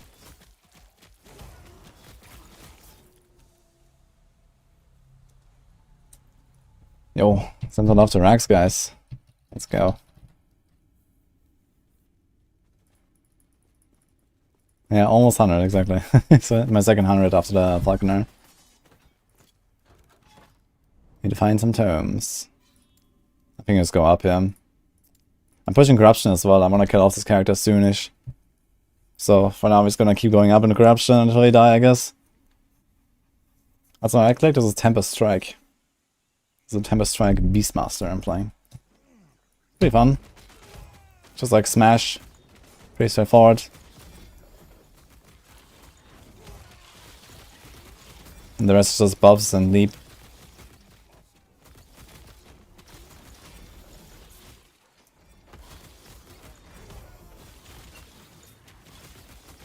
I'll see how much these on-death explosions actually do from these dudes. Shows out them. These guys. These guys. Okay, that's like 200 or so, it's not very much. Okay. These on-death explosions are not bad.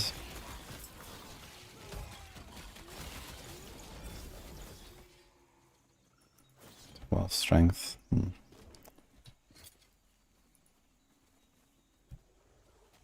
I have kind of nice boots, to be fair. They're not bad either, but no.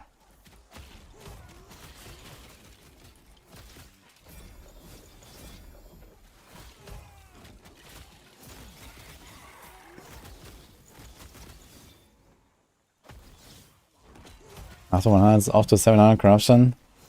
Yeah, basically I started pushing already. Like I was mostly farming at like 300 or so on this character since like level 90 something. And I was actually pretty comfortable. And now we are going up. So we're at like 350. Next Orbis I'm gonna be at like 380 or something. And then 420. And yeah, I'll just kind of go up until I die, so. I could make this build still stronger by going ward, but I don't really want to play a ward build now, and it's whatever.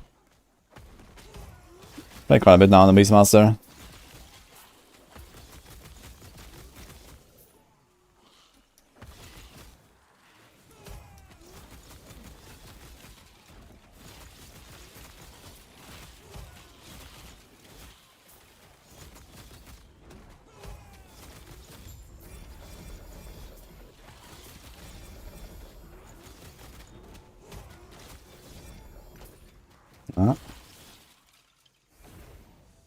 So close. 420 sus. Found another exploitish thing about Dive Bomb. If you cancel animation with inner Sorc, then gets refunded, but shadow copy still go off. Oh, interesting. Yeah, I know that the original hit doesn't actually occur if you cancel the animation, but yeah, the shadows still go off. That's kind of big actually. Here we go. These are 5. I use the XP terms, should be it. That's the last one there. Hi Josh.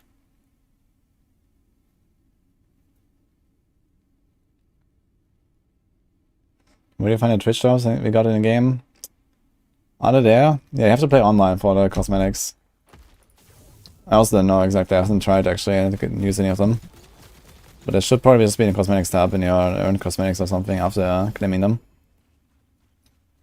Thanks for the sub, Tesma.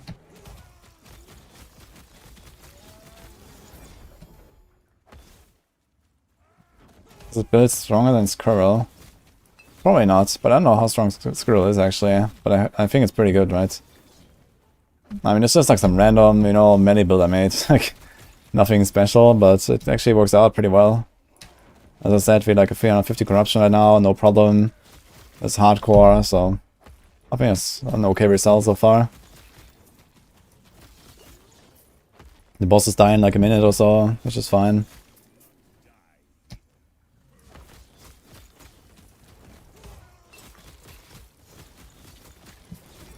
I just wanted to smash stuff, so I made this. Yo, what? Poison. That's a bit unfortunate, okay.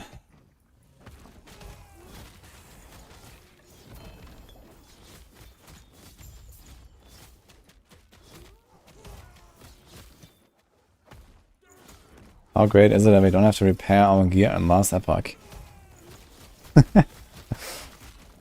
Well, softcore problems, I guess. But yeah, I mean, repairing gear is somewhat of an old-fashioned system, I guess.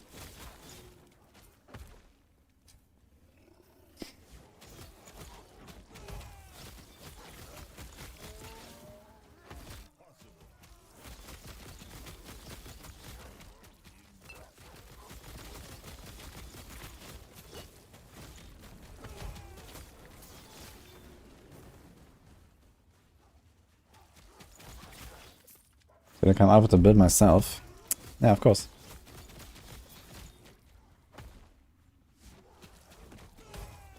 I don't think anyone would play this stuff. But I actually had a lot of viewers that actually wanted to play this, so if you're looking for this build, exclamation mark build, there's also exclamation mark filter. I made a filter that is one filter without adjustments needed, 1 to 100. So if you want to play this, go ahead. Oh, here we go, 100. Right before the right before the end, actually. Boom. Okay.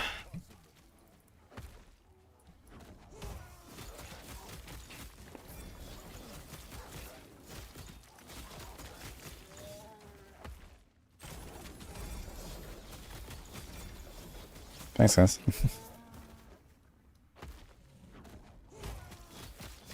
Gonna do another Oribus or two, maybe.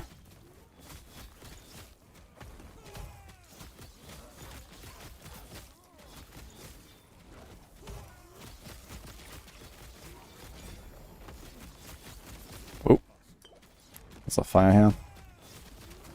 Dude, I've been looking for like one item that has Summon Frenzy Totem ranks. I need one shard of Summon Frenzy Totem.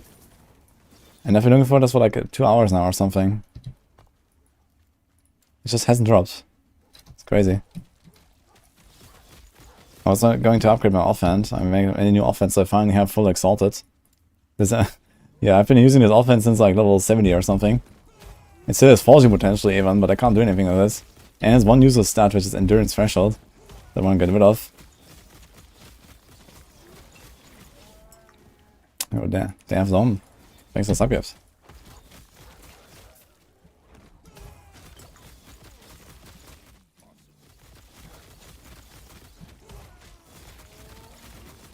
I mean, this build is not like really the strongest or something, but it's kind of alright for a melee build, I think.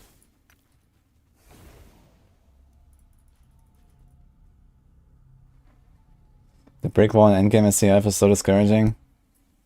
Yeah, I actually talked about this in my review video for last Epoch. I was like, you know, I played my Falconer, I raced to, you know, world second, level 100. And I played the character after level 100 for like another 70 hours or something. But like, I don't know, maybe 10, maybe 20 hours after I hit 100, I just never got any upgrades again, like, you know, for 50 hours straight.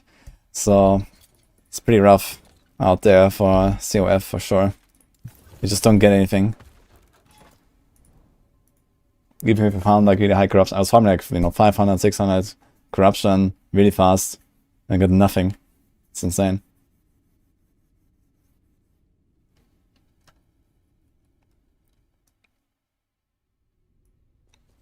It's a tanky reflect damage build possible. Huh. I mean, tanky in general is only gonna be like water abuse, I guess. And reflect damage, I have no idea if that's a thing at all. I mean, there may be some scenarios where you have like really fast hitting enemies and, you know, affect that kind of stuff. Although I think reflect actually works percentage based, right? So you actually need enemies that hit you for a lot of damage. But is it gonna be like good? Can you scale that? I have no idea.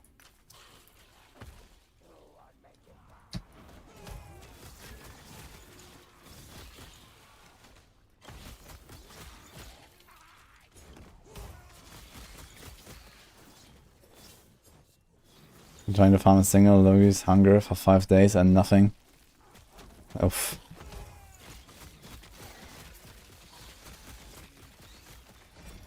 Yeah, I don't know, if they wanna like bring COF on par, I think they need like, you know, some improvements for like the last ranks or something on COF and the prophecies themselves or something. Like, you know, okay, I can just, you know, when I hit rank 10 COF, I'm gonna have like a million favor or something, and they're gonna spend it, and I'm gonna, you know, stack up like 40 prophecies to get access and body armors, and then I'm gonna go and do those prophecies, and like a few hours later I will have found like, you know, 500 uniques. But it's basically just like, you know, sifting through like shit uniques with like 1 LP until eventually you're gonna get one that has 2 or 3 or something. I don't know, it's like the thing is, you can't even filter these uniques, right? You can't even filter by LP or something, so it's not like the normal dude.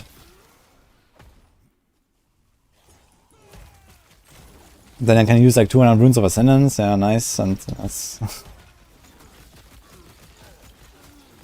so it's like the same random stuff basically.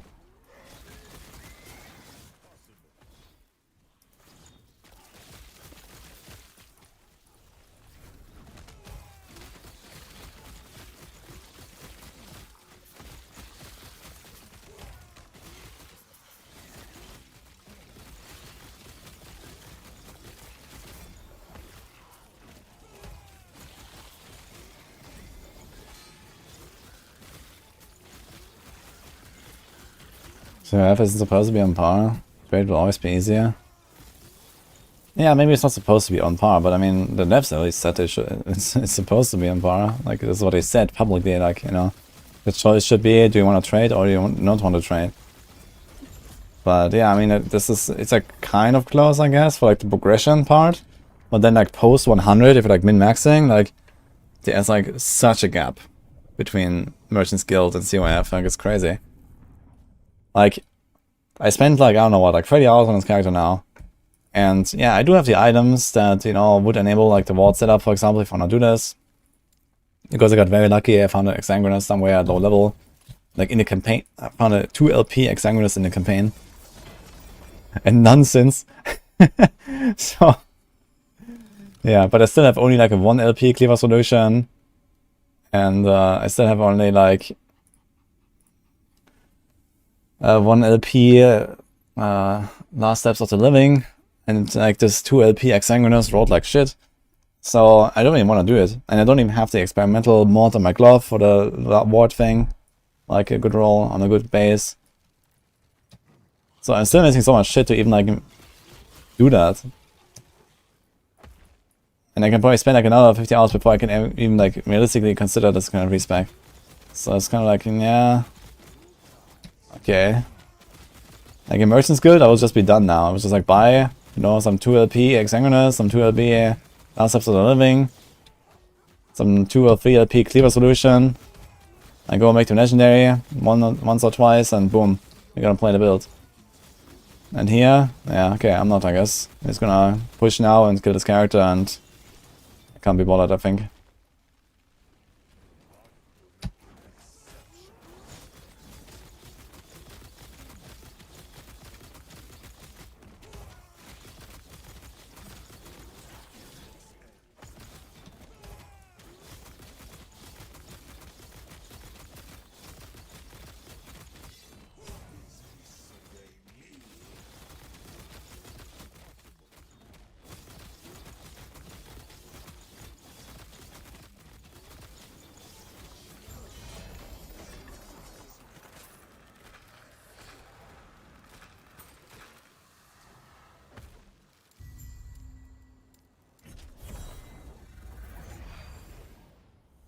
Gonna be more fun though. Yeah, I mean, if you actually want to make like certain builds and you kind of want certain items for that. Yeah, I feel like it might be just too locked out of that sometimes.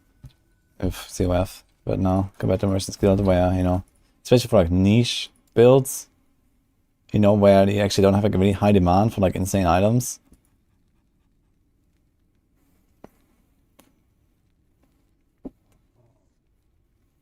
I'm not complaining about having choices in a video game. I'm not complaining at all. I'm just saying that it's not balanced. Like, I'm playing COF. I've played only COF. I have not even made a Merchant's character. I know I have the choice to make one, if I play online at least. And I'm not doing it. I'm just saying that if you want to improve the game, they should probably change something. Because like this topic came up with the brick wall. Like someone said there's like this brick wall, and I mean it's true, there's like a really hard brick wall in gearing. And it hits, you know, very soon after, like in this case actually before level 100 even. Like I have not actually changed any item on this character for like the last 10 levels or something.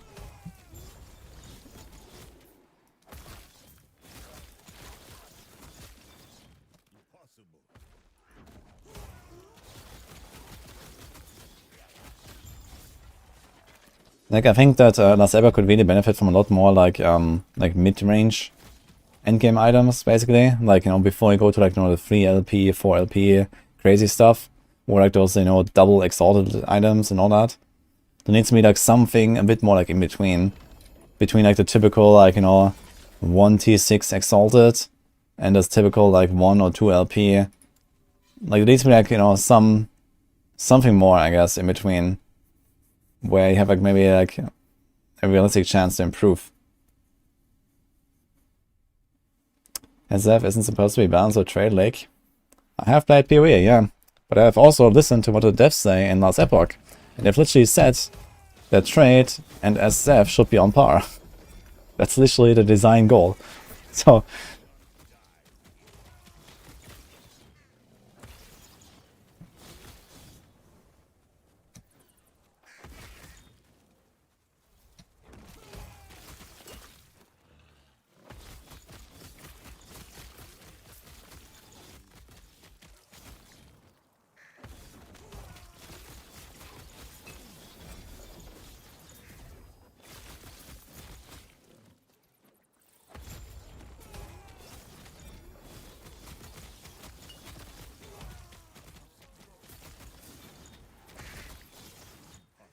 And I mean, like, the thing is that the endgame itself in this epoch is not really all too exciting. Running like 1,000 monoliths or 2,000 or 3,000 on a character, you know, it gets kind of stale. And the main thing that keeps the item, that keeps the grind exciting is the items and, you know, the loot and the improvements and all that stuff. And yeah, if you have like hit like this brick wall, well, people's gonna get discouraged, you know. Like, I farmed for 100 hours on my Falconer, you know, I had like insane gear, but it could be so much more insane. And it just like completely stopped progressing after like half of that playtime. Like 50 hours in, I just stopped progressing completely. Even though there's so much more potential left in the game, but I will never get it. So there needs to be like another, you know, another step somewhere.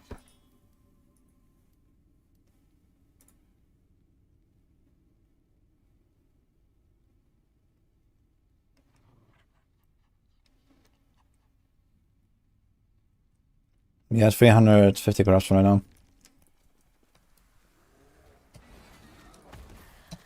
I'm not saying that default loot is exciting. Default loot obviously sucks.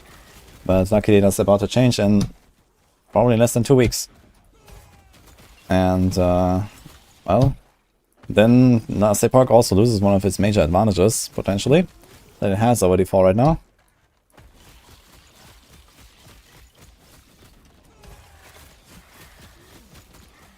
Like, generally the last Epoch system is very good, you know. But, you know, that part in particular, like in a late game, like 50 hours in or so, post 100, you just don't find stuff.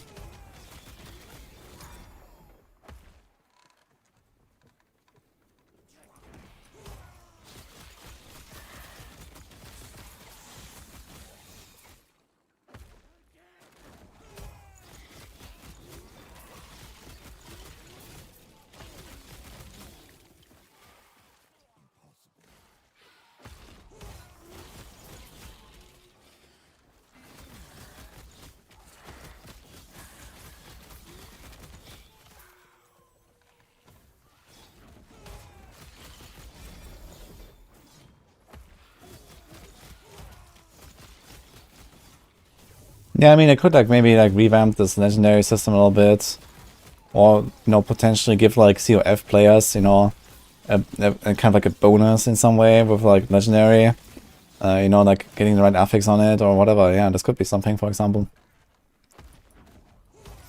And maybe also like, you know, for example, more prophecies where you get like, you know, guaranteed 1 LP items, 2 LP items or something like that potentially. Like, I guess not 1 LP, but 2 LP, for example. And there are actually prophecies for 1 LP items. But, I mean, who the fuck wants 1 LP items for the prophecy anyway? Like, you know, looking for a higher goal. So those prophecies are actually kind of like the opposite of what you want. But like 2 LP on like many items would actually already make them pretty solid in most cases. And then if you can actually get those a bit more often, that would help. Or just higher chance. I think there's actually higher chance for, yeah, twice as likely to have legendary potential. So maybe they could also, like, for example, I think what they could do, like this fucking full set thing here is completely pointless, right? No one cares.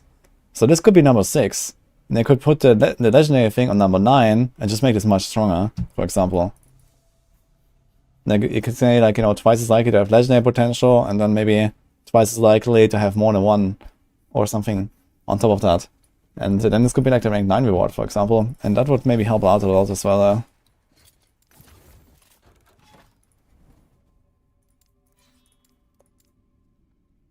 And I think it would be an adequate reward for rank 9.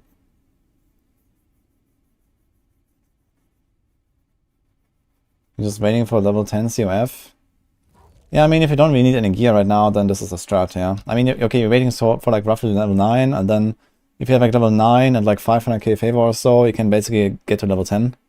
But yeah, I mean, level 10 doubles your rewards, so you don't really want to waste too much favor before that. But if you need like certain items, yeah, you can use that. I've used a few prophecies here and there.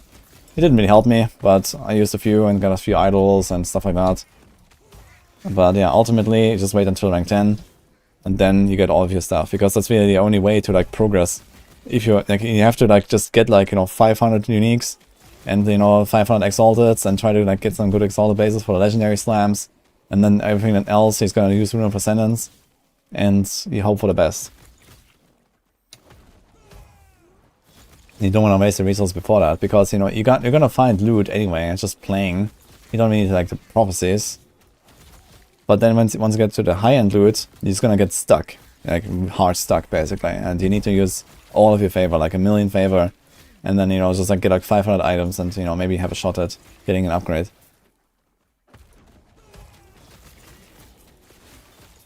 But yeah, that being said, like, it is not so bad to, like, for example, here I pushed to rank 8 a bit early. Like, I actually used a bit of favor to get rank 8, because rank 8 is really large.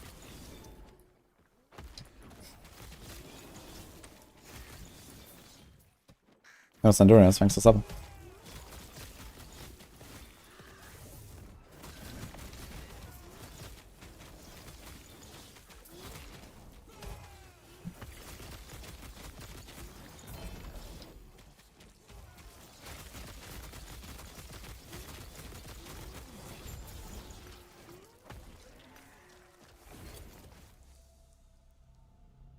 Do you rank after? Do you rank faster if you do prophecies? I don't think you get extra reputation for doing prophecies. I think it's only spending favor. Although I've not actually checked that when I complete a prophecy if I get extra reputation. But yeah. Like, favor converts to reputation in a 1-to-2 ratio. Okay, apparently you can also get extra for doing the prophecies. Yeah, on this character I'm a bit behind compared to my Falconer. I'm not sure why. Yeah, okay, not that much actually. But on my Falconer I hit rank 10 COF shortly after the 100, so I guess we're kind of on track for that. I guess if I grind like another, like, I don't know, 3-5 hours or something, then I'll be able to spend all my favor and get rank 10.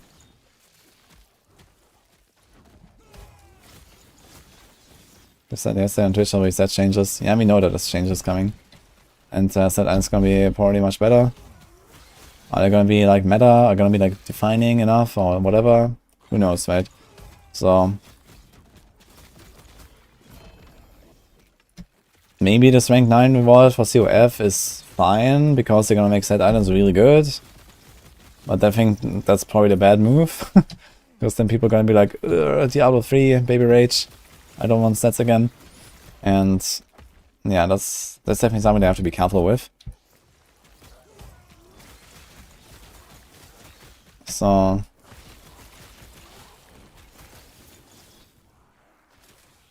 the XP tome nerf. Yeah, this didn't really affect this character too much. Because this happened when I was like level 99 almost, so.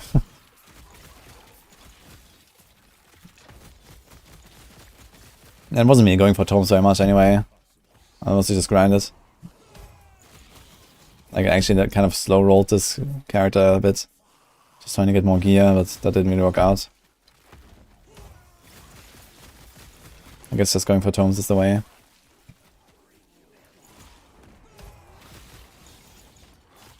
Yeah, they're gonna make like a system, you know, like somewhat on par, I guess, with legendary potential for set items. But they didn't say like what exactly, and I'm not sure if they said when it will come. Is it like a 1.1 feature? Maybe it's 1.1.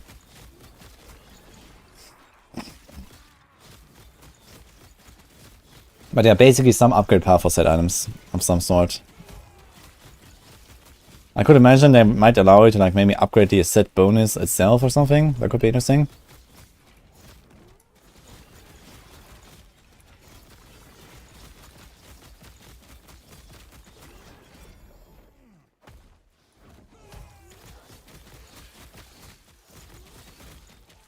Although this might be a bit scary in some cases. Like not even feasible if it's like not a numerical bonus.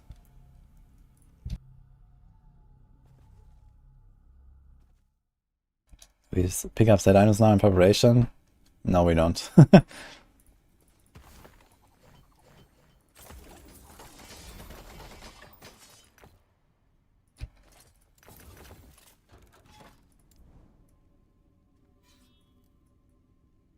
Dude, where's the start? Here.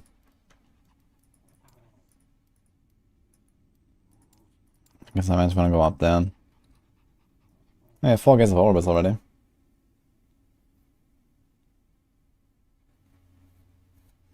Need to fix items and nerf damage and add harder content. You want harder content than infinite difficulty? What is that? Oh yeah, right, I wanted to try the tier 4 dungeons actually. Now that we're 100, I should do the dungeons. I think it should be pretty comfy actually.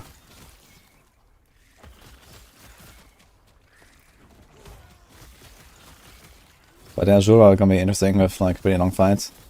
Might have too many void zones if we're not careful. Should we do a dungeon? Also a dungeon. I'll make a guide to this build, yeah.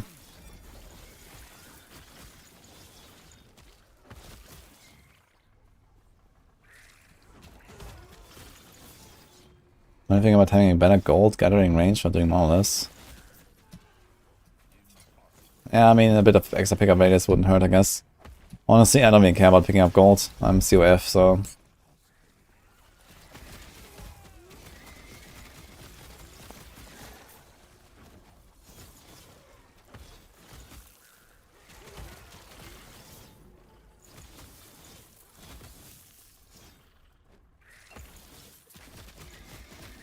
You cannot give a single item to your friend.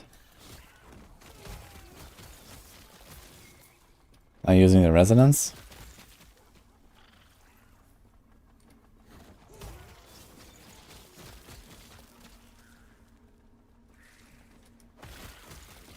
I feel like there are a lot of useless stats. I don't know. There's not really much useless stuff. I mean, there's like, you know, a bit of variety in stats and like, you know, you don't need everything for your build and stuff. But I think in general, like, the stat system is not really bloated. And there's damage reflected, which is like the one stat that I feel like is completely useless, or health on kill is also not really great, I guess. Yo, 4 LP, by the way. What is that?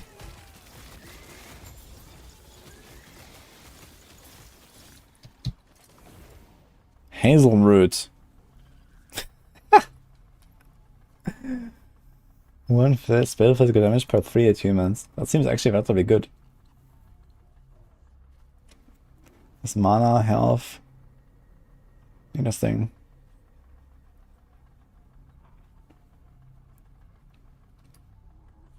Are the phone turners considered spells?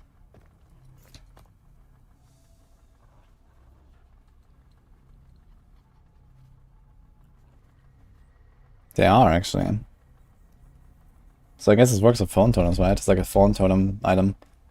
Seems kind of strong.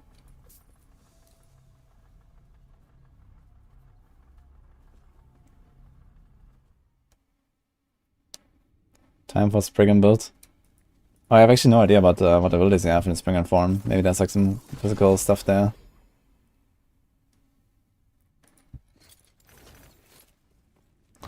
Time to make a 4 LP tab, turns out.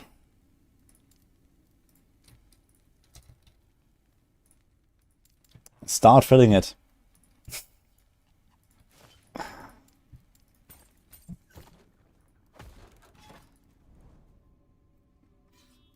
Do we do 5 gays and then the boss? Well, we should find another Orbis here, right? This one is kind of low. Do we even have an Orbis? He's a 5. Okay, let's go up there.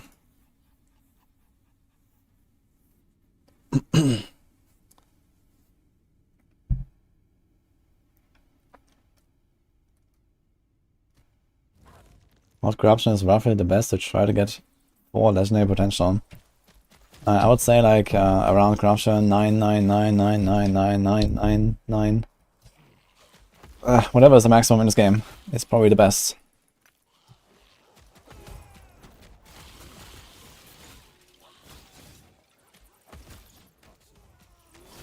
9.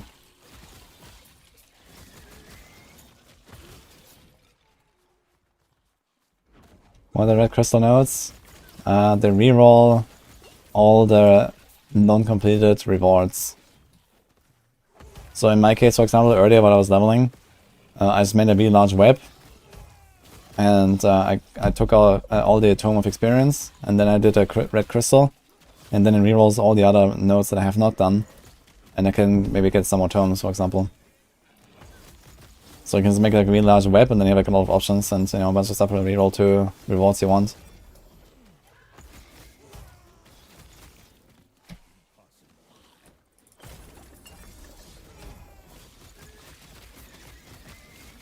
But it's a bit like tedious, to be honest. Like there needs to be like a search in the Monolith map, I think.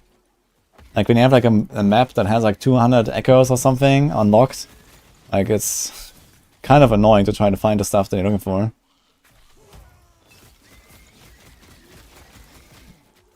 Good night, Fierce.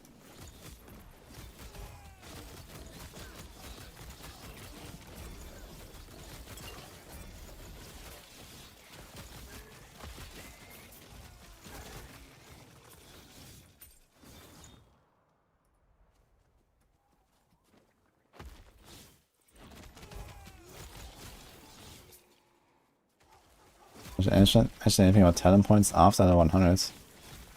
I don't think they have, and I really hope they won't.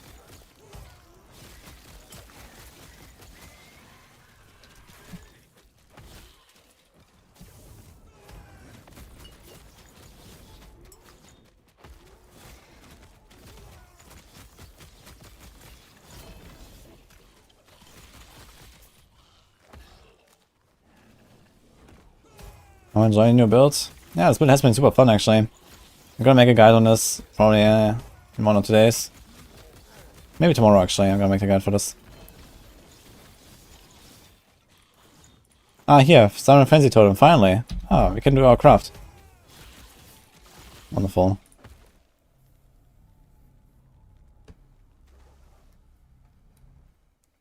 I'm just missing one shard of this.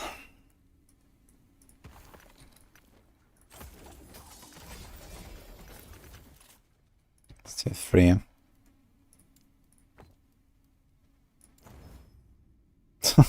Cost all 20 for the potential, but I hit the right one.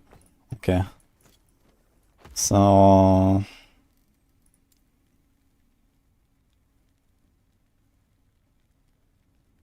this one. So you have a lot of res. What does this mean as you don't have frailty? Do I have frailty still? I think I kind of want frailty before I actually... yeah, I don't have any way of getting frailty other than this, I just realized. Problem. Fuck. Then we have the endurance that we got from the implicit. You have to avoid rest instead of the endurance. But you don't have frailty then. Ah shit, I forgot about this. Maybe it actually doesn't help me then.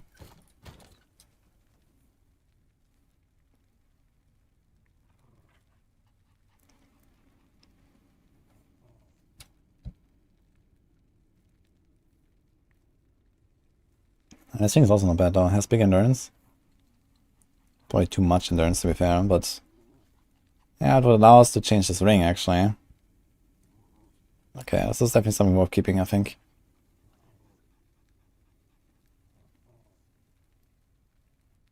But you would probably have to get a tier 6 roll. This is only 22 and we're already undercut by 2%. So I'm missing 3, missing 5 then. I mean, having 55 endurance is also not terrible. And actually we can have up to 15, right, on a tier 5 roll. So we could get close to the cap. Yeah, 2 to Fear Leap instead of 2 to Frenzy Totem. But then we have no minion health, really. This 100% minion health is actually kind of useful. Because this Totem and the Wolves are not really staying alive very much.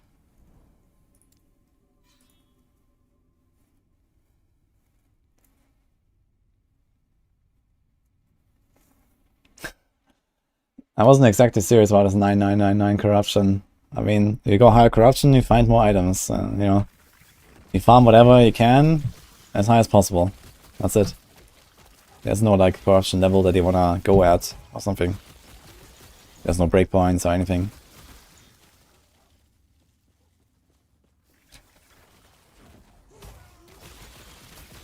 Now you do get more stuff all the way. You get all the loot and stuff on high corruption. I'm not sure what they said about the 300 corruption. I guess the target for, you know, a normal build would probably be like around 300 corruption, which I think is, you know, a nice target to have for like, you know, the typical like mid-tier speed farming builds basically. So kind of what I'm doing here right now. I think this build is okay. It's nothing special, but you know, I'm chilling at 350 now and it works. And yeah, I mean, of course, if we optimize this further, maybe you're gonna go like easy peasy and like, you know, crush 500. without really sweating. I mean, okay, I'm not really sweating, I'd say. I have 3,800 life, 70% armor. So I'm kind of chilling. But, yeah, I mean, sometimes there are these, like, spicy situations. At least for hardcore, it's somewhat spicy sometimes. Oh my god, like this. FPS.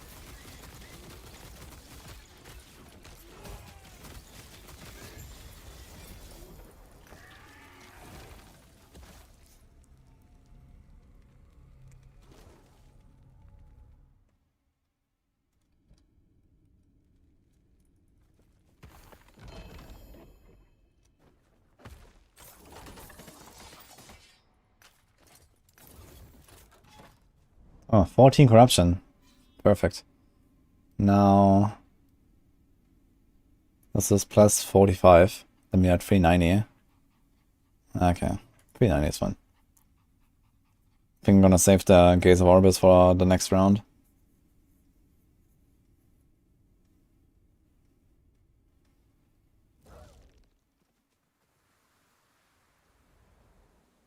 Wait, ladders. Wait.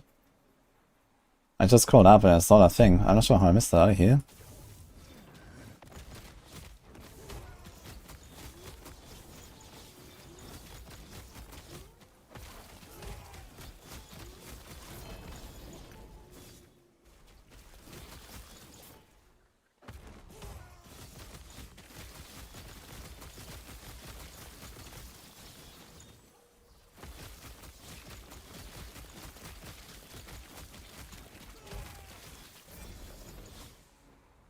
The highest dive bomb I saw while playing Falconer.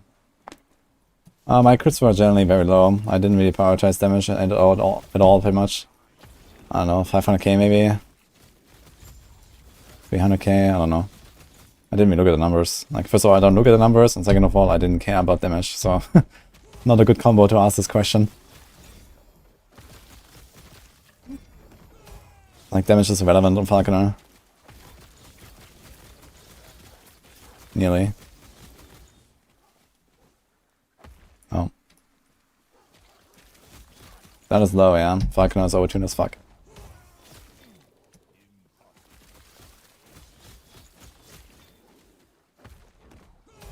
And apparently there's also some bugs that make it weaker than it should be. Oh, there's that. I'm not sure what they were thinking. Ah, now I get the alert.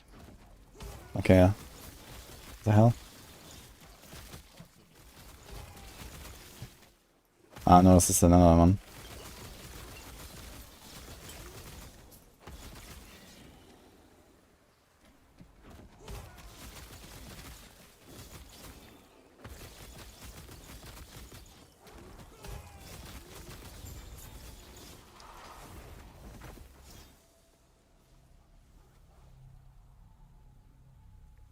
The chance of dying in hardcore is generally high in early or end game. Generally early game, I'd say. Like, once you are stabilized in monoliths, you're kind of chilling. But it also depends on, like, how much you wanna, risk, basically, right? You can... let's do this, actually. You can, choose to, push corruption really early and get more XP. Like, if you're speed running, if you're, like, racing... yeah, I guess the biggest risk is early, like, in the campaign, I guess. Once you're in monoliths, you're kind of chilling for a while. And then you have, like, another big jump in difficulty when you're in empowered monoliths. But as soon as as long as you, like, kind of get some gear while going to empowered monoliths, you're kind of fine, I guess, on a decent build. So I'd say, at least from my perspective, campaign is definitely the hardest part.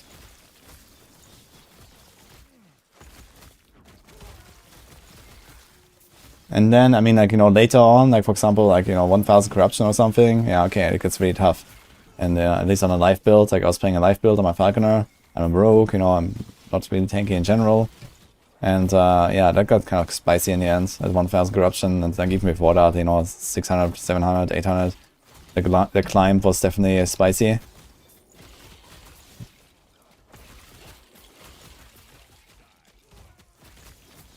Especially the, Orbis fights.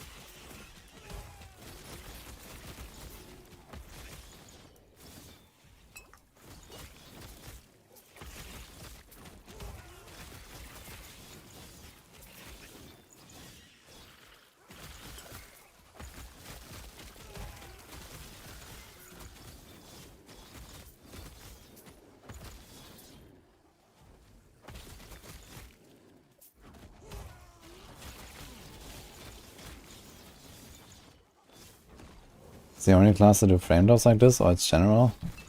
No, this is a general problem with the game right now. But they're already improving that. It was way worse on the first 1-2 weeks. Like I constantly had like 20 FPS or less sometimes. That was kind of scary after a hardcore race. But it doesn't affect everyone. I guess it depends on the hardware.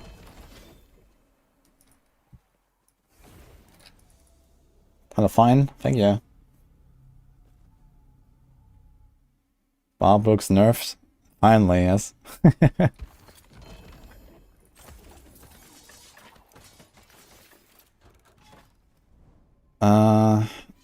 Let's get like one more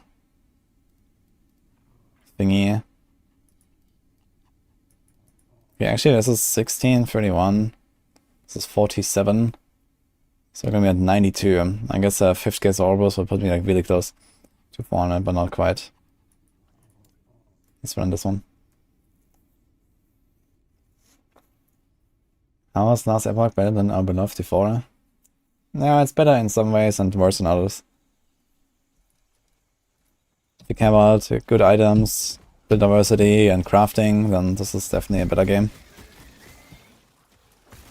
And, well, it's probably worse on, or maybe on par with many other topics.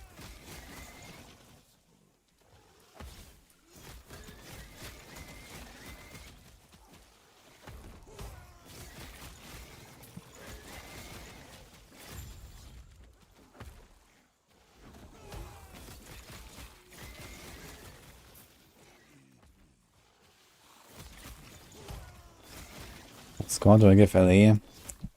I like around a 7, I'd say.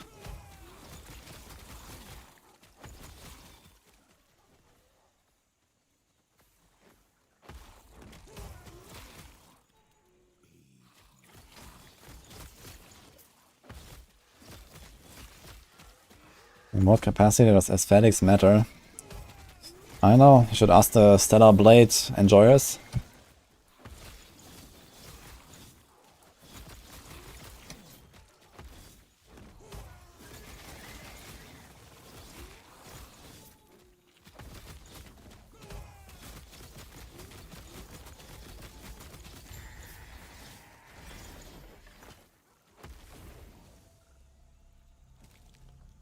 You're looking at the game.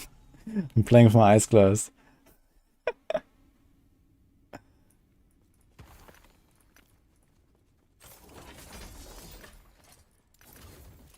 Alright. I'm wasting a tiny bit of stability, but it's fine.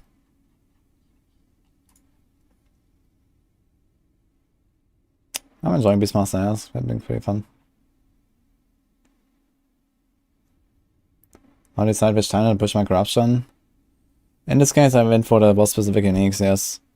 On my Falconer, I didn't care about any drops, I just went for Reign of Dragons because it seemed like easy boss fight and relatively easy monoliths. So I went with that.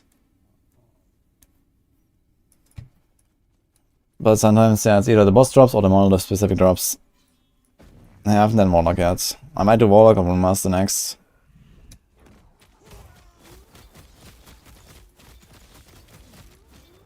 Dude, what the hell?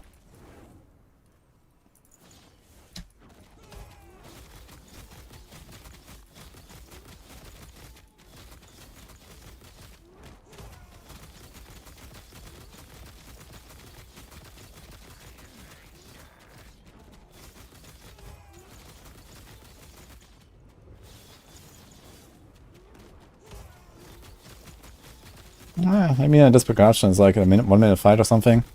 Kinda decent. Oh, we can pull him actually with my leap. Oh, I completely forgot that. We should try this more.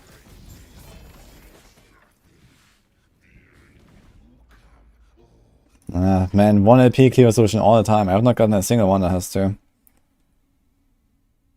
Yikes. Ah, here, there's one of 2. Okay, we got 1. For the first time. Pretty okay rolls, actually. Maybe we're gonna make that vault build after all at some point.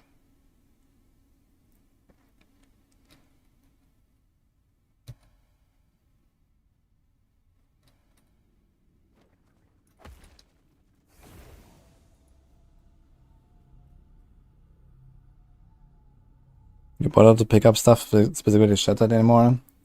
No, it's not really necessary at this point. I have done that from like level 1 to 90, and then my filter just turns it off at level 90. And I mean, if you ever run into a situation where you're low on a certain shard, and okay, he's gonna put it on loot filter again like this. Like, you know, I needed like level 7 frenzy earlier, for example. I can actually delete this rule now. So, if you have that one item that you're trying to craft, for example. Okay, so I have 1, 2 LP1.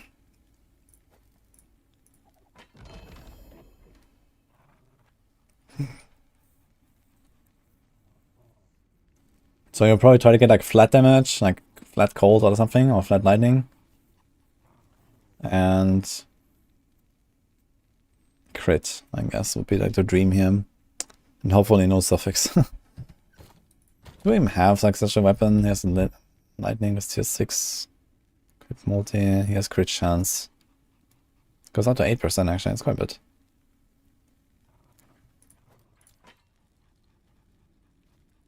Should I try to make a legendary, see what happens? I wanted to do a tier 4 dungeon anyway. So why not actually? Realistically I should wait, because I don't have like good steps of the living and exsanguinous anyway, but just out of curiosity. He's a 10 melee crit. Okay, maybe this one. 33 fortune potential.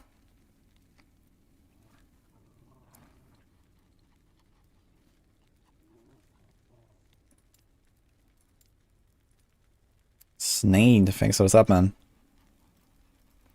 So I think we're gonna put... I'm gonna put chill on hits actually. I'm not sure how much shock you can have on a one-handed. Shock would be... I mean, realistically, I'm not gonna use the weapon if it rolls any of the suffixes. I guess, so it doesn't really matter. We should just optimize the prefixes and hope to hit a 2 out of 2. I think that might be the better way to do it.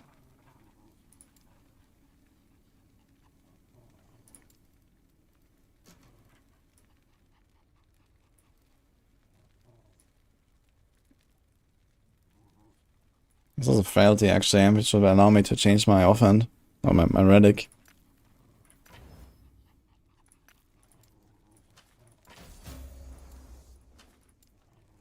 So yeah, I guess the best... Is it melee cold or melee lightning that I care about the most?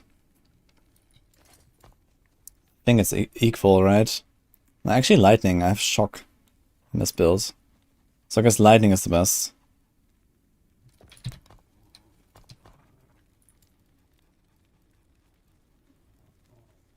I have 18 shards of this, what? Why so few?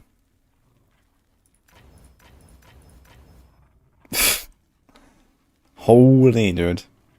For real? I didn't get to tier 5.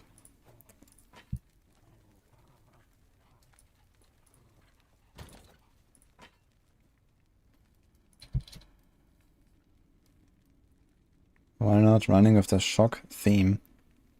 The shock what?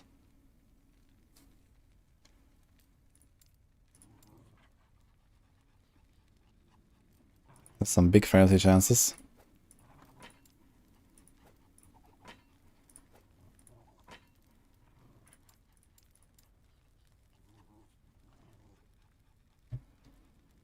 Need some big physical damage. So I suppose it could work. Or this one. Health on kill, health on hit, that's kind of funny.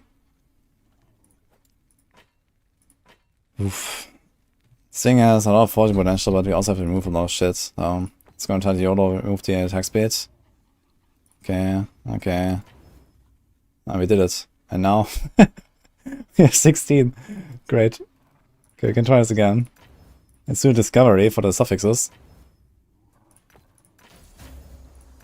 This worked, actually. So if you go for the 2 out of 2... I could use this one. Actually, I should have crafted crit, right? F. But you can also put crit on the other weapons, fine. Like this one actually has 12% base crit, that's a lot. It's more than my current weapon, actually. So it's actually like a good weapon to just use, I just realized. Should be like something I just use.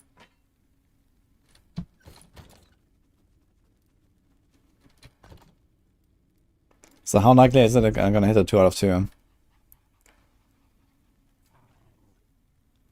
25% right. Not very likely.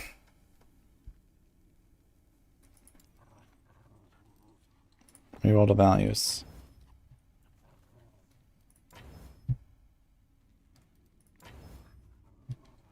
Yikes, the cold is really low. Lighting went up a bit, I guess.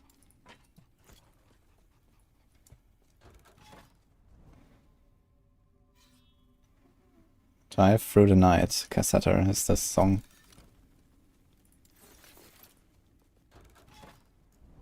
Okay, let's do a Temple Sanctum. I wanted to do a tier 4 anyway and to see. Oh, I'm not sure if I actually have done tier 3, but I think I have.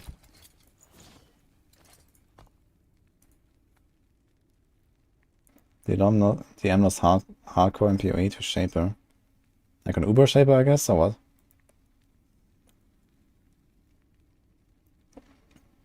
One of the red-ring passive stacks? It does, apparently. Okay, we have tier 4 unlocked. Let's do tier 4. It's gonna be fun actually, because last time I was here, like the Joel fight was super short on the Falconer, so here it's actually gonna be a long fight. It's gonna be fun.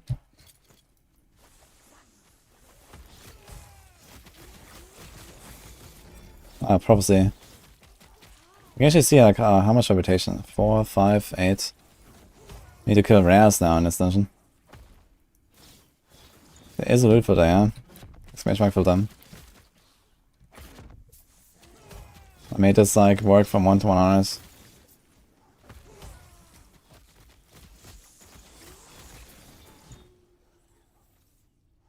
Okay, it's still the same. 4, 5, 8.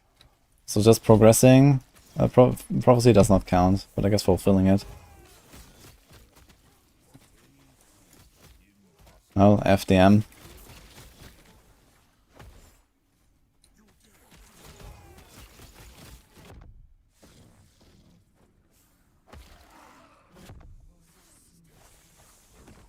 Want to get Runes of Creation? They're pretty rare, but you can get them from prophecies as well. Or just like, you know, use the echoes that give you rune rewards. God. He's like an invisible ward or something. What the fuck?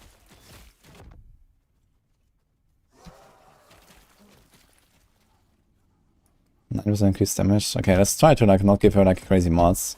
Let's find the other exit. It's 90 and 60 here.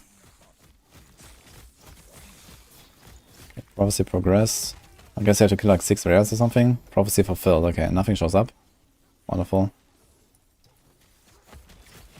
So now how much do we get? Dude, it's fucking fake news. It's still 4, 5, 8 reputation to rank up. You don't get shit. Or maybe you get favor actually. I didn't check favor. But you don't get reputation when you do prophecies. So let's see, 2, 9, 9, 8.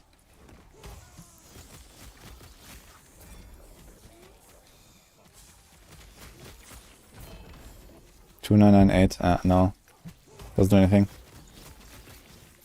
Fake news. Yeah, and people told me you get it from completing prophecies. It's fake news.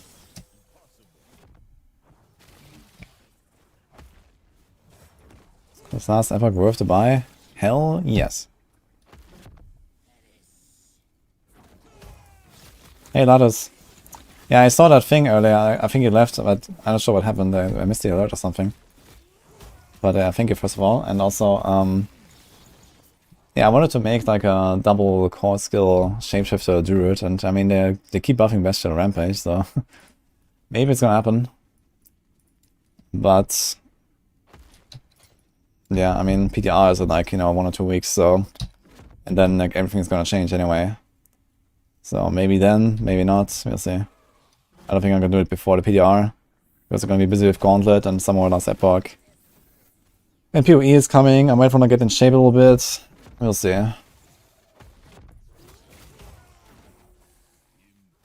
Torchlight is also coming at some point, I guess.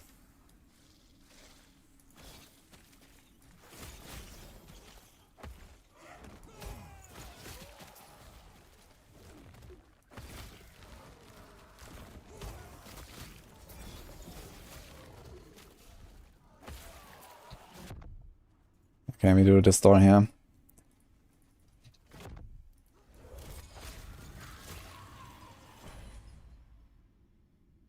I do have like a Fearcraft for it. I'm not sure if it's actually linked in the Discord channel with my builds. But maybe it's linked there, Lotus. But it's like, it's also from last season, I think.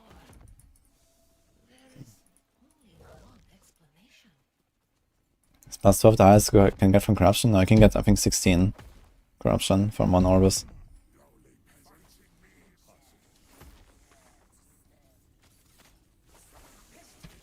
There's no WSD control on him. But I did talk about it, and maybe they're gonna do it, but... I mean, WSD is like a novelty in RPGs, right? I mean, Diablo Immortal started it, Diablo 4 continues, and PoE 2 will have it soon. But outside that, I don't know if there's any RPGs that actually have it, so they're kind of caught by surprise by D4 there, I guess.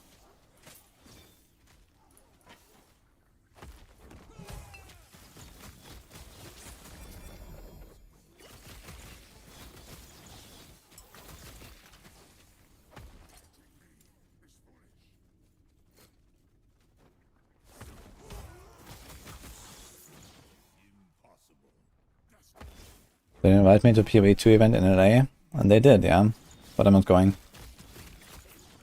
It's, you know, kind of bad timing, and I travel like 3 days for like, you know, chilling in the afternoon with the boys. That's a bit too much. So, if there was like something else going on, something bigger or whatever, then yeah, I would have gone, I guess. But like this, it's just like, you know, it's like a 30-hour trip one way or so. That's a bit too much for like, you know, an afternoon, basically. And maybe like hanging out with the guys later. So...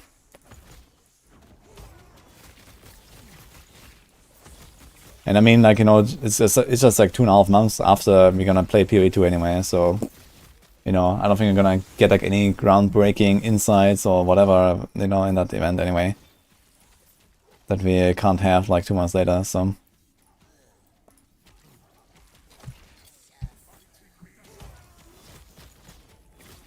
If anything, I would like to go to ExileCon at some point. So that's what I told them. You know, ExileCon is actually like, you know, a big event, and, you know, everyone's gonna be there and it's gonna be cool. So that's definitely something where I would like to go, and there's like, you know, actually, you know, some travel I can do in New Zealand and stuff. Okay, 90, 120.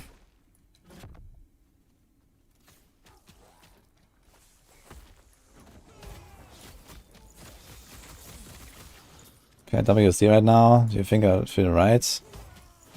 I don't think I would use WSD in this game. Besides, like, you know, how I use it in D4, which is, you know, to manipulate my inventory while running. So this is kind of nice because I can look at my loot here and stuff, but, you know, it's not really so necessary here because you have loot filter for that.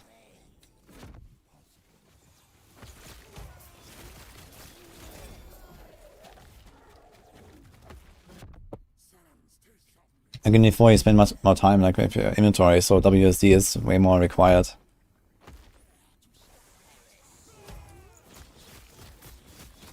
The thing they did with the shirts is pretty cool.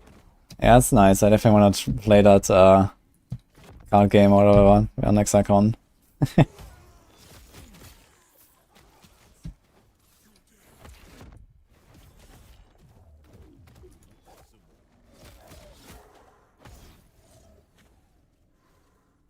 The Hobbit King himself. Ah, shit, I don't remember. Was it 120 and 90, I think, right? This is 110 and 80. Let's go here. Okay, so you have 320% damage.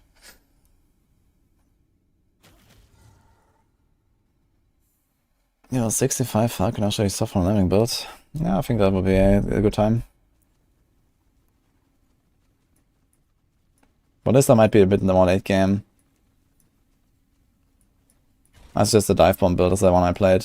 And I think that was gonna rework the Maxwell guide to something close to my build. I'll talk to them a little bit. Alright, are we gonna die? I forgot to do a Gamba, guys. Let's do a Gamba real quick.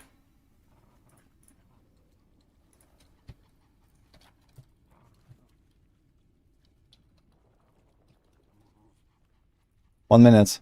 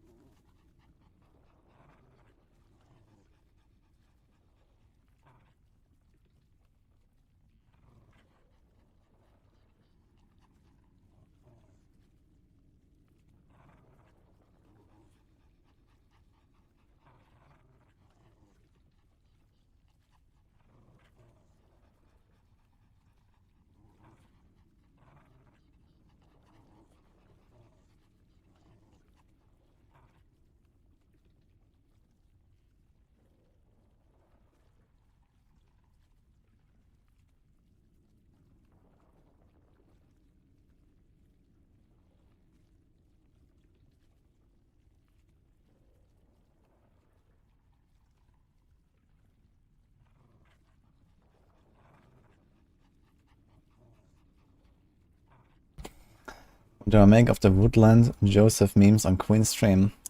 Luckily for me, I don't watch Queen's stream, so I don't make anything of it. Proceed.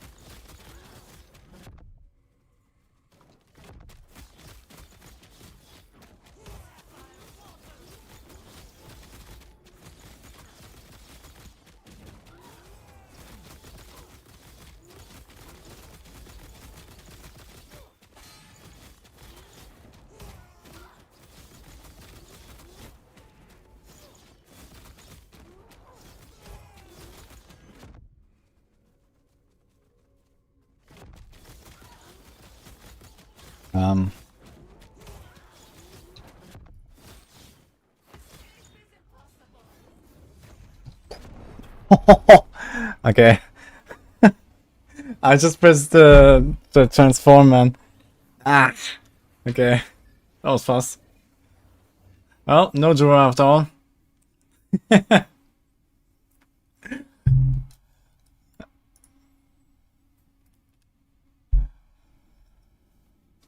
F. Yeah, I wanted to kite this finger to the side. And then I was just about to press the thing. I guess I should have just immediately swapped.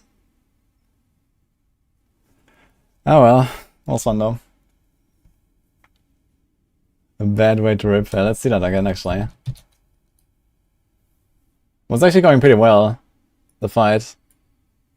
Like, she died surprisingly fast. So here I was cutting the thing out. Yeah, because that's always my priority. But then the thing spawned immediately and I was like, okay, I need to run up. So here I dropped and it was just about to... Yeah, I just pressed D and but I clicked one more in here. Can you see me press it actually? Yeah, here's the animation, look. I pressed it. This is the animation. Fuck. Oh well. I should have done it a bit faster, I guess. Or in this case, I think what you actually have to do is you have to like walk up. You have to like walk right behind the thing because it always spins clockwise. So you have to actually make sure that you always kite these void zones right behind one of the lines when they spawn. So I have to go up here, basically, and it would be totally fine. Or here. Or here. I was just like on the wrong side of this. So that was my mistake, yeah.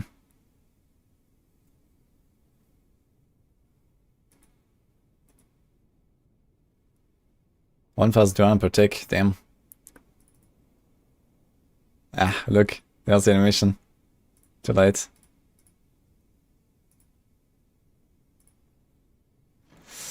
I'm not sure what actually happens when you just transform. Like, and you go to the other epoch. like while this thing is following you, does it like respawn? I'm not sure exactly what happens. But anyway, down this win.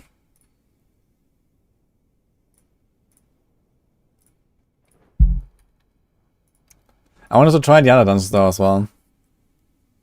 So let's do the other dungeons at least. I have the keys in inventory.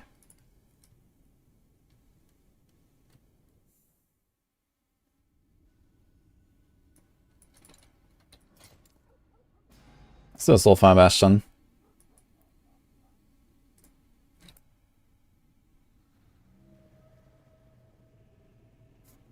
Yeah, I just ripped. But yeah, it's definitely an important lesson though. The kiting behind the beams instead of in front. So that will be useful.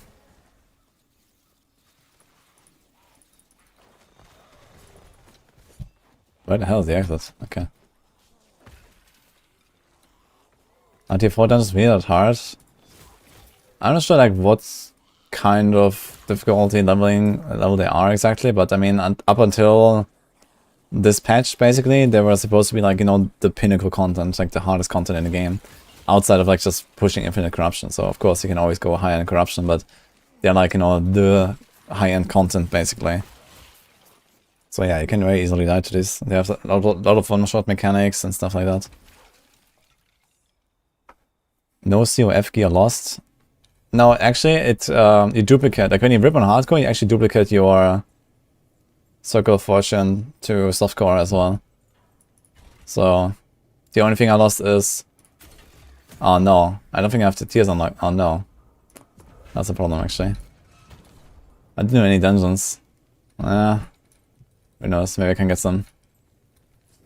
Anyway, I lost like 300k favor now or something of, but you don't lose the ranks. You double the ranks.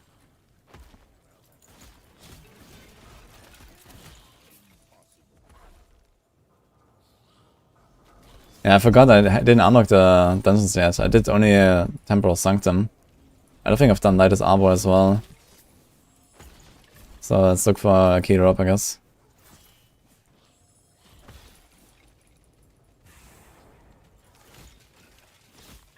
Should lose a level if you die. Okay. The next build I want to try out. No, I was gonna like make a Rune Master or Warlock next time and wing it.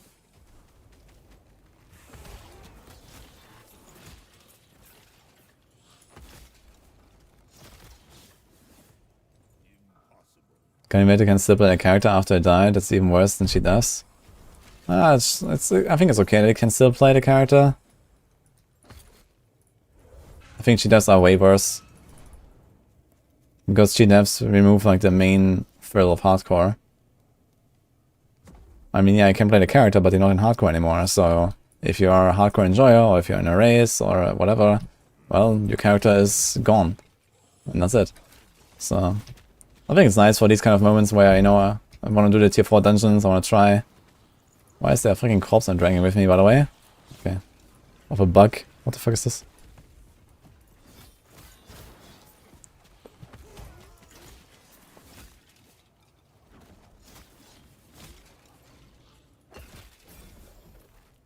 I mean, I don't really mind characters getting deleted. And I'm not really in favor of not deleting them either.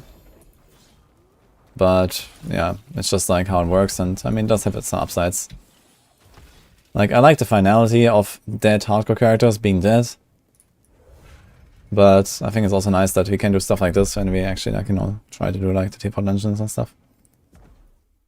Please don't die again. Yeah, the plan is to actually not die at all in these dungeons, but apparently I did in Jura fight.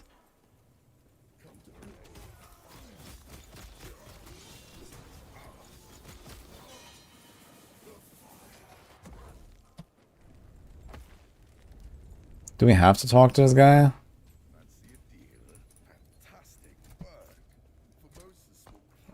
Or is that it? Oh, okay, so dungeon's completed, right? Let's try this. If the game crashes will the character die in hardcore? Generally, no, unless you're like, you know, in immediate danger. But the disconnect protection is relatively good now in D4. Let's do the second round. I guess I can do like a quick Monolith run or two or something and try to get a key or two. Are there anything unique on Tempest Strike? I checked the items a little bit. Doesn't seem like there's anything special for this skill. At least nothing that I wanted. You can take like some general, you know, some generic like melee weapons, I guess, or something. And some generic, like, there's a bunch of generic uniques that you can use in many builds. So you can like try to use something like that if you have like a free LP version or so. There's definitely some good melee weapons out there where I could do some dual wielding, for example. There's like a sword for lots of crit multi. And there's also like Hakar's Phoenix, so you revive your wolves automatically, but with 5 wolves, not really too useful. But maybe I'll go for like one big wolf. And that one will be way tankier. But I get less howl procs randomly, I guess. Howl on boss hit chance, it's 4%. That's not crazy anyway. So maybe I'll prefer that actually. Hakar's Phoenix. It's an axe.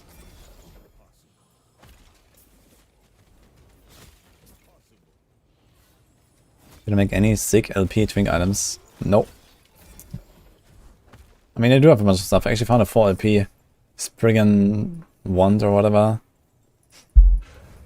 And I have like a fire starters and all that, but I didn't make any of them now. So I don't really like twink items anyway, so I don't care.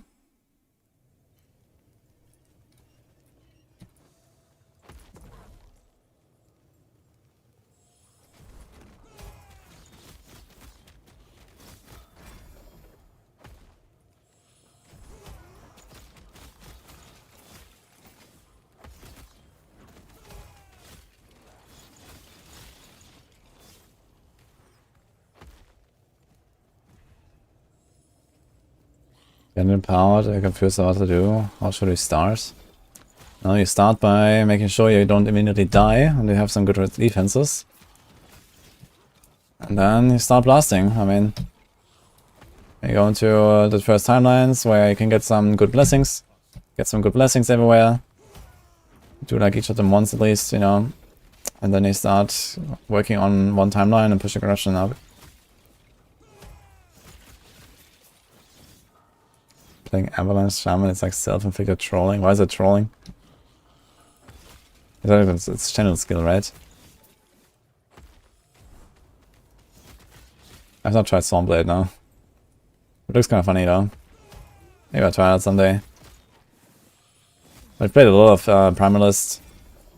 And I still have my Shaman at level 80 that I want to finish. I have like an Earthquake Shaman, it's kind of fun.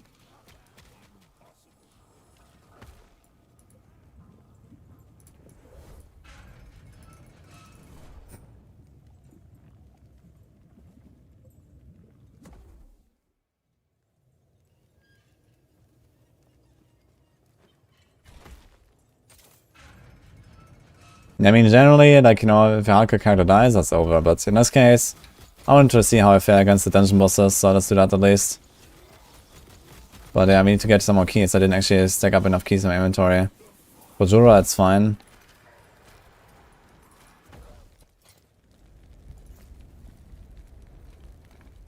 Do we have to talk to this guy to finish this? No, right? You can... Okay, so let's do a lightless. I don't know if I have a key point, the waypoint. I think Glass Epoch is better than Diablo. Yeah, in some ways it is. Currently, at least.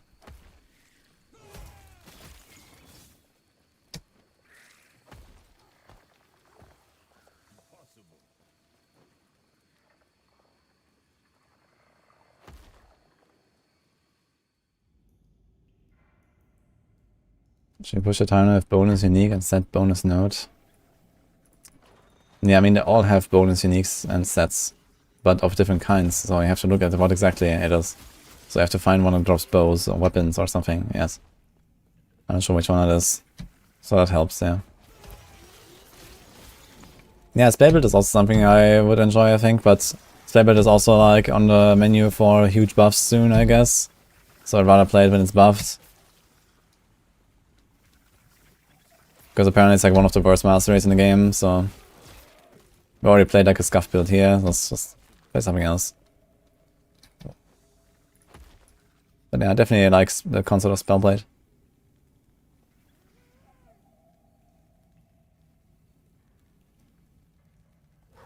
Thank you, Dicky. Okay, now what is the fastest way to get like 2 Lightest Arbor keys and 2 Soulfire Bastion keys? You can't get them as an Echo reward, right? Oh, actually I need the one only. You can do it here too already.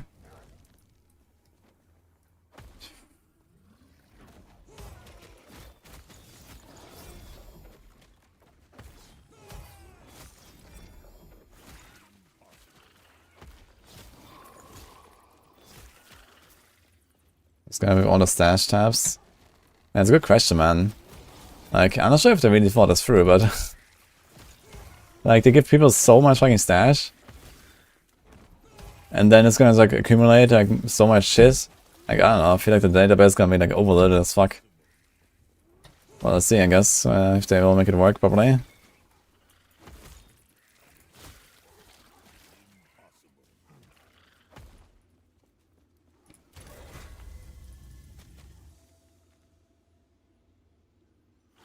Does an arena give a good amount of keys?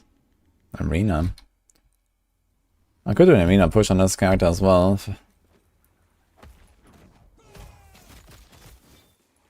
I guess you could see if you get it down. I could just like pop the arena key of memory. I don't think I'm gonna go that far anyway. It'll probably be like, you know, half an hour or an hour maximum. It's a big rip.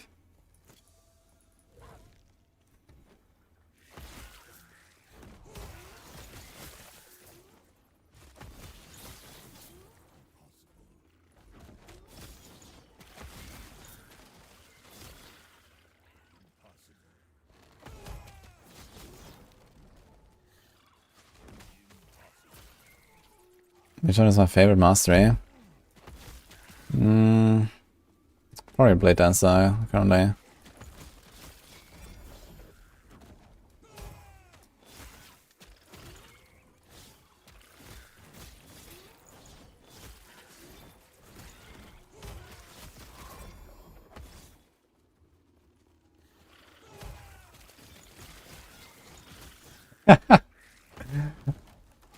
Oh, is it actually happening tomorrow?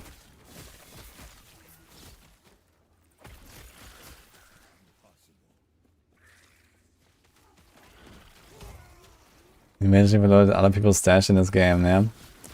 That would be funny.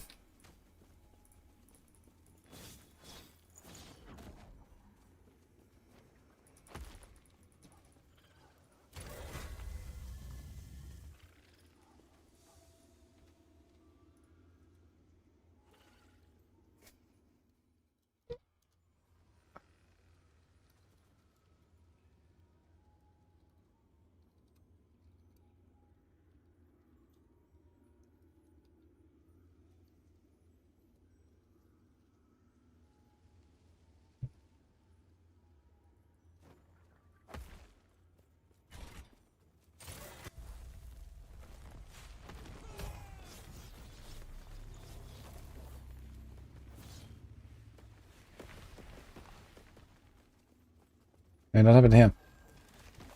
Okay. Let's see how much damage it does. A whole 100. Okay.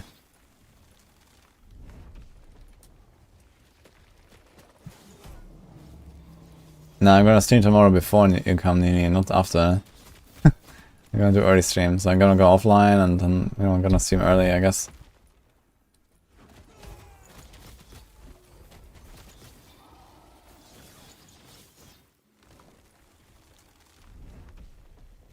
Do my balls do damage? No, and you don't live either. It's amazing.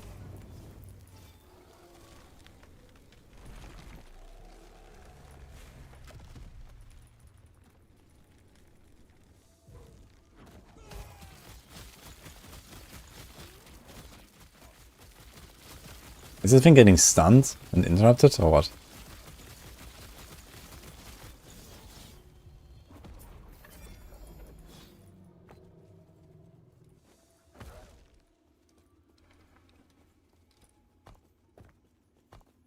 Did I ever go to... Okay, I guess you don't have to go out there, right? What's the next one?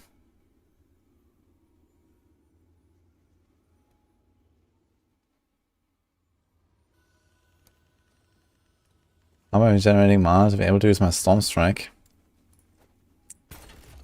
Well, luckily, I'm not playing a WoW Shaman. I'm playing a Beastmaster in last Epoch, and Tempest Strike, the skill I'm actually using, costs 0 mana.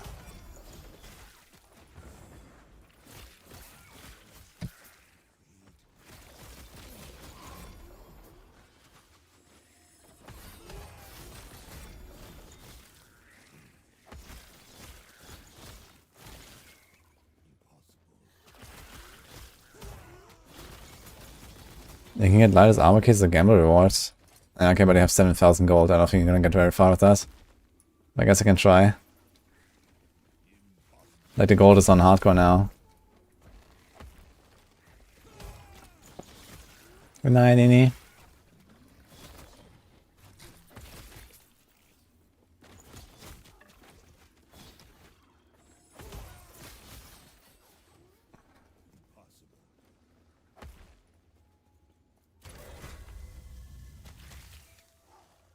Yeah, character's dead. I was gonna do like one round for the dungeons on tier 4. Why does a Tempest Strike cost mana? Well, because he shows 1, 2, 3, 4 nodes. And then it doesn't cost.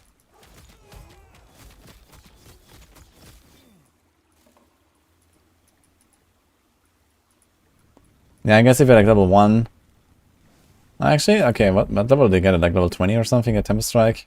So before that, you can just play, I don't know what, like Swipe or Gathering Storm, I think. I think it was Gathering Storm, and then I switched to Tempest Strike.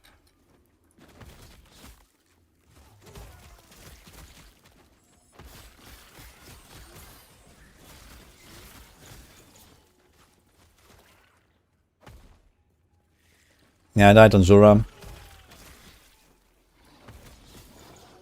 So this character is done, I guess. It's gonna get like I need 1 lightest arbor key and 2 Soulfire Bastion keys. So we're gonna go to Monolith for that.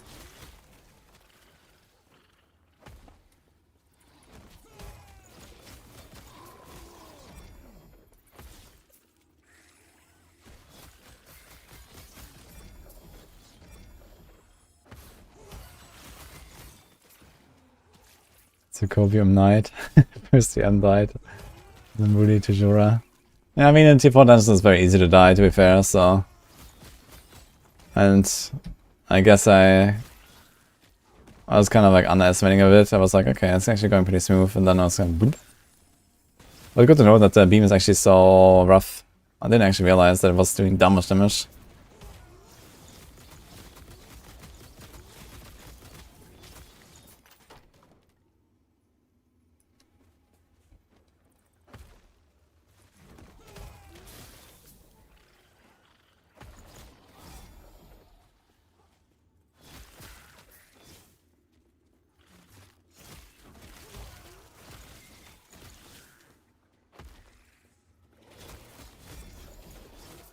I was in a puddle when the beam hit me. The puddle actually didn't do any damage to me, I think. Because I perfectly cut it to the edge and then I walked out of it immediately. I think it was exclusively the beam. I just need to be aware of that situations where the two things can overlap. And either like switch faster and just ignore the puddle.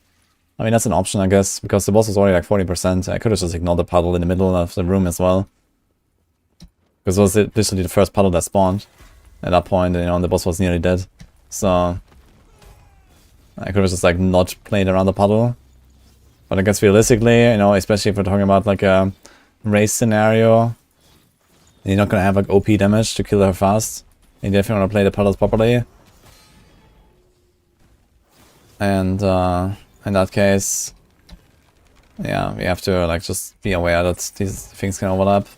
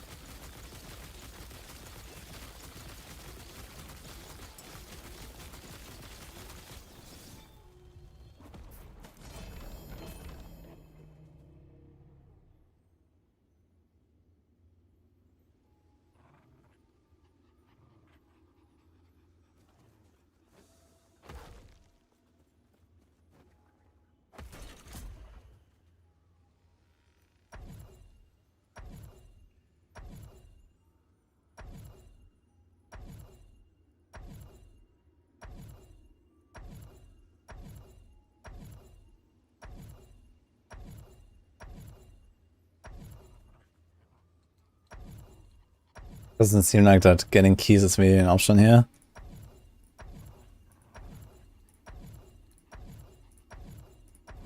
And maybe it's an option, but definitely not a common enough one. Okay, let's try to... We have no favor, right? Or 5k favor, I guess this won't really help us. We were in this one. Shouldn't be that hard to get like 2 keys or something. Maybe I could do a 1-man Jura run to do it properly. Oh, you have boss. Do we care about boss now? Can the boss drop keys? I don't know. Congrats, team.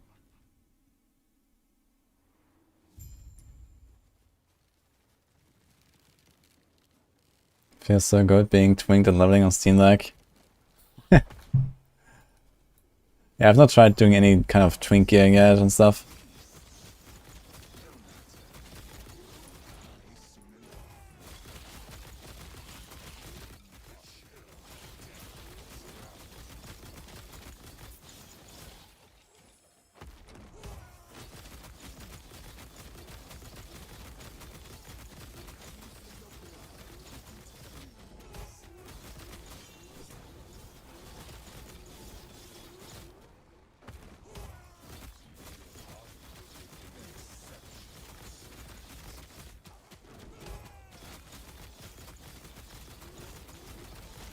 Did someone clip the rip by the way?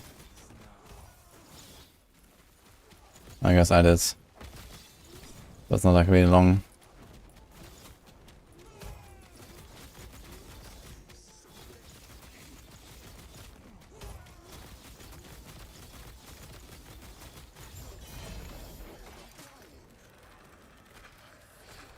Nice armor key. Easy clap.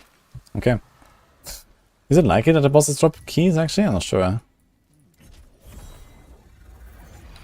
Okay, so we need just 2 Soulfire Bastion key now.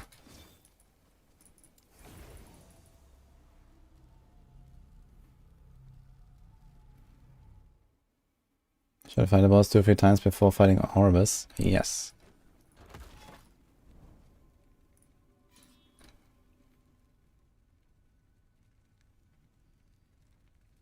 It's very cost reduction for Barbarian needed, or just now uses affix. It's not necessarily even useless, it can even be detrimental. If you're playing like a Banish Lord's Talisman build, for example. And together with like the typical Hoda, Banish Lords, Red Fury Ring combo, you know, you want to spend more Fury, not less. So... But in some cases, like for example Double Swing, it's really nice to have resource cost reduction because you always want to have your resources maxed for a Melody. And you only want to spam your core skill on boss fights, for example. So yeah. But yeah, in the current meta, like, you know, the game is too easy, there's nothing really that lives more than like 1 hit anyway or something. Outside of like Butcher and Malphas. So something like resources not really that required, and you also have Tibalts to refill resources.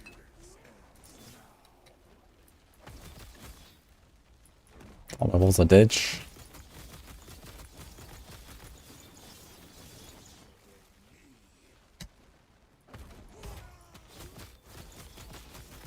I think reviving your minions wouldn't even be so bad if it was a bit faster and you're playing a range build. If it was like twice as fast. Oh! So far, dude, this guy actually drops a lot of keys. Oh, it works. Okay. We need only 1 more. Easy.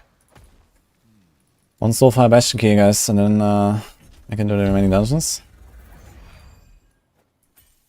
That worked pretty well. Let's hope we get it.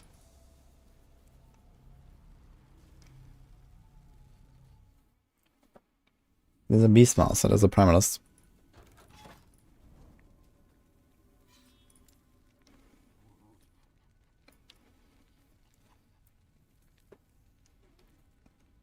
Yeah, you want to go for 2 to 3 gazes for fastest corruption. It consumes all of them. But you get less and less extra corruption the more gazes you have. So the first 2 are full value, +10. And then the third one is like +7. And the fourth one is like, I don't know, +5 or +4. It kind of goes down.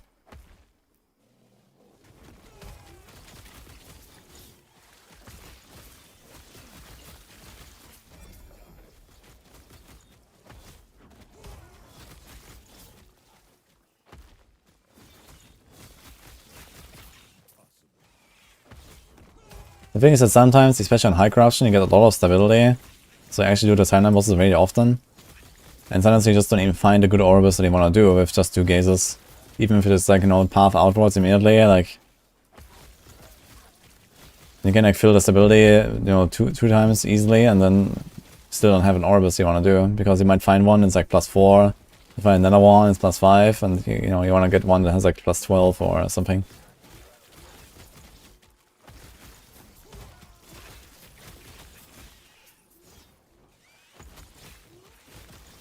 Trying to farm Louis' hunger.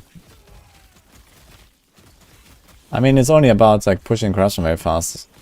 Like if you're strong enough to push the corruption fast, then yeah, you want to do 2 or 3 gazes and Orbis and repeat. And if you don't want to do the corruption very fast, then you don't do the timeline boss at all, potentially. You don't need something from them.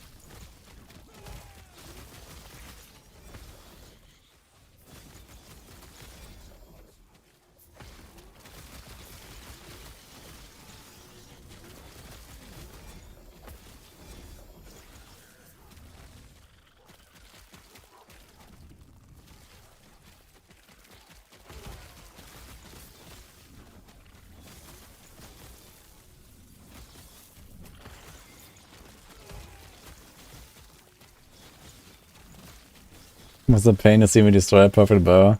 Yeah, I'm sure there must be some comments about it, because it was literally like perfect base for like a 10.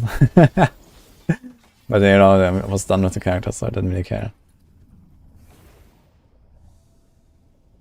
2 LP Spine of Malatros. Is that good?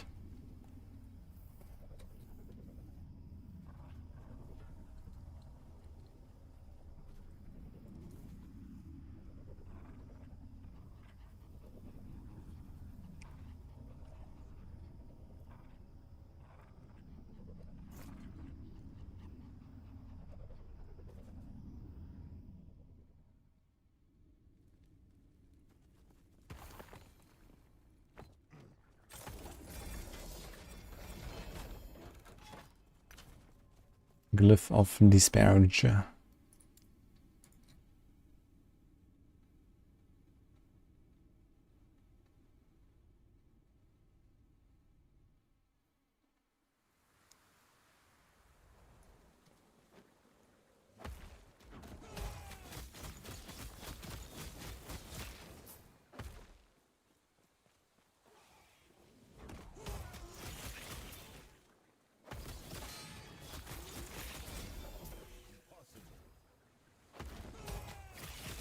Is high corruption not worth it? Yeah, it is worth it. If you can handle it, you always go up.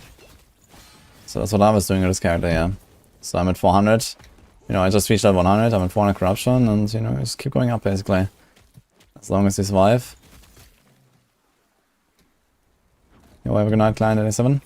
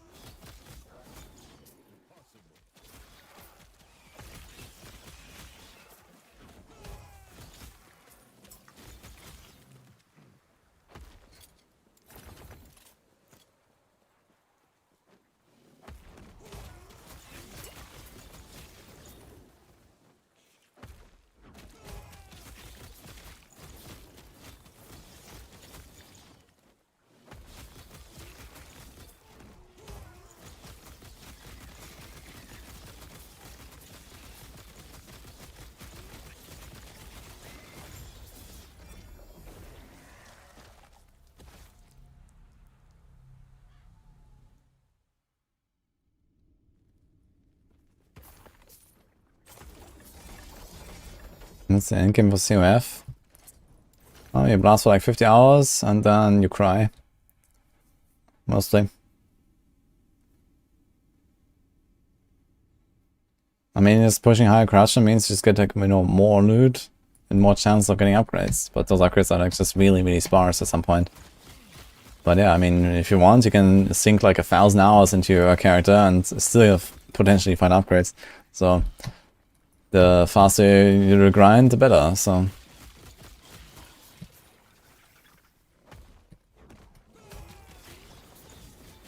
Hello, Vast PT, thank you.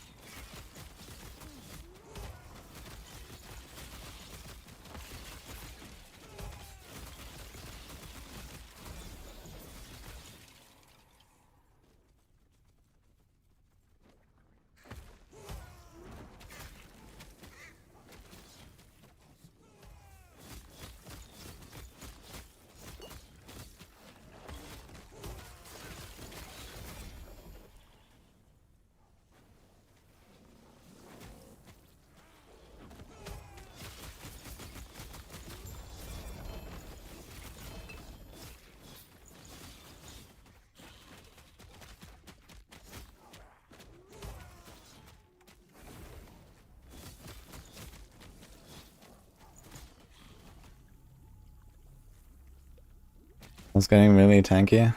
Yeah, I mean, it's like more and more toughness, but survivability of the monster is not really a big problem. Usually it's your own survivability that matters more in high corruptions. It's just that, yeah, this build is like, you know, alright, but doesn't have like crazy damage output, I'd say. You have better chance of higher LP and high corruption. Well, you find more loot, basically, or like more uniques, so you have, you know, more chances of getting LP. I'm not sure if there's like some extra modifier for more LP itself.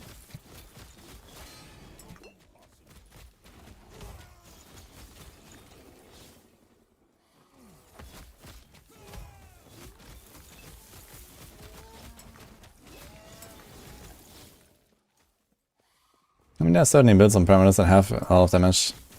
But the bigger issue is that just the new stuff is like really overtuned. Like Runemaster has been overtuned as hell, and it's still overtuned.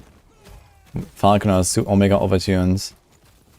Warlock is Omega overtuned. The Healing Hands is Omega overtuned. Like, you know, all the new stuff is just like power creep as fuck, basically.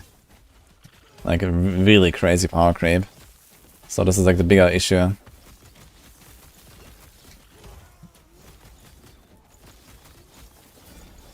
And a lot of people are playing these new things because they're new.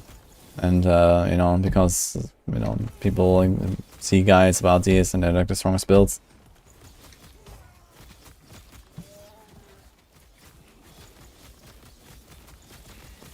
Yeah, the character already died on Jura like half an hour ago.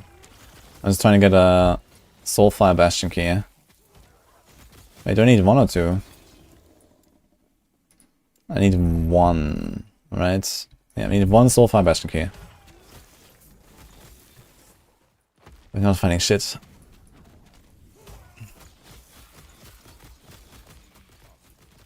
I guess worst case I can just make another hardcore character really quick and rip it right with a key.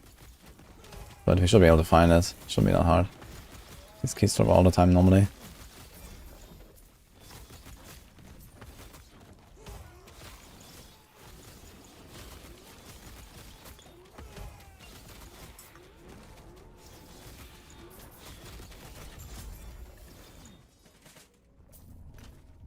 Is any trick to getting more keys? I could try Prophecy, I guess.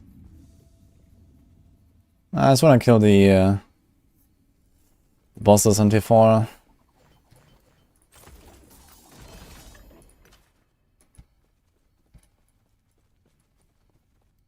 I have 10k favor, I can check.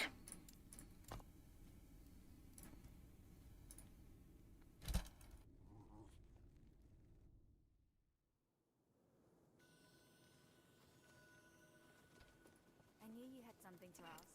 It would be my pleasure to satisfy your curiosity. Find keys. Let's go.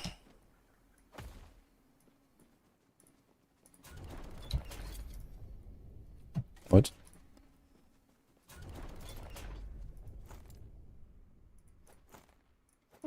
I like that it just doesn't show me the tooltip.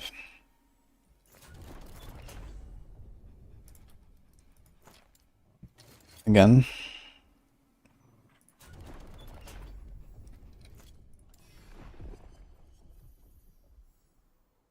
Arena key. Lightless armor key. We need Soulfire Bastion.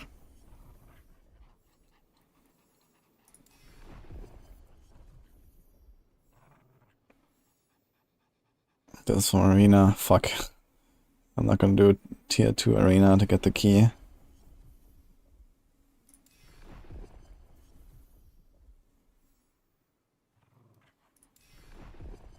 This Tempest Strike. Ooh, favor. Again, lightless armor. That's actually even the right boss and everything, but damn. Soulfire Bastion. It's all Soulfire Bastion, man, what? Oh wait, I need this. Yeah, Soulfire Bastion is what I want. Death of Boss. This means like any mini boss as well, right? So I need to kill 3 bosses, okay. Let's do it. I think it also counts mini bosses, right?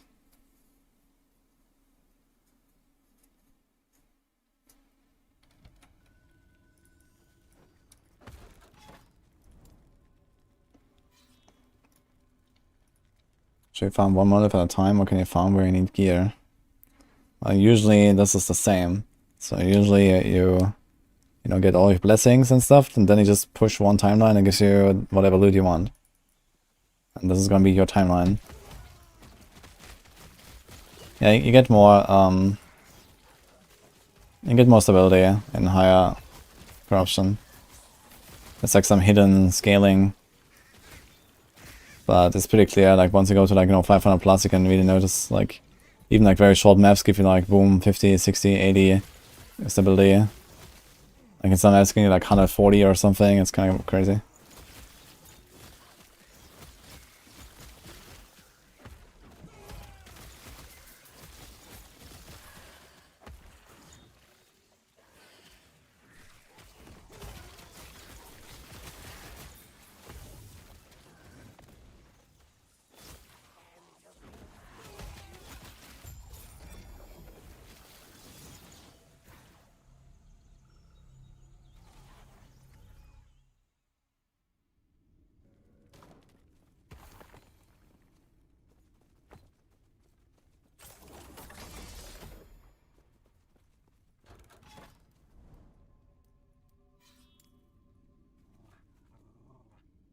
Your greater lens only apply to one telescope. Every lens only applies to the telescope that it's in. Doesn't matter. The greater lenses can only be, like, the only difference is they can be socketed into any of them.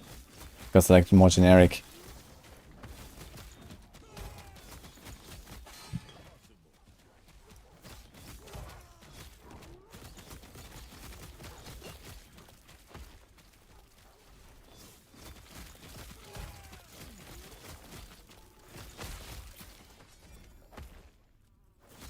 Ah, does this count as a boss? Let's see. It should work, right?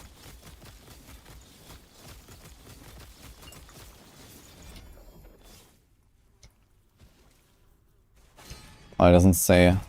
Does it count? Like, okay, what kind of boss do I have to kill for this? It says free boss. I'm not sure what boss. This was like a mini boss, but it didn't say prophecy progress.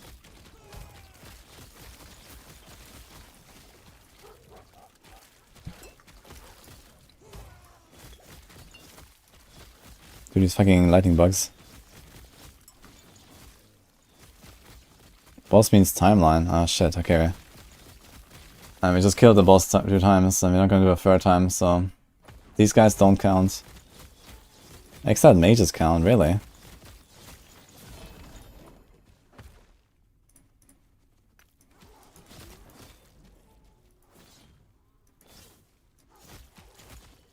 Yeah, these are named bosses, they're mini bosses here, but they don't seem to count. How do you found Twisted Heart? It's from the Reign of Dragons timeline. Okay, let's see, this is the 3rd guy, let's see if it works. Got a temple, Sangram key, F. So it didn't work. So that's like maybe something like the dragon would count or something. Like there's like these dragon bosses, for example, or like, you know, the campaign bosses.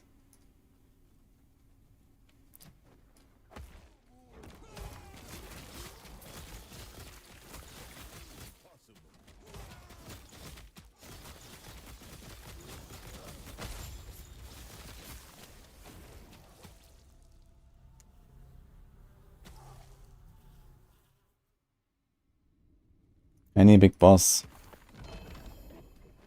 Okay, so Oribus, the Timeline bosses, and that's it. Nothing else.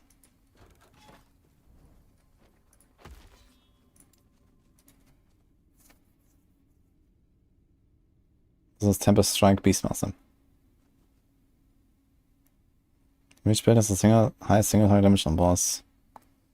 Probably something bugged on Warlock, if you ask me.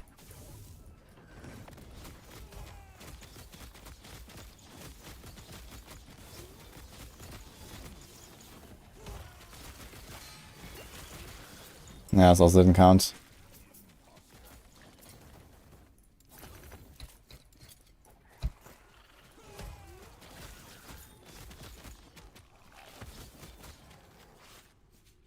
Rafflord.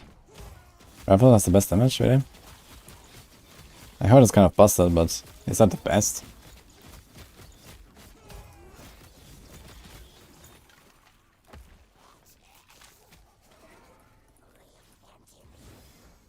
I thought that Warlock has like some infinite damage stuff going on.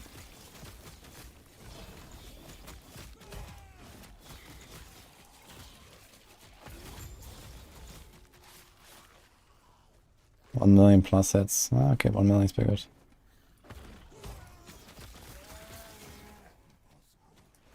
But if it does like 1 million hits, even if it does like relatively quickly, let's say once a second or so, that doesn't sound anywhere close to the best DPS in the game. How often does it attack? If it does like multi-hits and stuff, yeah, maybe. But I'm pretty sure there's builds that do probably dozens or hundreds of millions.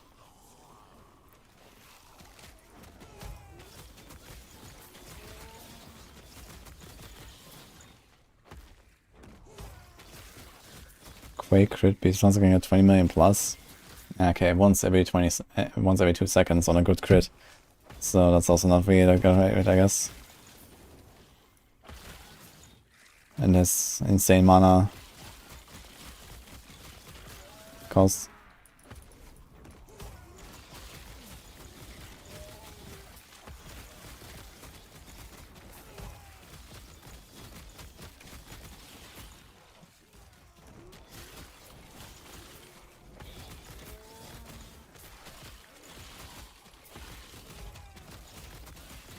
What should my Falconer do? Oh, I don't know. But definitely a few 100,000 DPS, I think. I mean, I killed like the timeline bosses in like, I don't know, 20 seconds or something on 1000 corruption.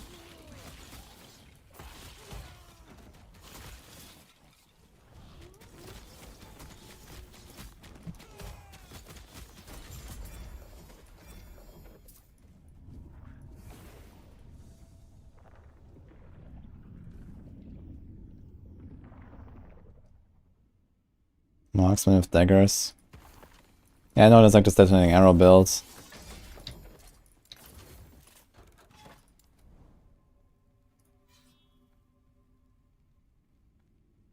I'm going to switch to Lola for his character. Yeah, that was the original idea at some point to try out, because I've never done like a ward build in this game. But I'm also not really too excited about it, and now this character is dead.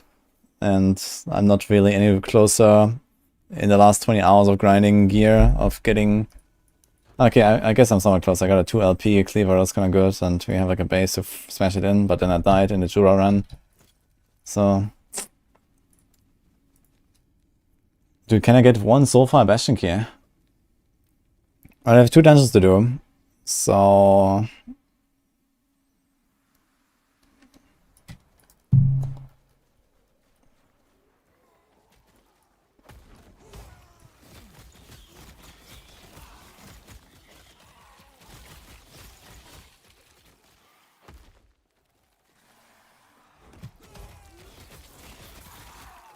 Sentinel is way better than attack speed melee build. I haven't tried Sentinel yet, but there's maybe some fun stuff to do. I want to try some Javelin stuff. I want to make a Javazon. There's like some unique spear that's kind of cool.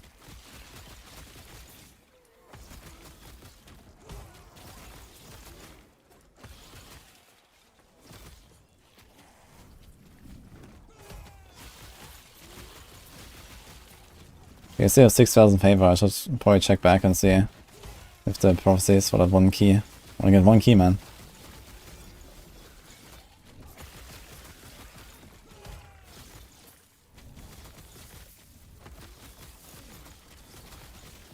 Storm Totem, any good? I've not heard about it.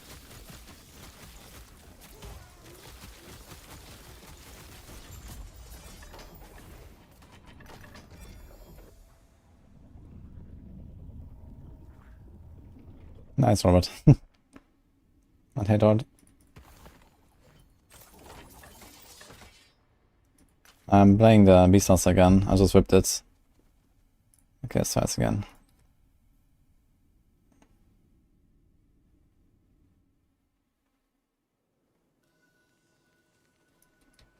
Did Khan copy me? Let's go.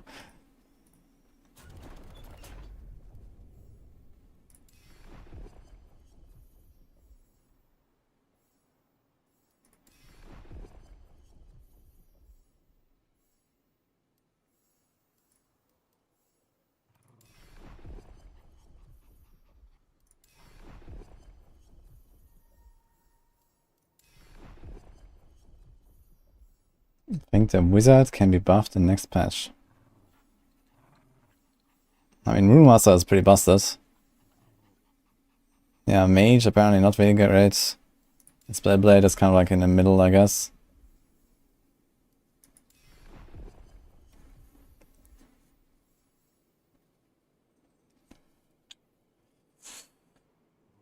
Does this work if I go tier 4?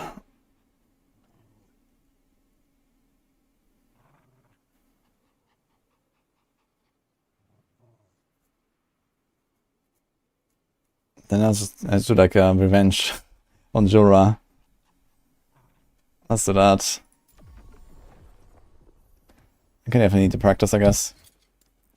Okay, first thing is we're gonna do the Soulfire Bastion, the third one, and then we have all the tier 4s unlocked. So we're gonna do a 1, 2, 3.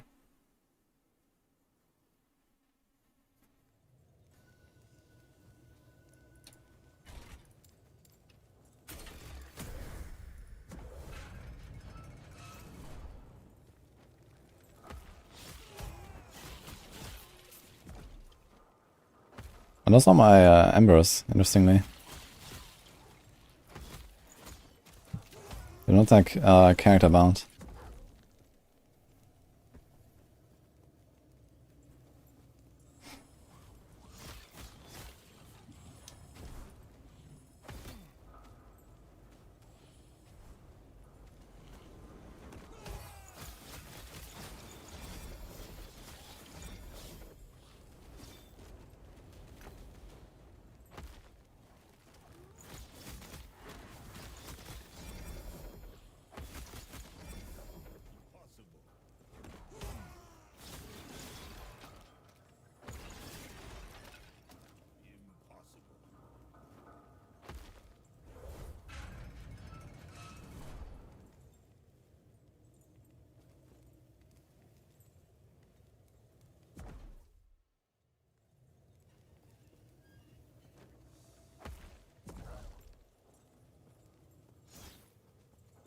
Then you start increase the numerical value of health affixes.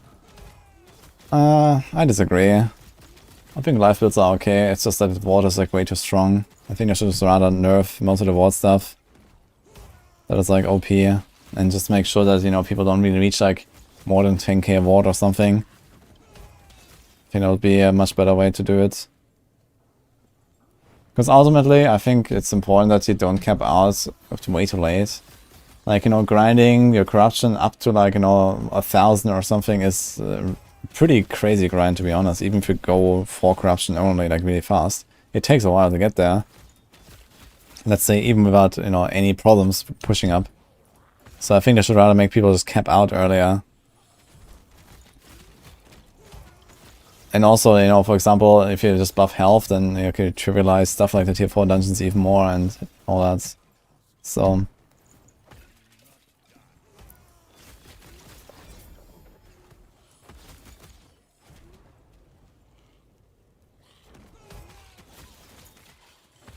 yeah, and the thing is that ward builds generally have like way less armor than like life builds, because you have to run like, you know, shitty bases and stuff. So I think having like around 10k ward would be kind of fair compared to like, you know, like a 4k life build. Yeah, 4k life, 72% armor. Like you're never gonna hit 72% armor with a ward build. So at least not like low life ward build at least.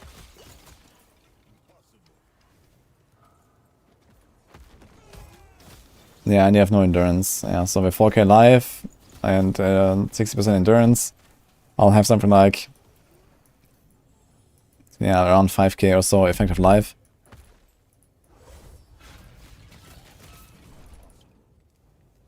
And way more armor. I don't think they should hard cap ward at 10k, but I think they should make sure that, you know, the decay maybe just like gets like really harsh or something, you know, over time to kind of like hit that around 10k mark on the high ward builds.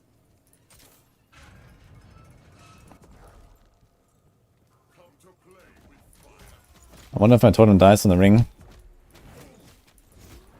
No, but he's beaming my totem, man.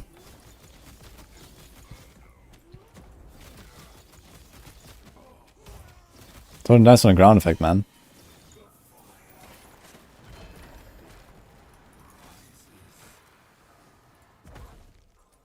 Okay, so now we can do tier 4, tier 4, tier 4, right? Let's do that. We start with Sanctum.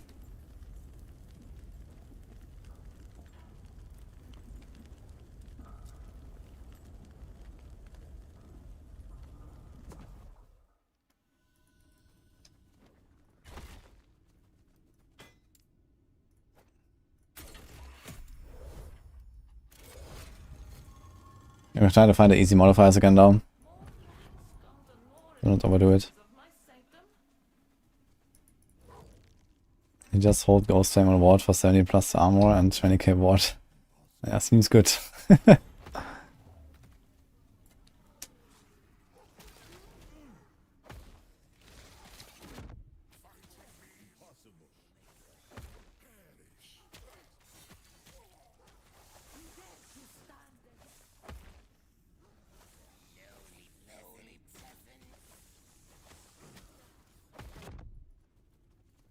Okay, 90 and 60.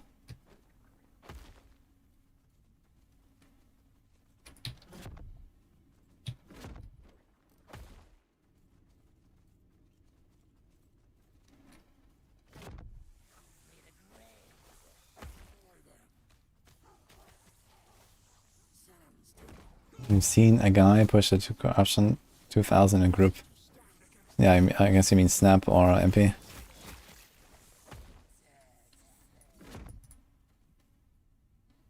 So this.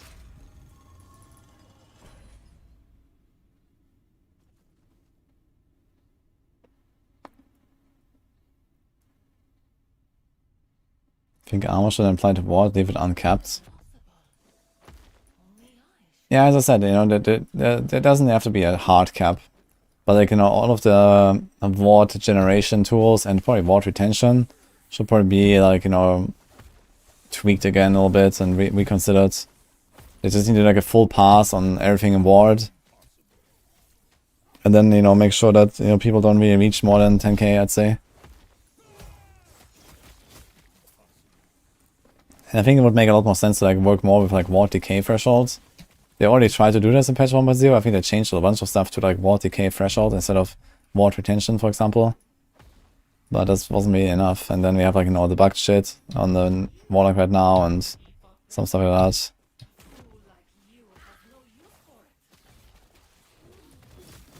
I died, yes. But we are taking revenge now.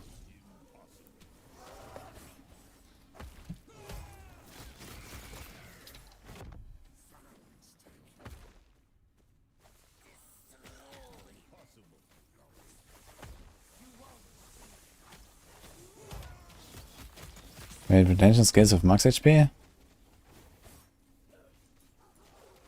No, it has nothing to do with max HP. Okay, 90 and 100, that seems easy enough.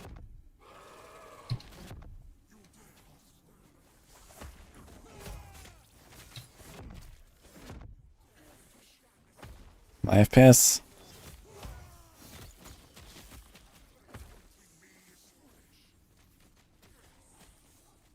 I went to 400 corruption. I could have definitely gone a bit higher. My goal was like maybe reach at least 500, you know, comfortably, and then I guess it would get kind of tough. And I'm not gonna push more now. I could do the corruption push as well, and like see when we will die in Monolith. But I don't think I really wanna do much more. Okay, we go back again.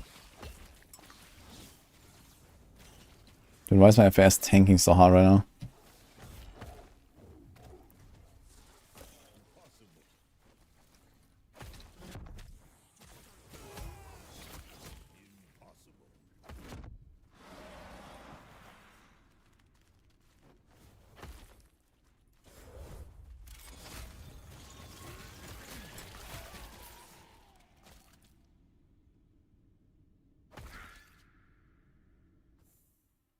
Maybe just buff life builds.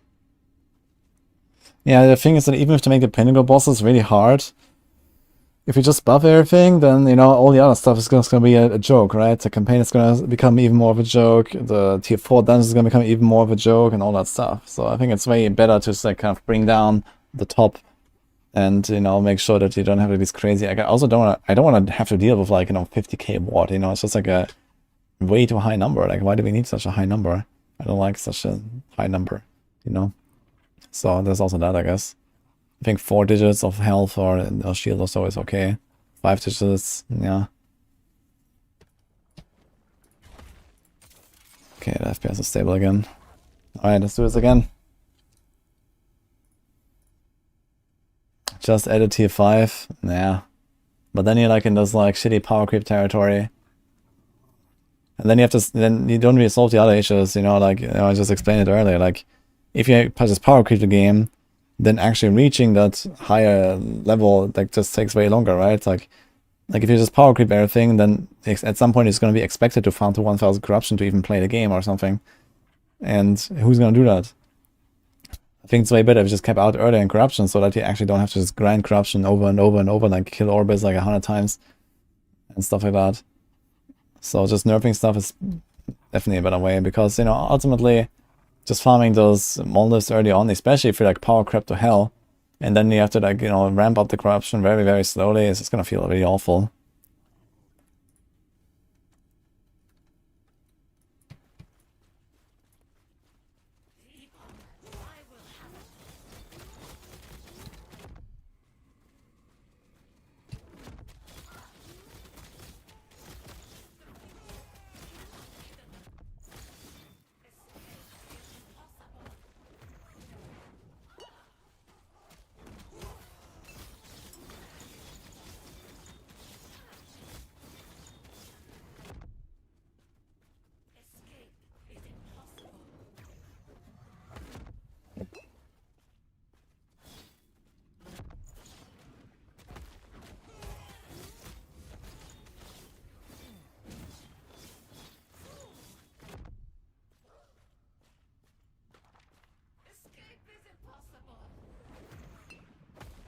Nice, Void Zone's actually hit hard, I gotta say. I've done really any damage to her, man. F. Get that wolf.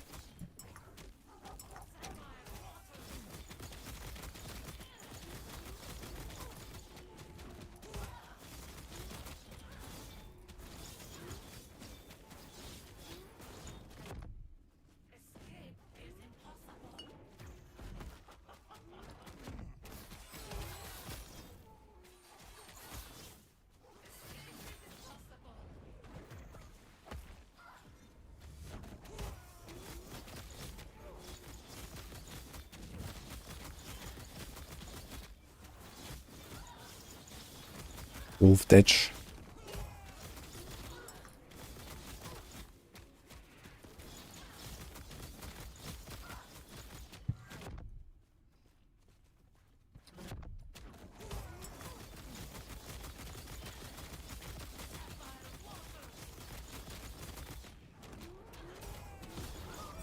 Okay.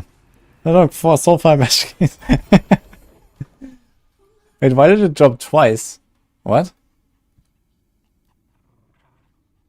Did you just drop 2 keys and the prophecy? I got 4 keys, even though I should have only gotten 2, I think. Okay, that was a nice fight actually, that was cool. Much more exciting than on the Falconer. Oh, we can still do this thing. Should we do it? Let's do it. So you're just trying to hit the 2 prefixes. I didn't craft the suffixes at all. So YOLO, I guess. Yeah, goodbye. Okay.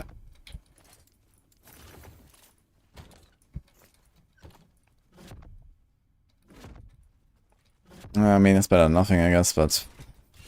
Did it hit at T7? It hit at T7. 3 health on melee hit. I'm not here. I'm not rank 10.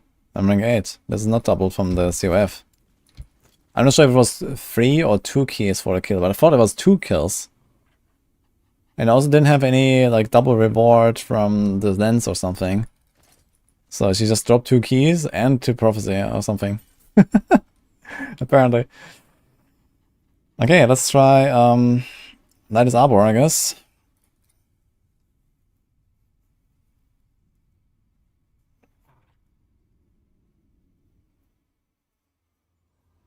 I knew you had it after you placed the first pool.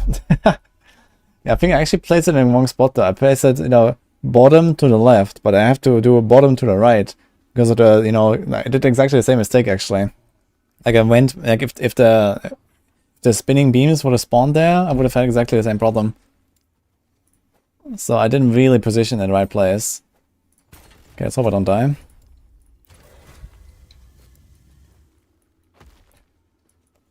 I'd really like to try to tank one of the slams. I think you can do it easily, right? You have 71% armor. I mean, okay, there's no chance we're not gonna survive the slam. I did it on Falconer even, with the same life, and I had like 50% armor on the Falconer. They have almost double the armor here. And suppose it's like full physical, right? Why do you deal with the pools at all? And because it's gonna clutter the entire arena if you don't deal with the pools. What do you mean? What is a pool skip?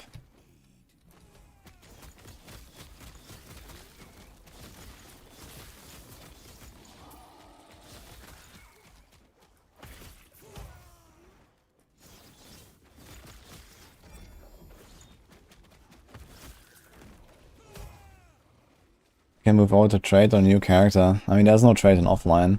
And there's also probably no trade in hardcore, really, even online. So if you want to play hardcore, you're gonna play COF. That's just life, I guess. I don't know, maybe at this point there is actually stuff listed. Is anyone playing hardcore trade, and how's it going?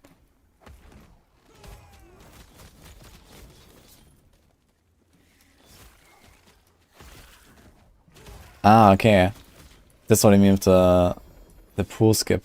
Yeah, but the thing is that, okay, when she does the time bomb, like the clock, it's that's not a problem. Like she doesn't follow me. She waits for like 3 seconds. So you have time. That's not a problem.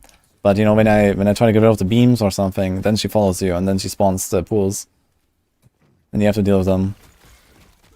I just kind of missed the opportunity now to test what happens when I switch back while the pool is following me. But I think the pool just follows you anyway, right? Okay, it's 190.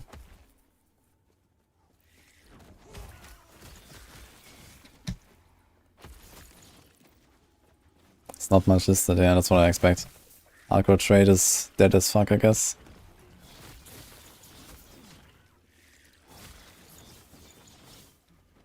Just stand still and smash through the whole time, you get no pulls. Yeah, but it can't just stand still, like she still does she still throws abilities at you and you have to dodge them, like the cleave, the void ball and all that stuff. Dude, how far down is this door? What the hell? It goes really far. This is 110 and 90, so I guess you go out to the other door.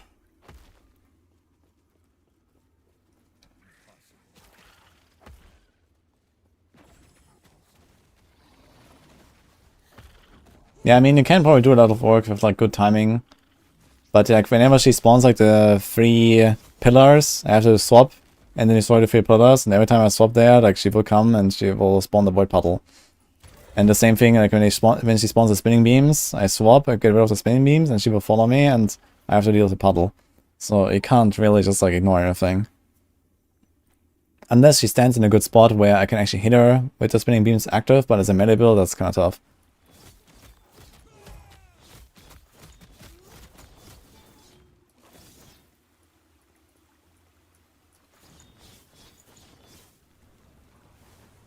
Like the clock is not a problem, like at all. The clock is the easiest thing in the entire fight. Even if we try to time it a little bit. That's not a problem at all. I just, you know, like to play it a bit safe and wait another second or so, but like, you know, I came back and she didn't follow me anyway through the clock. So oh, prophecy. Oh shit. Forgot about these. I think I will try Druid someday. I will, yeah.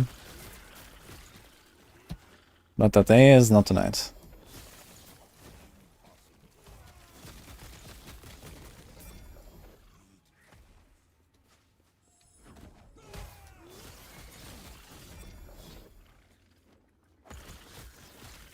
Yeah, I mean, I haven't really fought Jorah that much, so I guess you can definitely, like, you know, optimize your movement in the fight a lot.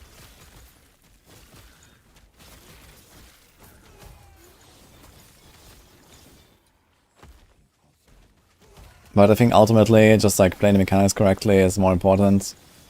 Because, you know, if you try to do like these little things, like only sidestepping or so, then you might do a mistake and you die.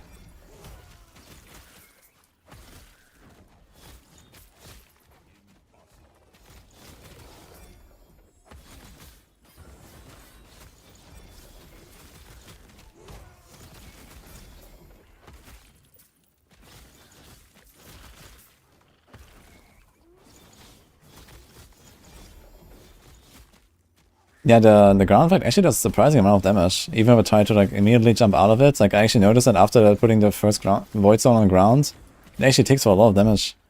So I just like immediately jump away from it, and that works.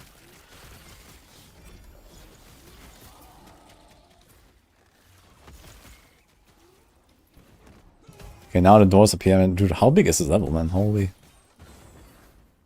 And I'm in exactly the wrong side, of course. Cleaver solution.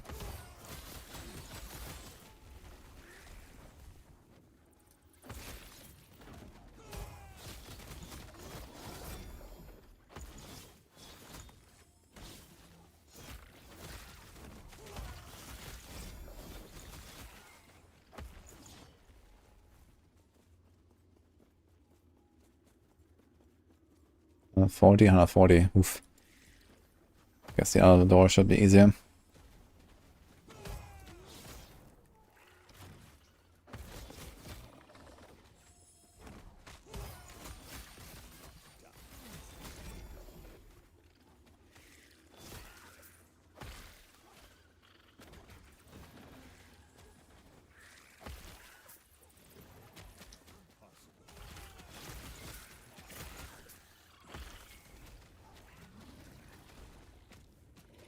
Currently CRF is pointless, do trade.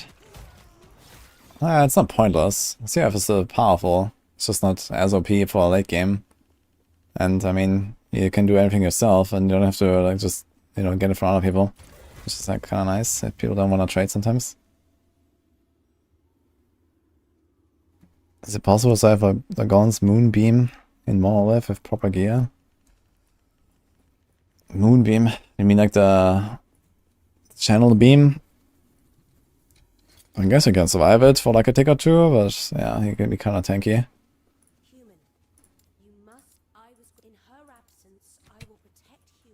Okay, what do you guys say? How are we gonna do it? Let's do it.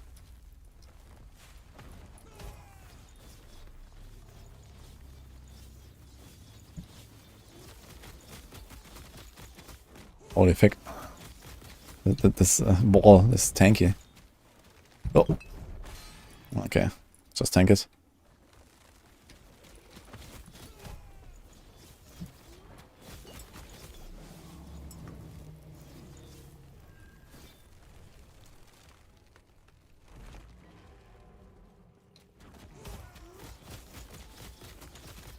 So it's much better here when I have my companions ready. I guess I could start before engaging for my companion cooldown. Because I walked in here and I didn't have my companions ready.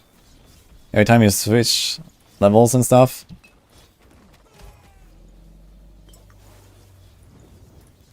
Okay, first one is pretty easy.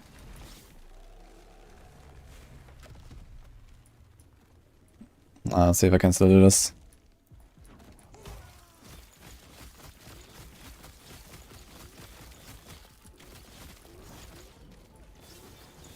Dude, it still hit me here. What? I was staying right in the middle, but not in the wall. You have to go exactly to the wall, it seems.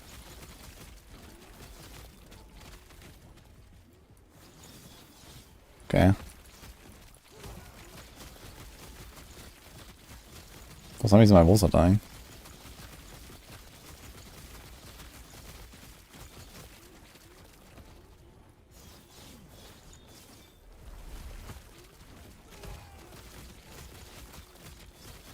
Does the cleave much of me? Not sure.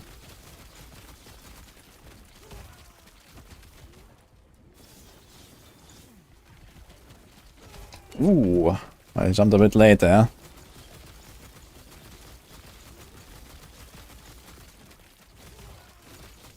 Okay. That was a mistake, but okay, we lived. Okay, it was tier 4. Kinda sketched out, that was not a clean fight. Okay, we've done this. Let's try the Lich. We don't get anything here, right? So, yeah.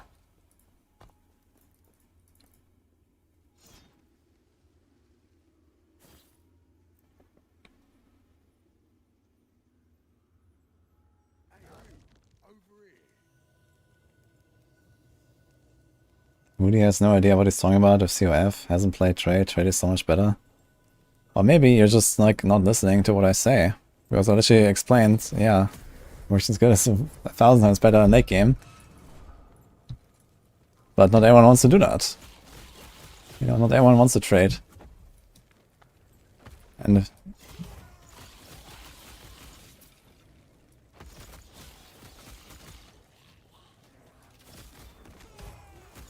it's obvious that Merchant's Guild is gonna be better late game.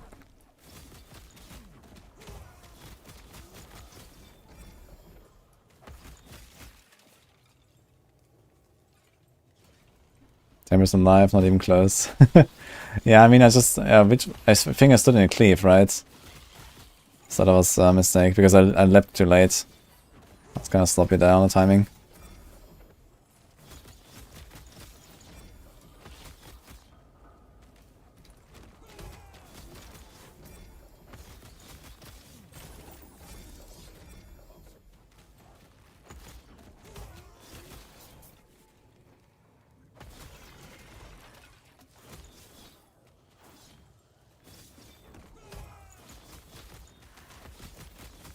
You would max every character in 2 days with MG.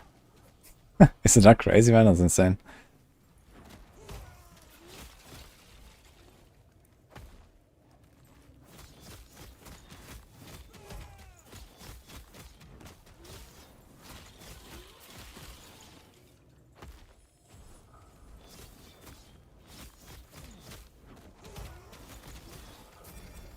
Does Howl and Fancy Tone do the same thing? No, they're separate buffs. Howl gives you like 25% damage multiplier and then like another 10% from the skill point and then 10% attack speed. And the Frenzy Totem gives you a Frenzy, which is like I think a 20% attack speed buff. And it also gives me 250% crit chance increased because I have 5 wolves or 5 points in the wolf thing. Do you go for Elf and Heavy Idol? Basically, yeah. Elf Idols are pretty powerful.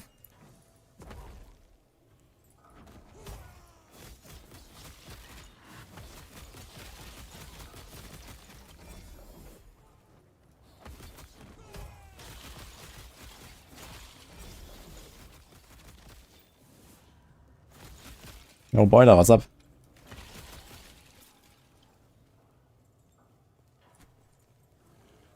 You get free LP Exsanguinate for 1 million.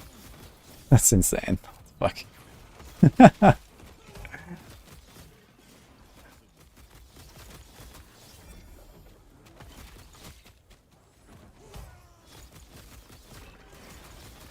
I mean, if large enough player base, MG is definitely crazy.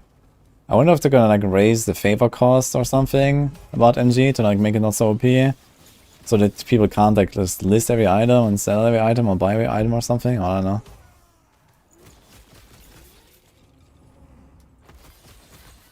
Wait, who pays the favor cost? The buyer, right? Can everyone just list everything?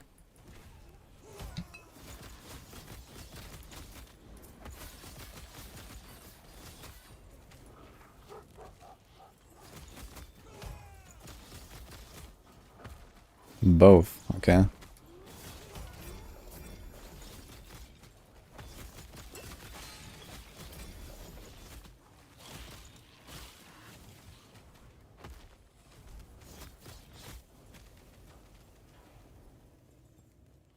Hundred and hundreds. Let's see what else.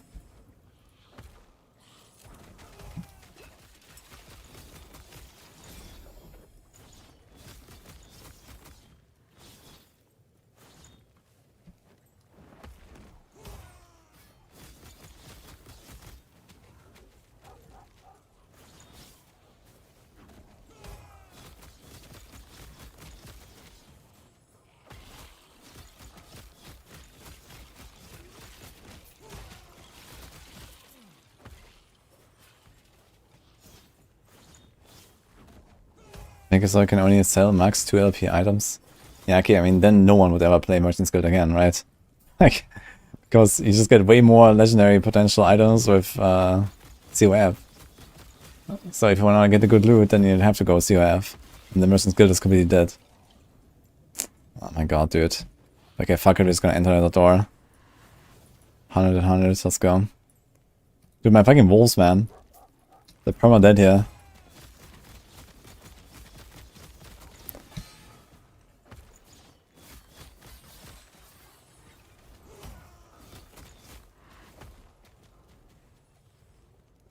Ah, the other door's down there, actually. It shows. Okay. Apparently, if you spend long enough in a level, it just shows you where the door is after a while. After like 3 minutes or something. So let's check the other door.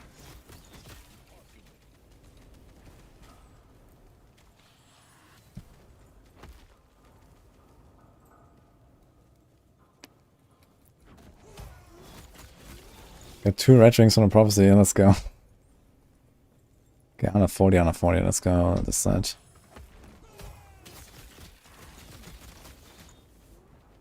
So you have 380 total.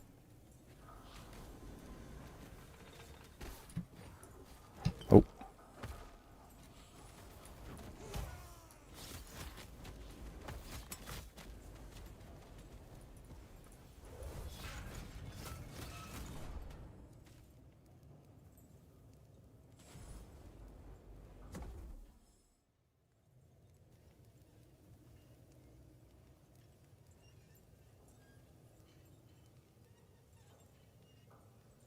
NG is super inflated because of bugged Warlock build, farming 2k corruption. With monitor off and missing up prices. Doesn't really affect the market all that much though. Like if some people farm like 2k corruption instead of 1k corruption, yeah, they get like, I don't know what, you know, maybe 60% more loot or something, but how many people are actually doing that? I don't think this is really like so impactful there. It's not like, you know, like the range of, you know, loot acquisition between like, you know, shit builds and good builds is like not really large, you know. A good build gets maybe like double, triple, quadruple the loot of a bad build or something. So it's not like PoE where it does like, you know, a 1000 times difference or something.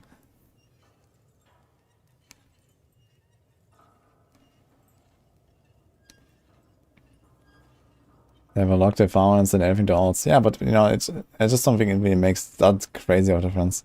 And you might be overestimating how many people do that strat.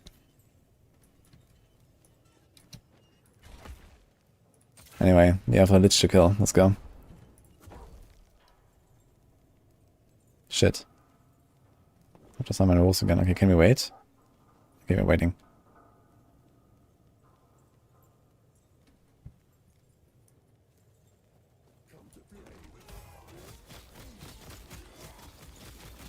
Dude, he has like no HP.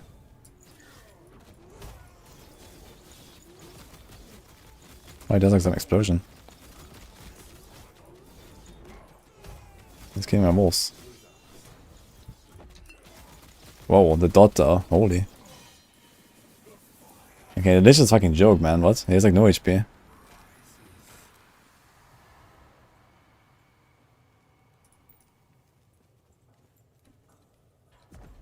Okay, so we did the dungeons, apparently.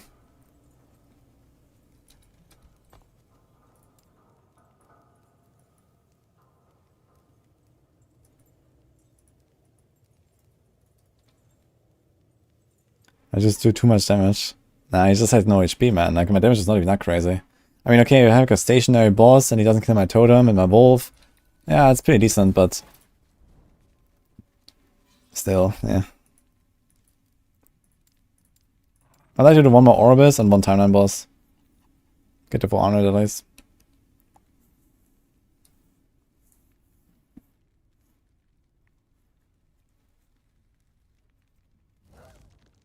NG defeats the purpose of the whole game. Yeah, I mean, the only thing I really care about in this game in the future is probably gonna be like the season start races. And, you know, World First, 100 and all that. So MG is not an option for that anyway.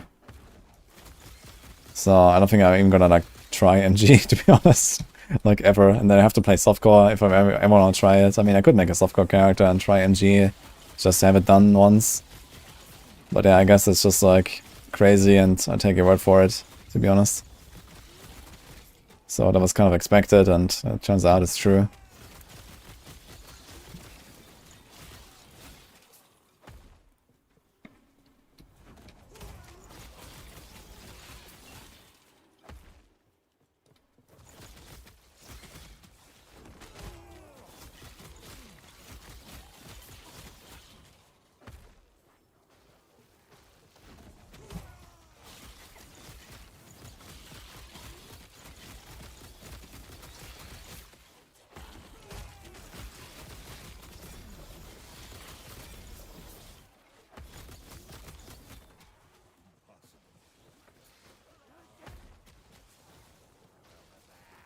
Any new game I'm looking forward to? Yeah, I mean, the number one thing is definitely the PoE beta in June. And I guess number two would be Elden Ring DLC, but I mean, I'm just gonna play that once and that's it, I guess. So it's like a variety game. There's also No Rest for the Wicked that comes out next month, but it will be terrible timing. I think it's like 2 days after the D4 season or something. So I would have to like play that later. But this definitely looks really exciting. I didn't get to play it though, so far. Static Orb. My opinion is, I don't even know what it is.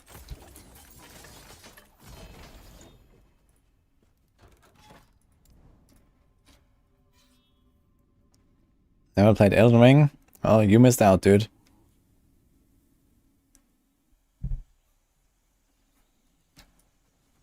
It'll be done after 2 days of Season 4. Nah, no way. I mean, of course I'm gonna blast the PTR really hard and, you know, I'm gonna try as much as I can there, but we don't know how long the PTR will last. We don't know if you're gonna see everything on the PTR. And, you know, even then, like, you know, just grinding out, like, the highest items and all that stuff will take way longer than 2 days. You know? Like, at a very minimum, I have to do, like, the Druid grind again, get the Ubers again, all that stuff, and I guess that's even, like, full blasting, that's, like, probably, like, a week or so. And then, you know, what else we're gonna do with the items in Season 4. So I expect that you're kind of, like, naturally also grinding your best loot in the meantime. You're gonna try, like, the new systems. I'm gonna make my gauntlet builds.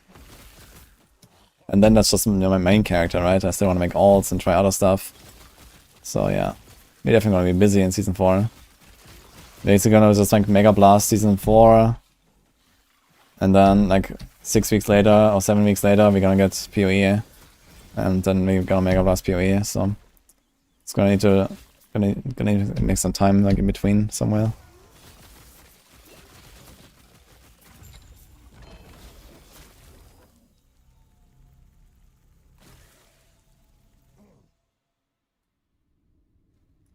Elden Ring.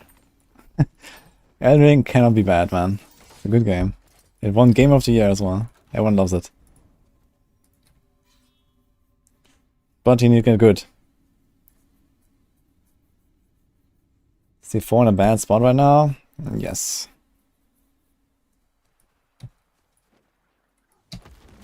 But only for like 2 weeks longer or so. Copium.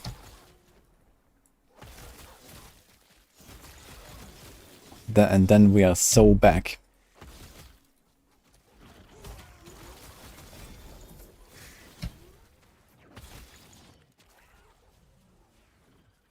I think they dare to bring back Druid grind a third time.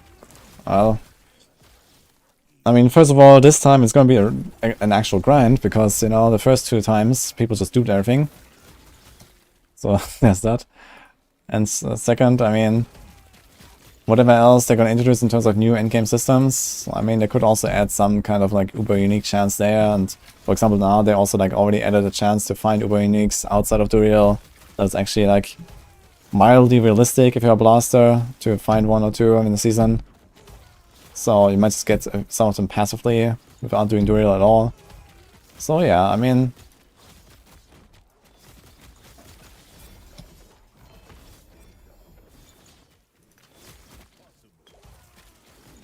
I think the general concept of duel grind is not so bad. It's just that everything leading out to duel is just shit. Like, you know, Helltide is boring, Whispers are boring, nothing challenges you, duel gets one shot. Like, you know, the whole, like, you know, grind duel mats and kill a boss, and then it would, you know, eventually have like a duel summon, and then you do that. Yeah, if all that stuff was actually like, you know, with like 20 less rough edges, and you don't have to do like 4-man necessarily, and Helltide is actually cool, like Blood Harvest, then I would say, yeah, I mean, why not, right? It's just that the grind is just so mega boring after you've grinded like 100 Varshans and Kriegars. And then Duriel just gets one-tapped.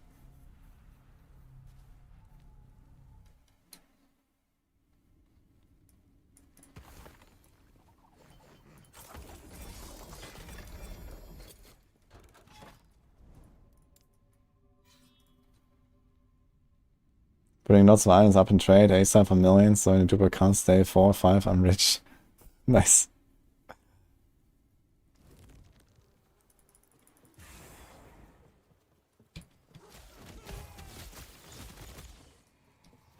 Yeah, I mean, you know, like next season, for example, they can also bring back Malphas, right? You can have like Malphas summon, and then Malphas could drop some of those Ubers as well, and, you know, maybe they're actually gonna make this tier 5, the world tier, and then maybe all of the bosses have like a chance for Ubers. Or like, you know, this Uber drops on this boss, this Uber drops on that boss, so you can like target them. So there will be like many ways to solve this. Or you make like a, you know, just a tier 5 version of all of the bosses that have a higher chance or whatever. And then, you know, whatever else, like AOZ coming back, maybe give AOZ like a, you know, 1 in 100 chance when you complete the run to drop an Uber. Like, there's so many things I can do.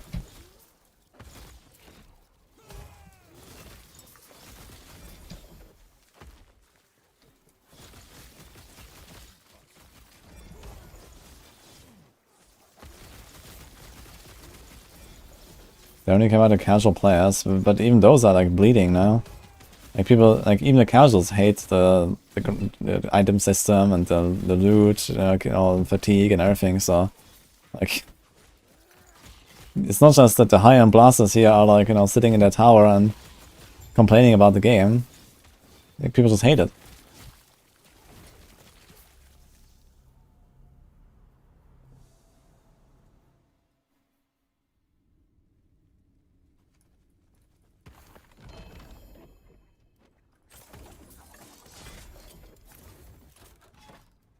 Okay, there's I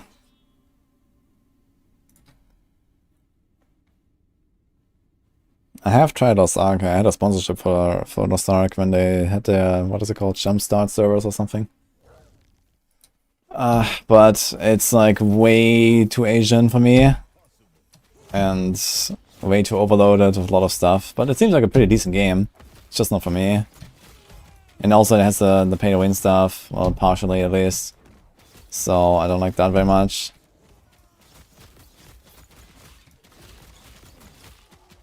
I mean, like, all of the high-end stuff is like not pay-to-win as far as I know. So like the highest rates and the PvP apparently is not pay-to-win, right? So that's fine. In that case, the game is generally not really pay to win, you know. As long as the high end is not pay to win, I guess you can't really consider it much pay to win. So that's okay. As long as the, you know, the top end is like uncompromised. But yeah, either way, like, you know, I didn't really like the systems too much. But yeah, I can see why a lot of people play it actually. It's just like too much MMO and too little ARPG for me. Which is funny because I like WoW a lot. But, I don't know, WoW just feels more natural and better, and that's like an actual, like, real MMO, like, experience, I feel. Yo, there's like an insane battle. Do we need lightning? We don't need lightning at all.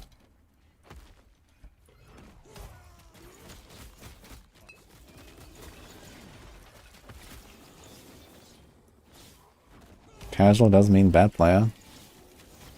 I mean, generally it does, I guess, but it doesn't have to. You're right. I'm not sure if I said anything about that.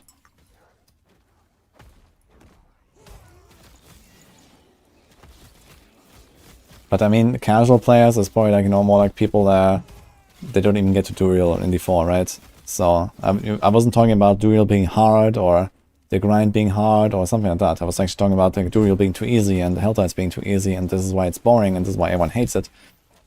But, you know, like a casual player that quits the season at level 80, you know, is obviously not concerned with any of this. So they're just gonna level up the character, go to World Tier 4, blast a few dungeons, and then they quit. And if this is like, you know, your casual player experience, then, well, nothing matters. So all the stuff that we're talking about is like a moot point. But yeah, for like, you know, people like maybe a bit beyond that, actually getting to level 100 and actually thinking about, maybe I want to try to get Uber or two, and then you have to do like this whole Duel thing, and then, yeah, I mean, people like very quickly not like that, right? Is Orbis considered an undead enemy for the purpose of this modifier? I don't know. But I guess the Frostages.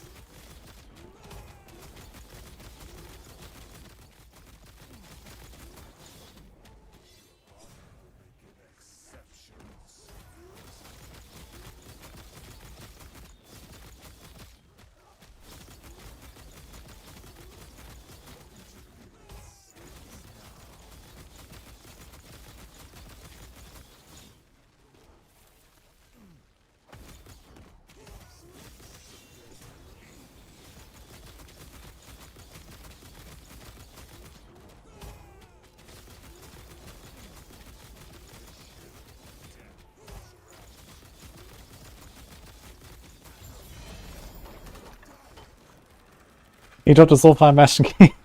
Fuck. Okay.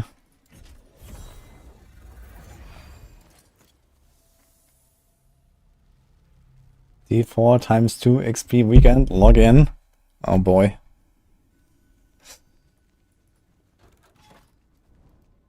Okay, let's do Orbis. That's the only last thing I don't do with this character. I think we're done with this character then.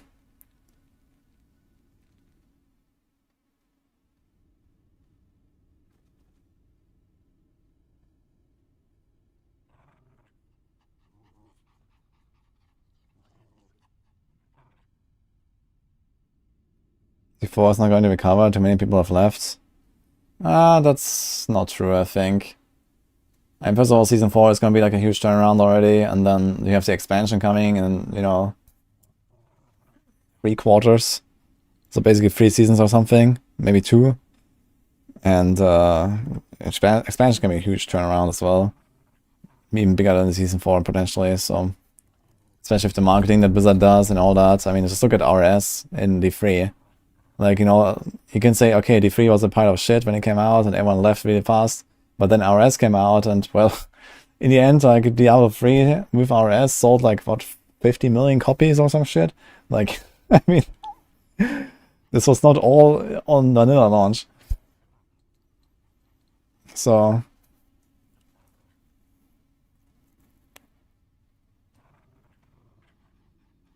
pardon.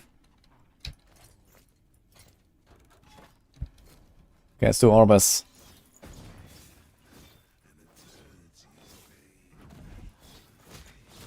The expansion is gonna cost more than AAA game releases, says the random Twitch chatter in chat. Has it on good authority because his uncle's nephew works at Blizzard. Oh wait.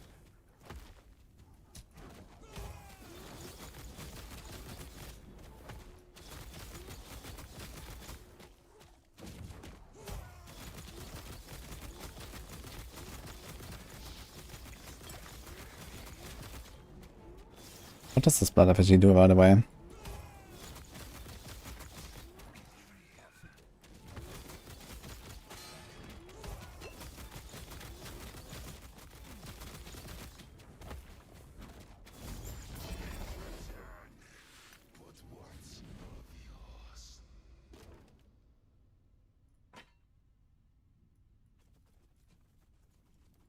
Okay.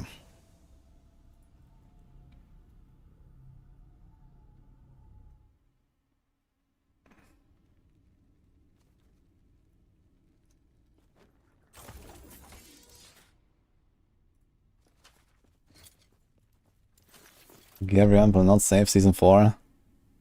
Then what will?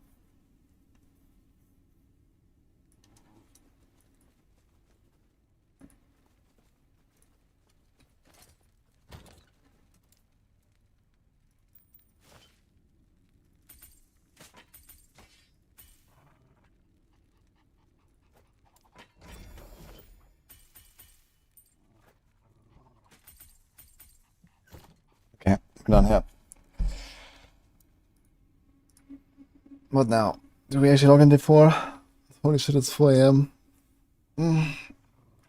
Maybe I'm gonna do a few runs or something on my barb. Actually.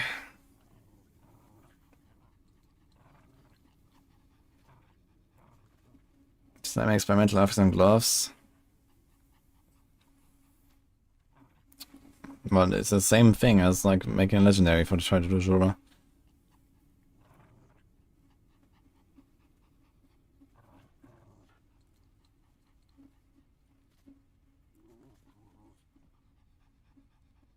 What did RS cost on release? 30 bucks, really? That's actually kind of low. Like, I know the Diablo 3 was 60 bucks when it came out. And that was like, you know, relatively high price. 94 is actually cheaper than Diablo 3 back then. With 70 bucks. 10 years later, or 11 years later. It's actually cheaper.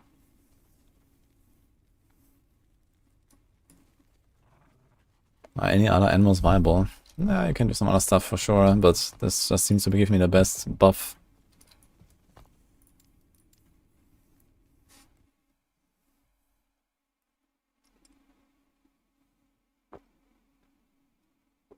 Gary Van Build Diversity, unlimited stash tabs. I don't think that this is really what will save D4. I mean, stash is already gonna massively improve next season because the aspect changes in the codex. So we're gonna have like basically roughly double the stash tabs or so available, which is kind of nice.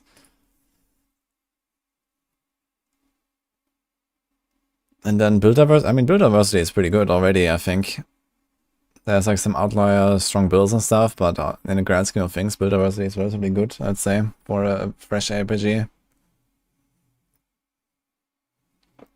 Yeah, I think you need like more like, you know, high-end stuff and, you know, more like chase and more excitement when you actually find good stuff and craft items.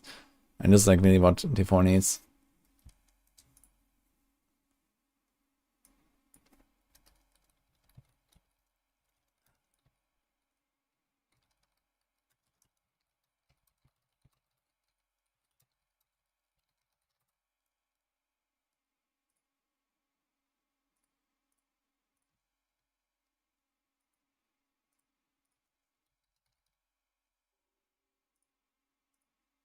Okay, switching my title and stuff.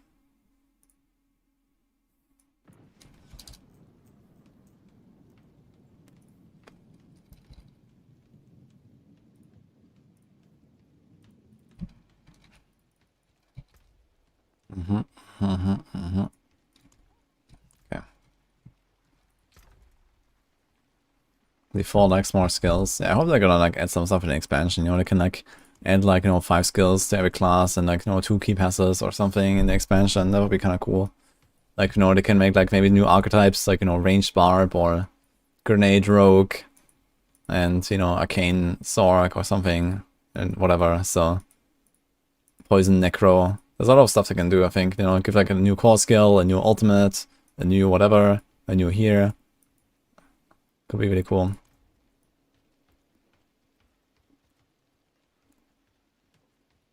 That's a glass of straight vodka, yeah. That's what I drink every day on stream.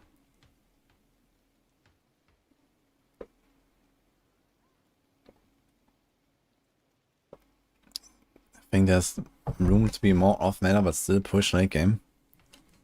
Yeah, Diablo 4, like you can make pretty much anything work. The ceiling of content and difficulty is relatively low.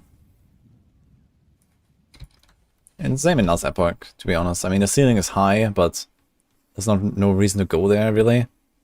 So in Null's Epoch you can also make like any crazy stuff work if you want, and just get through the game and, you know, farm monoliths. Just a bit slower.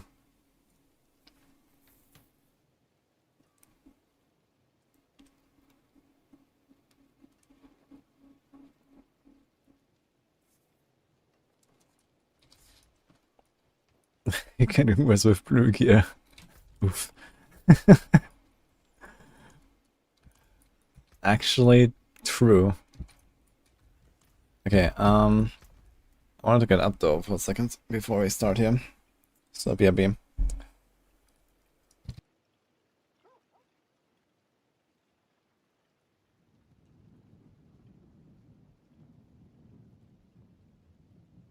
Gonna be like 3 minutes.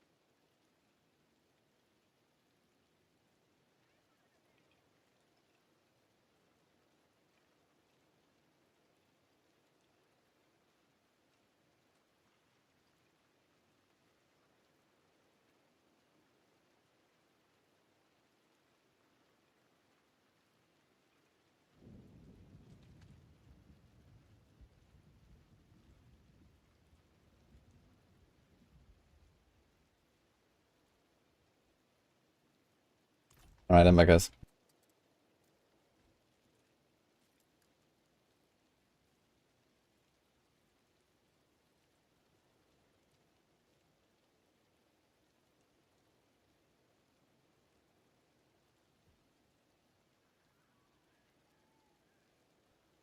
Right.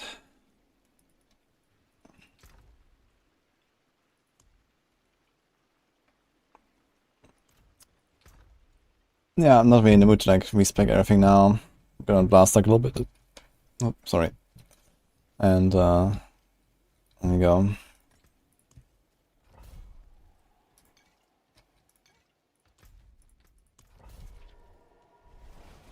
Hello, Nuku.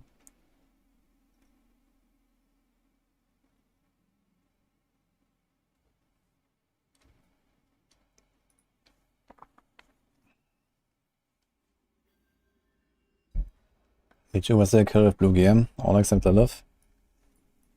Yeah, I could have done Lilith with slightly better gear and some more attempts. But yeah, I would have to play like very well, and it was kind of close with my DPS and my survivability, so I just didn't have exactly the items I wanted. Because it's very hard to get good blue gear, it turns out. But yeah, I've done Duriel. Duriel was like a nice achievement for sure. And I've cleared, I think, a tier 89 or something. And then I ripped in a tier 100 run. This was all without cheat death as well, so...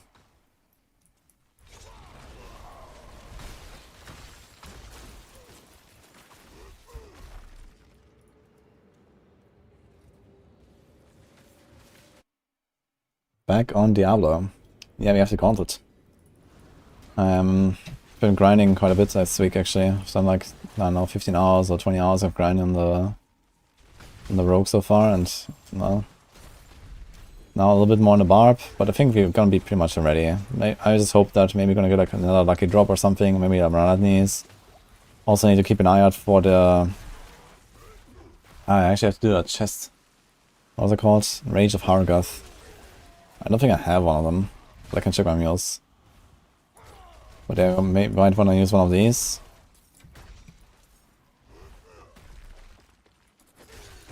Steam charts are D4 and PoE. I mean, like Steam chart... Wait, when did Steam launch for Diablo 4?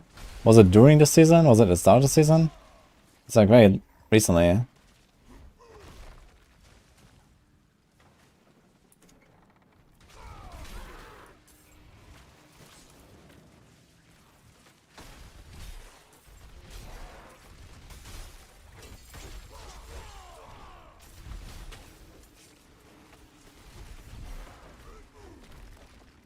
Was it the start of the season? Yeah, I wouldn't even expect like, you know, like a huge surge in like, you know, new players from Steam. If anything, it's gonna be like from the Xbox Game Pass. So this is a huge thing, I guess, where a lot of people will probably start playing Diablo 4 and get the game, or just be in the community assembly and stuff. So, but yeah, most people already have the game, right? It has sold like, I don't know what, like 12 million copies or something.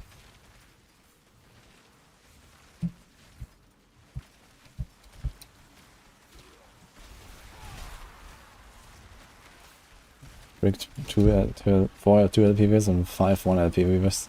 F.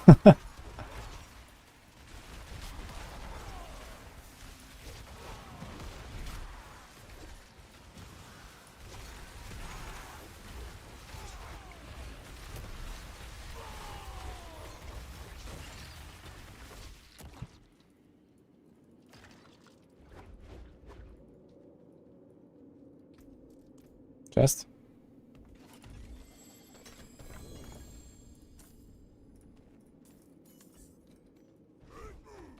And the thing is that with last Epoch, you know, people are gonna start to notice all of the drawbacks the game has more and more as well very soon. And I hear that, like, you know, I hear the voices like in chat every day louder. Like, you know, people are getting fed up with certain things, bugs, you know, a lot of problems, like they're getting fed up with the grind. I mean, that's totally expected, I guess, you know, it's been like 3 weeks now almost.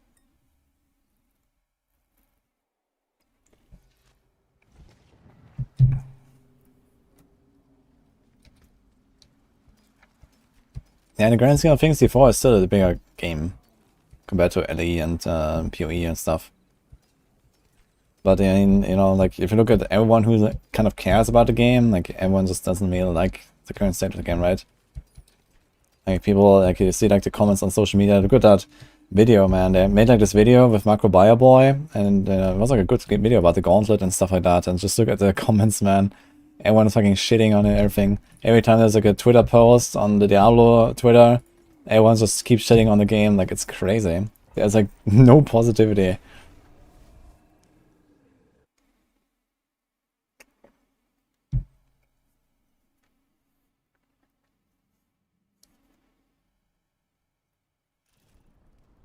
Love LA, but it's just boring me and it's bugged to all hell. Yeah, exactly. And this will just drive people away from LA, right? And okay, maybe they're gonna do some nice turnaround again in patch 1.1, but you know, that's gonna be like, you know, right before PoE 2. So yeah, I can like ride the hype wave a little bit in like early June or so. For like a new cycle release, maybe. You know, right after the hype wave from D4 is over. Before PoE 2 starts. And yeah, you know, they can try to like sneak in somewhere, but I think that last Epoch is probably gonna stay a relatively niche game long term. Not like, okay, not like super niche, like, but yeah, maximum number 3, I guess. It just has a lot of issues and it will take a long time to fix. And then they also still have to make new content.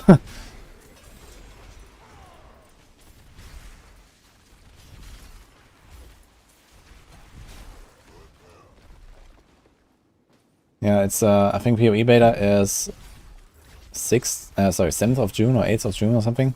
Early June. I mean, okay, not a lot of people will actually play that beta, so in the grand scheme of things, you know, there's not gonna be like a huge like you know, migration of players from one game to another because it's a closed beta. You have to buy your way in for $500. I mean, not everyone is gonna spend that, of course. But they might also just like, you know, send out invites to people and all that, right? So at least a good chunk of players are gonna play PoE.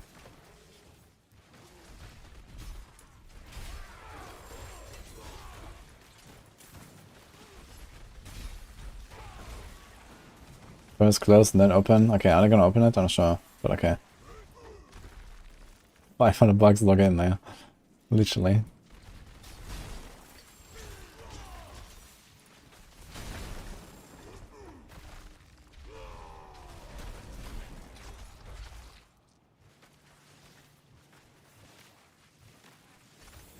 The good thing is so much stuff from D2 and D3 to begin with. And what I mean, Tiny Stash is from D2. The Mystic or Enchanting rerolling of items is from D3. Challengers from D3. Aren't you happy?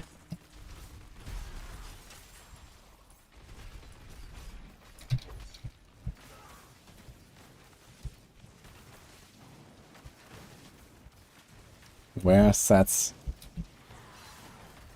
Yeah, I wouldn't be opposed to the idea of sets. Especially now that the game is already like, you know, a bit matured and stuff. I think it was a good move to not include sets whatsoever in the launch. Just to make sure that you get rid of that Diablo 3 stigma. But, you know, at this point, I think it would be okay to kind of like think about sets or something. Like, you know, D2 style sets or LE style sets. You know, like small sets with like distinct effects. But not like, you know, like game defining like in D3. Would be okay, I think.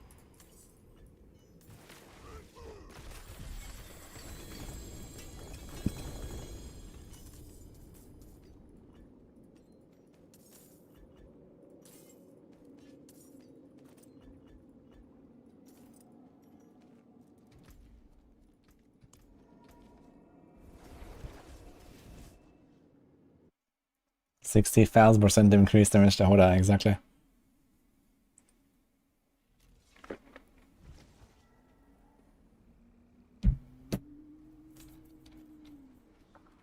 $500 to test someone's game for them. Well, I guess realistically it's not like the cost of the beta, it's more like, you know, they offer it to their fiercest supporters kind of thing, you know?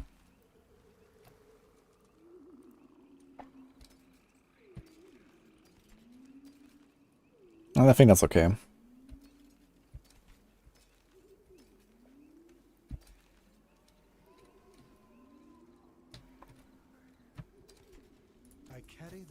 Still trying to get a better metamorphosis aspect, I guess.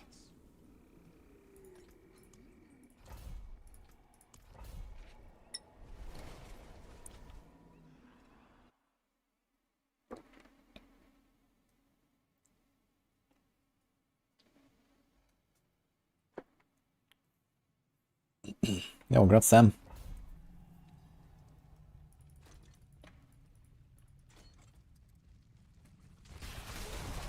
I think PvE2 is gonna eat the competitors. Yeah, I doubt it's gonna eat D4.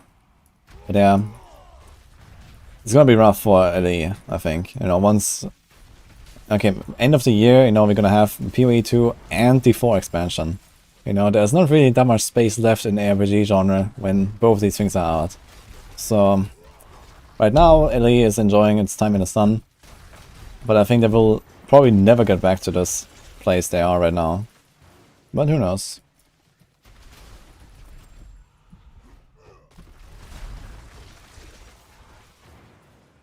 Yeah, I mean, you know, they've already had like a massive success with the launch, you know. Even if the numbers drop by like 80% from here on in like, you know, in future season launches or whatever, and there's like, you know, 50,000 concurrent, I mean, that's still a decent amount of number, a decent amount of players. As long as they kind of like have a bit of like long-term monetization, but even if they don't, you know, they've sold like, I don't know how many millions of copies? Probably at least 2, maybe 3, I don't know, I would expect. Reconnecting to Diablo 4, by the way, says there, okay. But either way, you know, like, just look at like how many copies they have sold and how much money that is. For like, you know, a small studio like them, like, that's a good amount of money.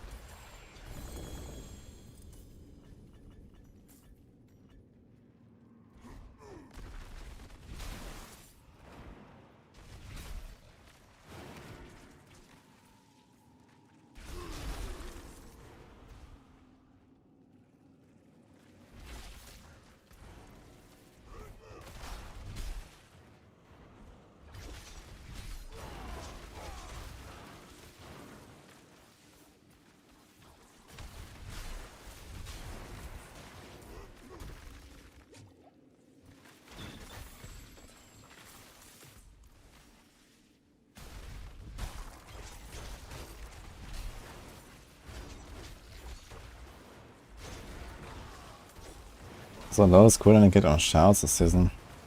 Oh, I've never been a big shout enjoyer, to be fair. You can't really reduce them that much anymore because they changed the martial glyph. It now reduces non-shout cooldowns by 4 seconds, not other shouts. So you only have the ring aspect that gives you minus 6 seconds. And then you can have 10, 20 cooldown. I'm not sure if extra ranks reduce the cooldown. No, right, they have 25 base cooldown, so minus 20%, like 20 seconds base cooldown-ish. And then minus 6, so like 14 seconds, I guess. Unless I'm missing something. I guess that's like Rage of Haragath. And then also the glyph, Disembowel glyph, allows you to reset your cooldowns when you kill bleeding enemies. And Rage of Haragath chest allows you to reduce your cooldowns when you inflict bleeding on enemies. Which I think does not work with Berserk Gripping aspect though.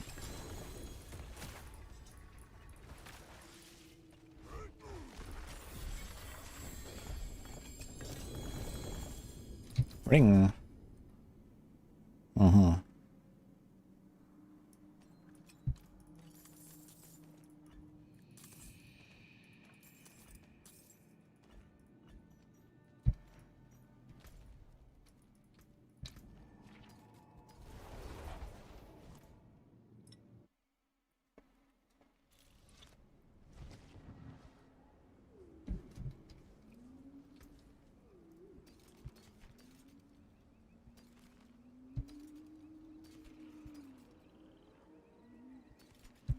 I really wonder how the long-term monetization will go for Last Epoch.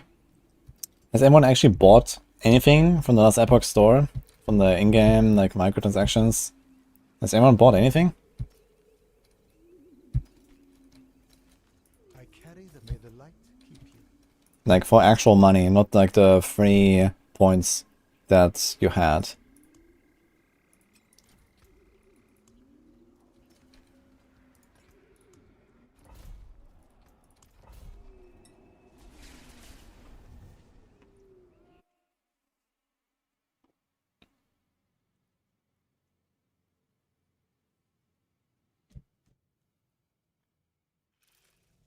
Bought a few things. It's 50 euros for the bundle? Damn.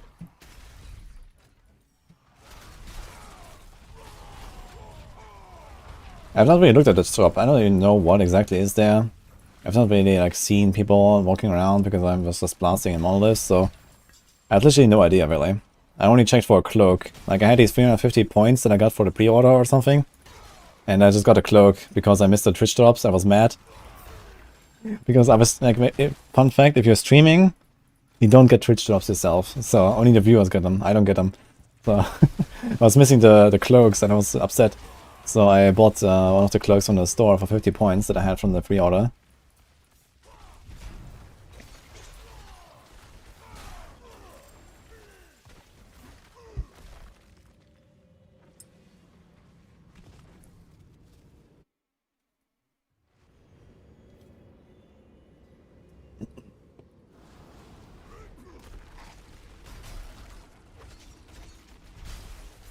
Your friend bought all kinds of stuff. He has all the scans in law, so he's the target. Yeah, some people are just like completionists, right? Just gonna get everything. So even just for that, it's already worth it, I guess.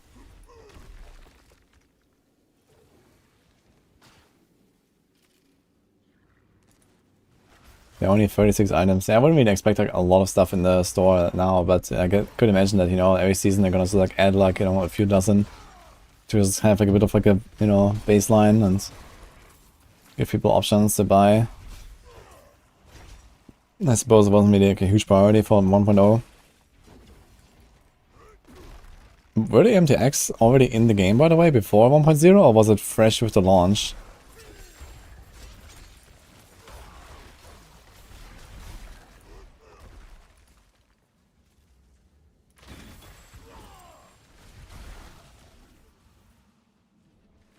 Yeah, skill and tax is something that I'm definitely gonna do, I think. I'm also kind of waiting for that in D4. I think I'm gonna earn a lot of money if they do that. People like that shit. And frankly, I think skill MTX is gonna be more impactful than normal MTX. I mean, yeah, it's nice to like make your character look cool and stuff, but you know, the skills you actually see.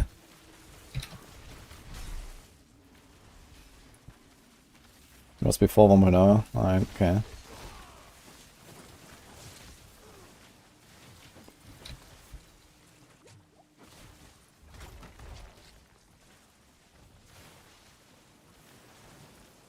Smothering Frost, worth it in Life on Rogue if you're like level 75 to 80. Nah, I'd say ignore Morning Frost and, you know, just have like an actual defensive piece there. Like, it damages more than plenty on Falconer.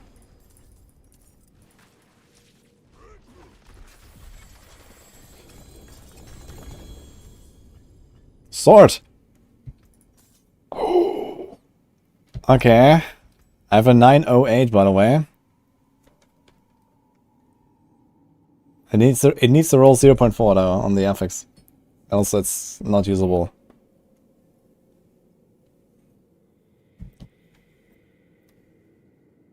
Oh, fuck. Ah. It even has a good Fury roll. The Fury roll is also somewhat important. Ah, yeah, this is not gonna be enough. I think this is the second 925 sword that I found already.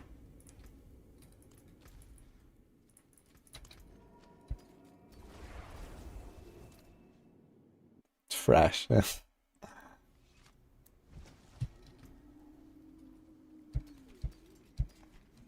It is a bummer, Fluxy. I guess I have to wait until tomorrow for more LE.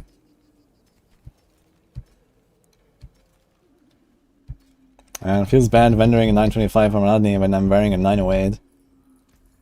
Oof.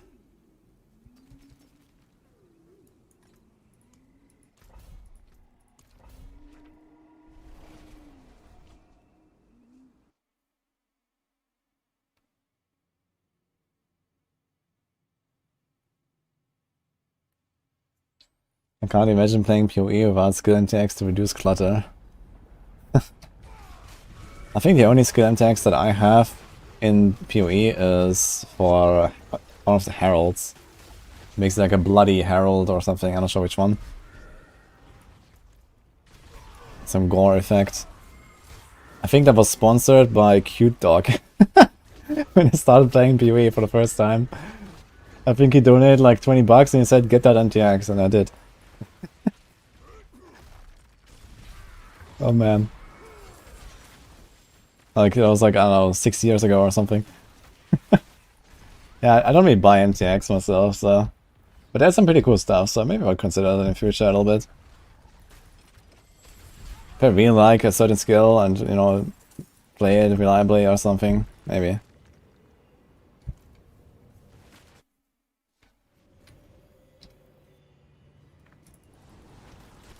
Wizard and the hamster wheel mechanics. Yeah, I mean, you know, sometimes you just get a bad roll, it's just how it is.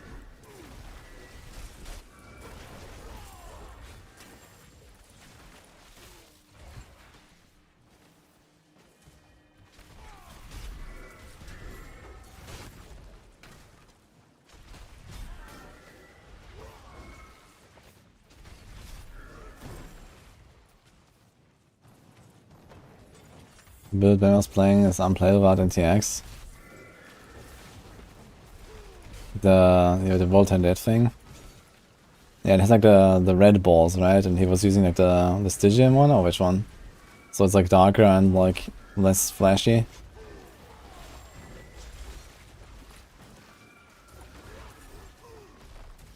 Yeah, it also looks pretty cool, the Stygian.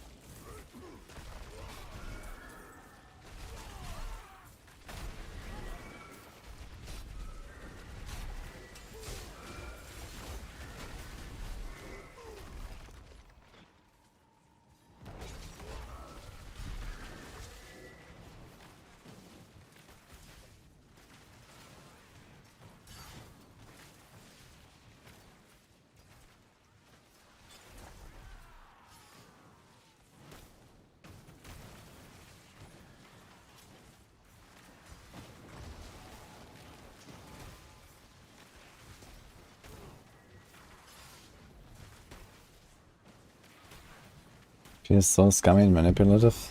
Why? Like, what is scummy and manipulative about modern WoW compared to old WoW?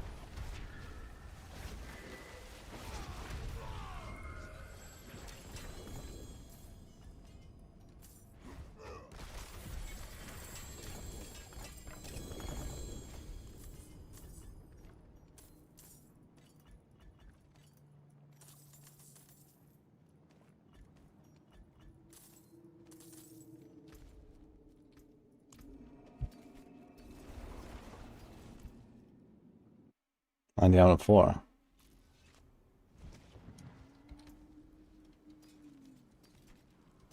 I don't know.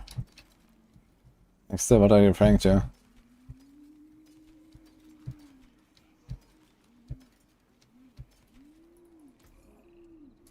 fine deal.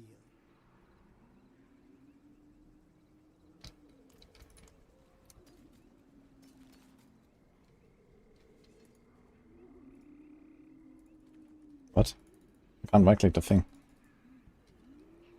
What the fuck? What's going on? Am I DCing? No.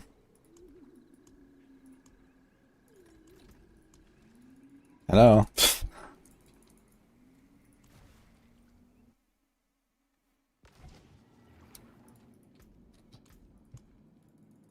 I can't open it. What the hell? Okay. I guess we will look.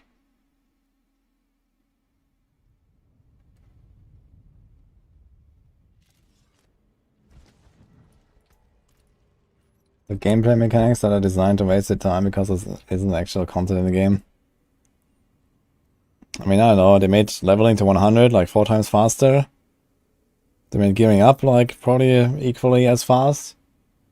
And you're just gonna be done with your character in like less than 30 hours if you want to.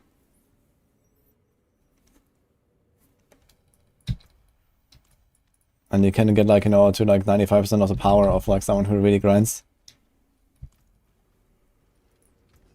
Okay, so I'm not sure what's going on here with my sigils, but I can't open them.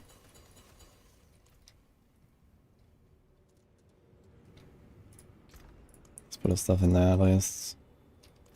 Okay, I wanted to check if I have a Rage of Hargath lying around, and also which boss drops this Rage of... We don't have one here, but maybe on a mule. Okay. I did not press exit to desktop.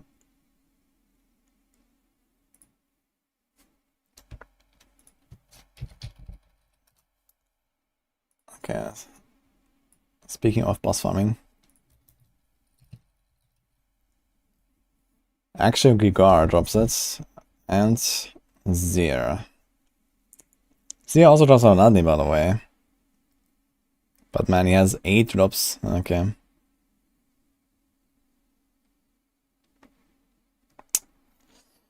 I might have to do a rotation. I wonder how many of these things are vendored. Didn't really expect I would ever need them. 20 to 40% chance.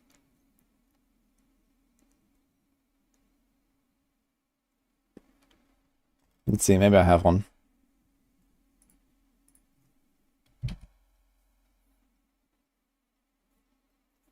Are they going to make the loot filters redundant to itemization changes? I don't think it's going to be completely redundant, but as far as I know, they want to just massively reduce the amount of loot that drops. That will already help, I guess. I have a Mad Wolf's Glee here. Wonderful. That's not what I want. Okay, how much blood do I have? I think I have to do a slot 0 rotation or something. I don't think I have much, to be fair. How much living steel do I have? Probably none either. Fuck. I have a problem. I don't have this fucking chest.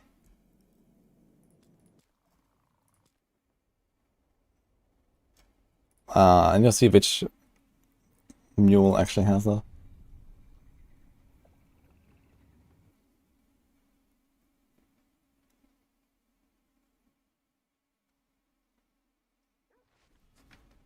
Is that specific date when the gauntlet is gonna change? Yeah, it's always on Tuesday on patch time.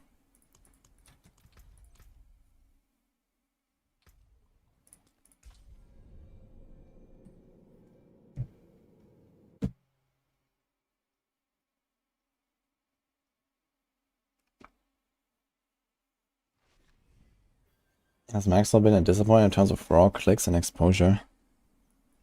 I mean, to be honest, it's not that much of my concern because, you know, I'm not in the management, at that level at least. I just need to make sure that Diablo 4 and Diablo 3 is going well.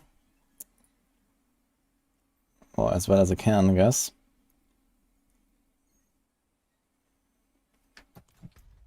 But yeah, of course, it kind of sucks because we have like a large team, we put a lot of effort in that, and you know, the game is just kind of tanking in general. But you know, we know it's gonna come back, so.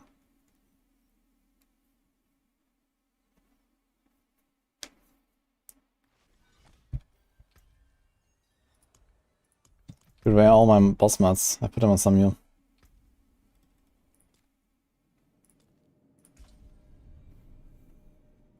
PoE2 will bring the side traffic. Yeah, I mean, you know, last Epoch, PoE, like all these like new projects, of course, you know, they all have like their time basically. Question is always like what happens long term. Okay, I have 50 exquisite blood, so I can do 5 summons on 0. Oof. This is it. This is all I have, literally.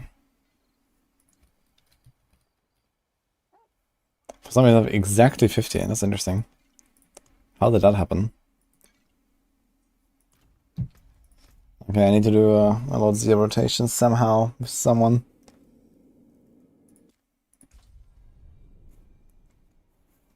What's the gauntlet? That's basically like the defeat challenge rift they just introduced this week.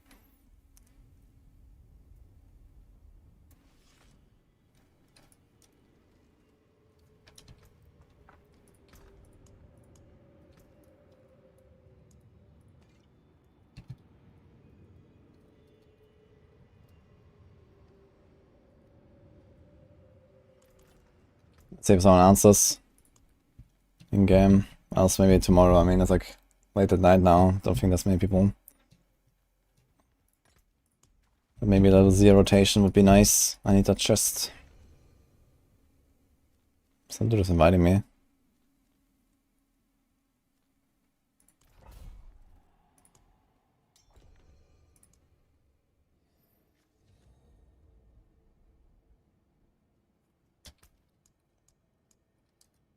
A barb, of course.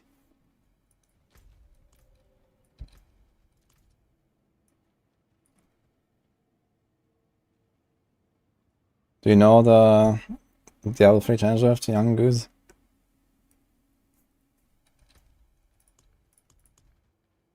Okay, I'm really not in the mood to farm Living Steel now to do Regar. He only drops 5 items and Zia drops 8. So there's that at least. But then maybe I'll have to go farm Helltide, dude. Log out. I mean, like 1 hour of Helltide gives me basically 1 chest, so it's not that bad. But I'd really like to just like run the rotation.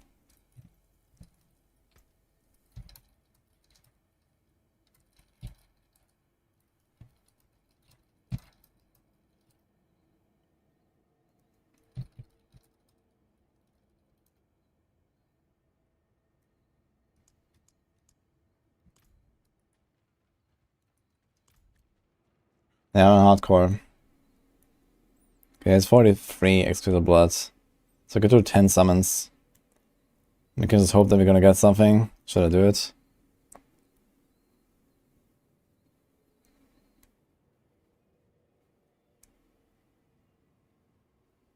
You saw the T7 dexing on MG for 10 mil. What the fuck? 10 mil?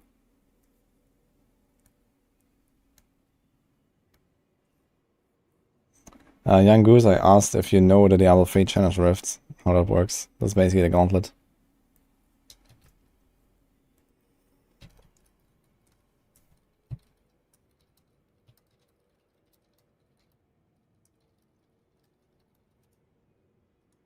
I think I might try it tomorrow. 0 time.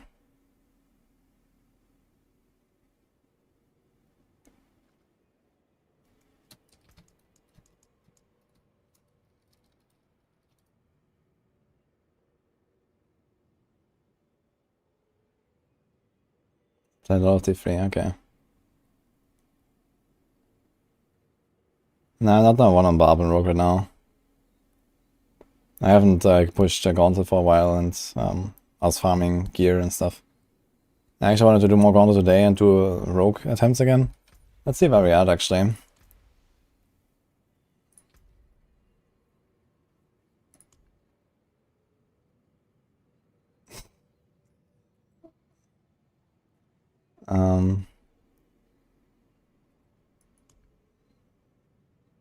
It's not too bad.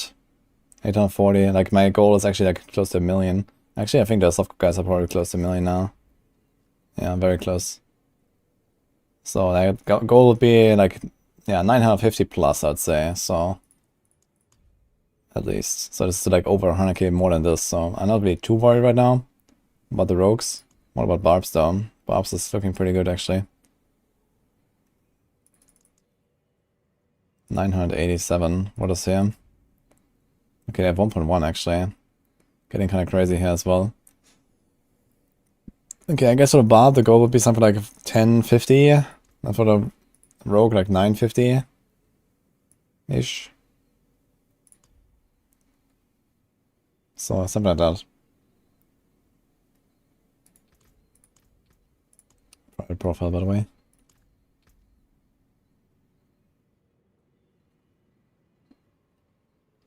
This guy's doing double swing. Yeah, I need that chest here. I don't have it. Never saved one.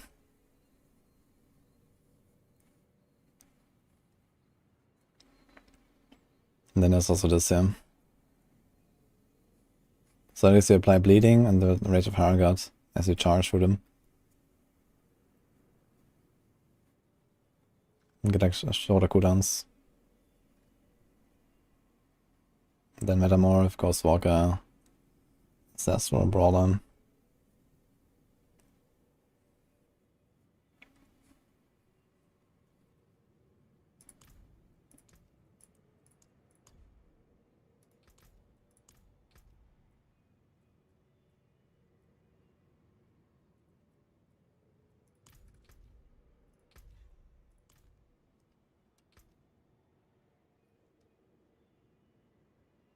Are the trials, are they fun? It's kind of fun, yeah.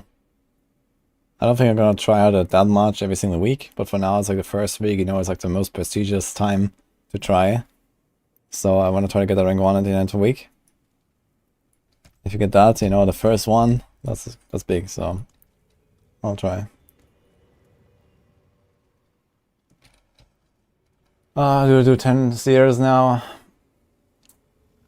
Or do I hope for more than one person? Let's go add this guy.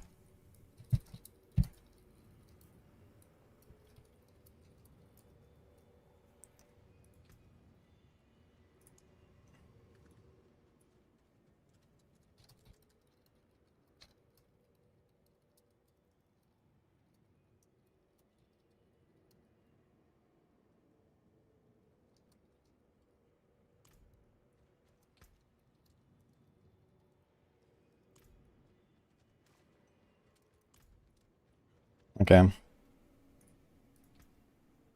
Let's just told this guy maybe we're gonna meet tomorrow and I'm gonna try to maybe find someone else. Let's run as summer dungeons. Going will be more interesting at start of season without bits every slot. Yeah, for sure. I mean, basically it's gonna grind like 1 week and then like last day you're gonna go ham on Gauntlet. So that's like probably the strat there. How do you open leaderboard? With Y and then press on trials. Season 4 has Gauntlet, yeah. It's a permanent feature.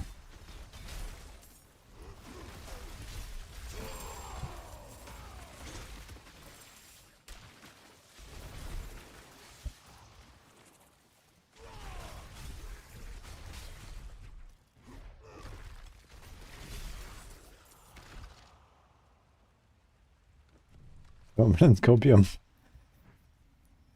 No, I mean this was not intended like AOZ as like a timed event.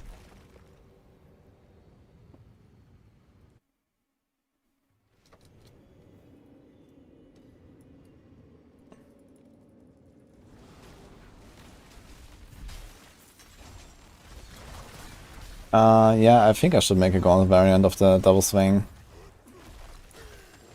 I actually haven't made like a Gauntlet variant for the thing. I'm gonna make like a Gauntlet Bob build basically. Make that like a planner.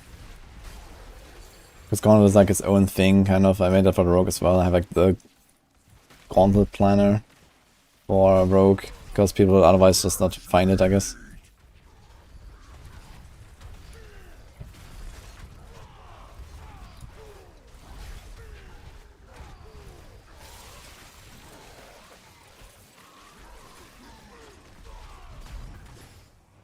I guess I'm gonna do it tomorrow though. I'm really not in the mood for planner action right now.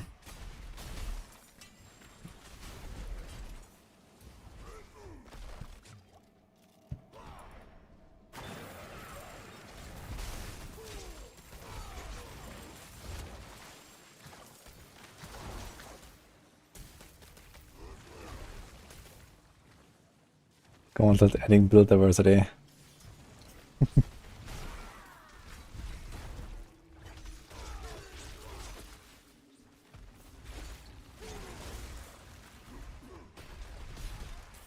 Well, to be honest, it's probably a bug that Pillar of Glory works with Shrine Buff duration.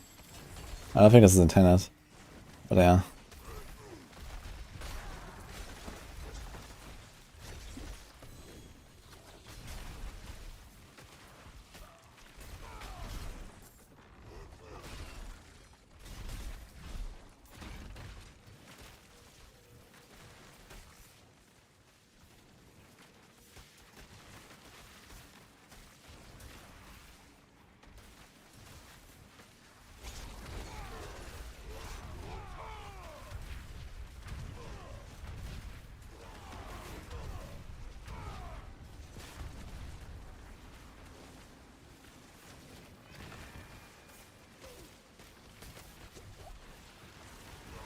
Roll Pillar buff duration. Oh man.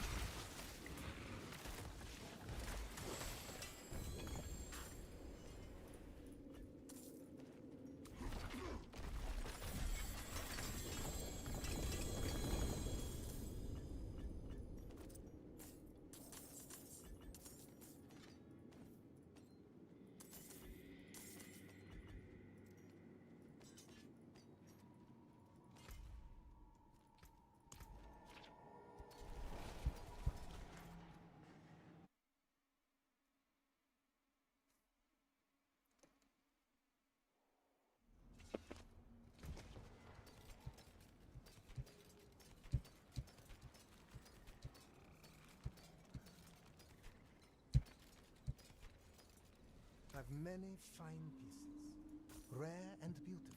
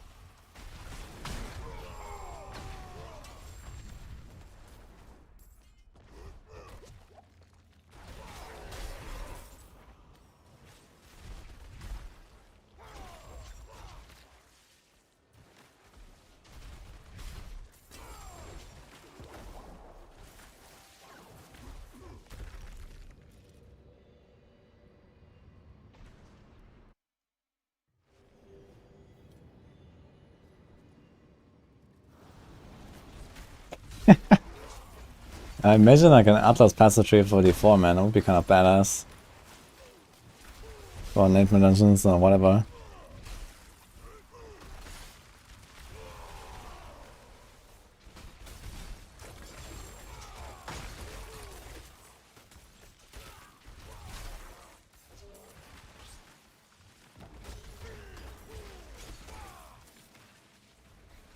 All gem placement and weapons, so yes.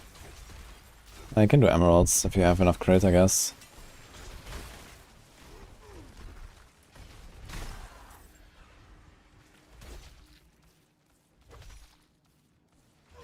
D4 with death challenge.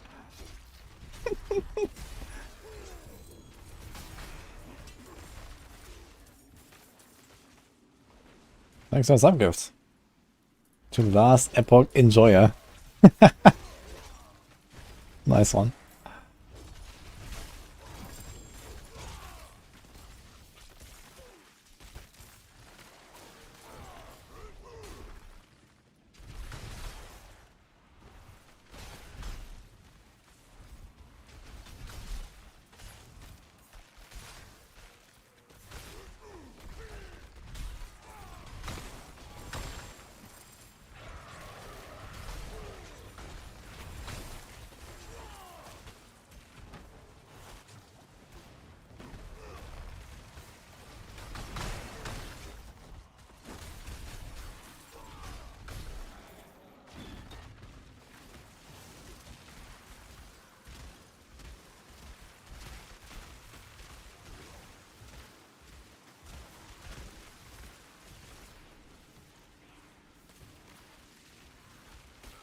No, not flying to LA. It's like 30-hour travel one way. Or like, you know, an afternoon or something, so that's a bit too much. They asked me though and everything, but yeah, I said no. I told them I want to go to ExileCon instead.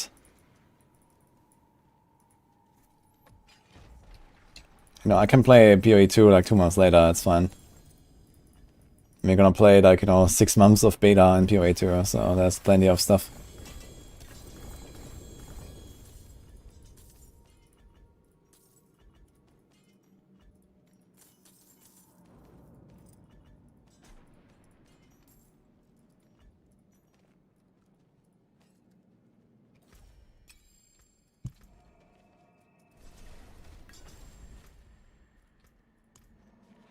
Just come live here in America. Yeah. Maybe in 2028. Who knows? But no, I'm not very convinced.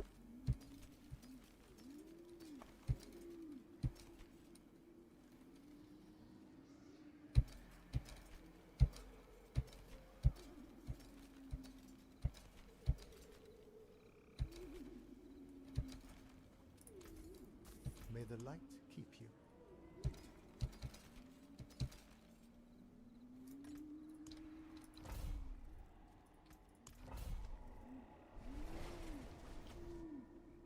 Does anyone have a Rogue's Emerald willing to buy? They're hard to get. I was actually asking my chat as well to like if someone is selling. Actually, someone did sell me one, and now I have a better one that I managed to get.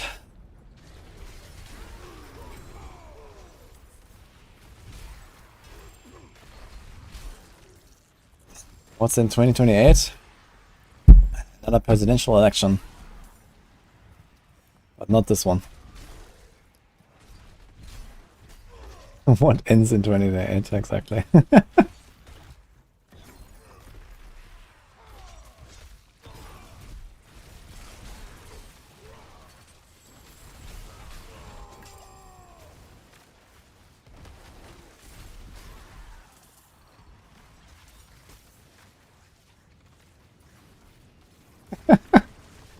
Will America still exist? Oh boy. Hell, America is the home of a lot of things that I rely on. So yeah, I hope America exists in 2028.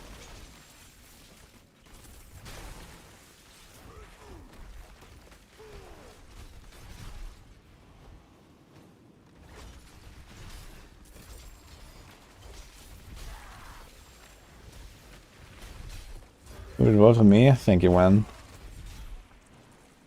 I mean, it was actually like a realistic career path for me.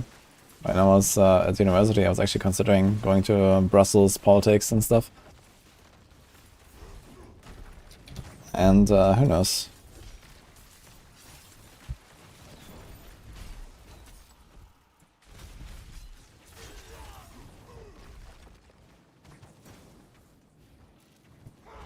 But I've kind of taken like a very different path, so might be very, very weird to switch at this point.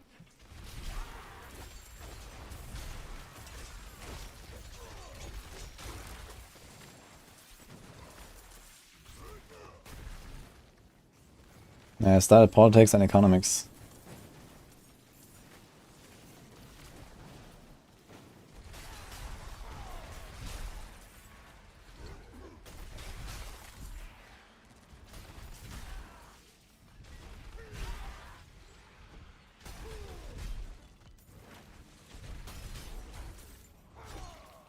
Both yapping all day. I mean, there's definitely a few qualities that a streamer would learn that would be useful, I guess, as a politician. I'd say.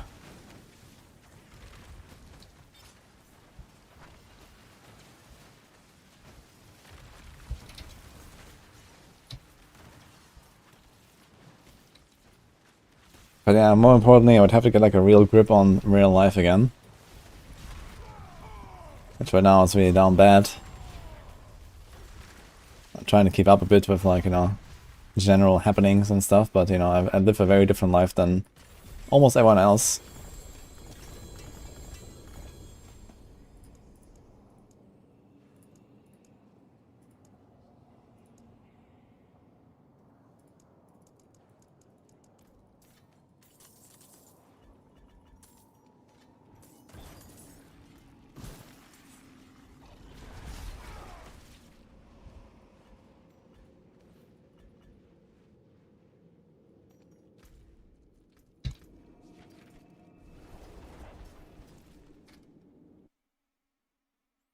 Sounds like I can make a run for president of Blizzard.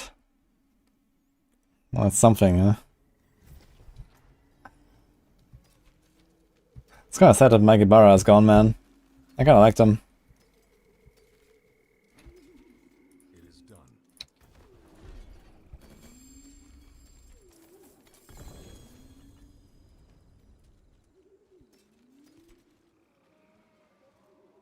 Damn. Ah, okay, this one is not bad.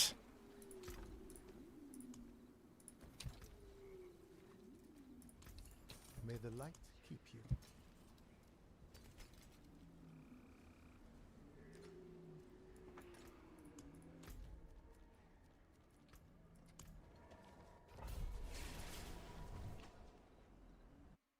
Was around on Twitch lurking. That's nice.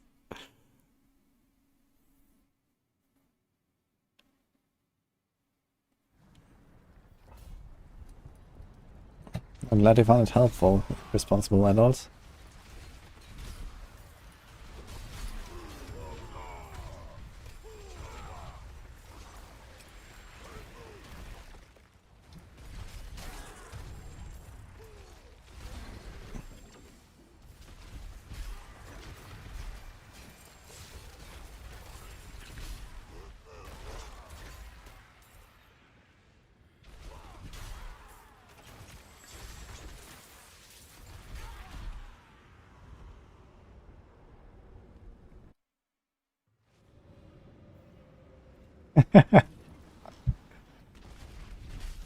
I mean, I guess there's like a, you know, something in me that would help me become a politician.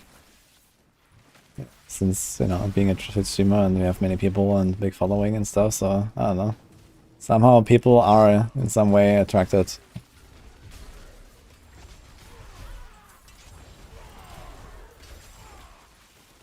Now, would I go for politics? Who knows, right? I mean, it's gonna be something that is like maybe like 2 decades from now or something, so who knows what's gonna happen then. But now, gotta get rank 1s first, and then we'll see.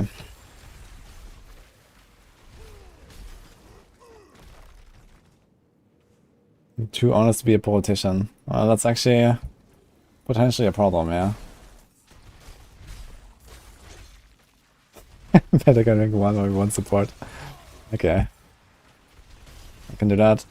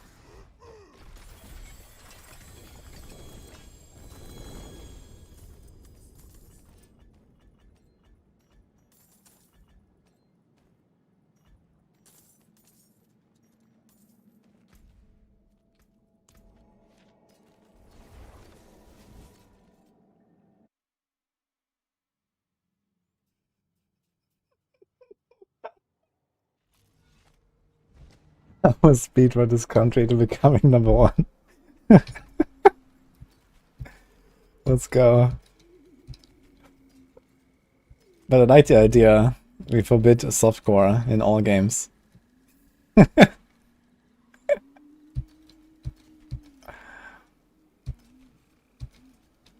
have to make our country strong again, you know?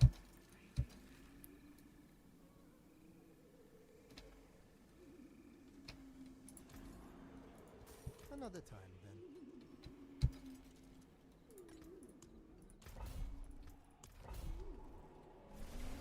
then. Min-max the country. I mean, I'm very good at min-maxing. So...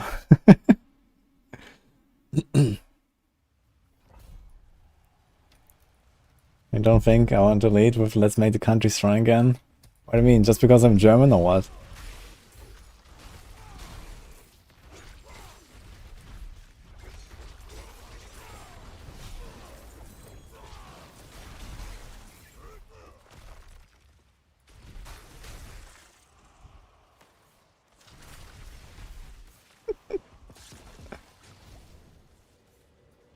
I'm not living in Poland.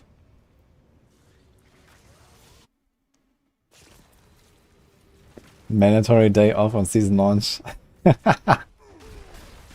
Paid leave.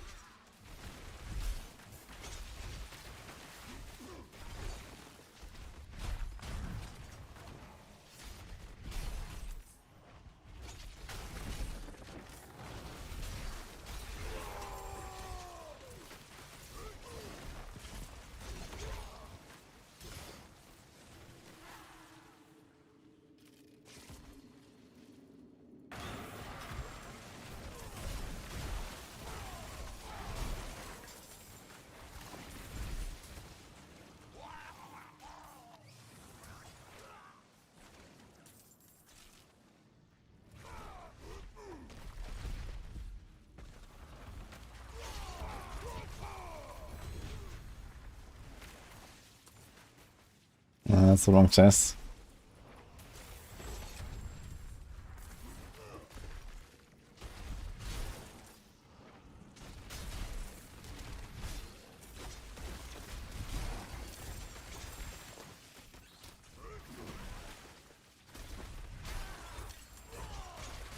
What keeps me going every day non-stop? Well, I mean the 8 hours of sleep that I get, and then the 5 hours of last Epoch that I blast before, and then like the, you know, 3-4 hours of other stuff I do IRL.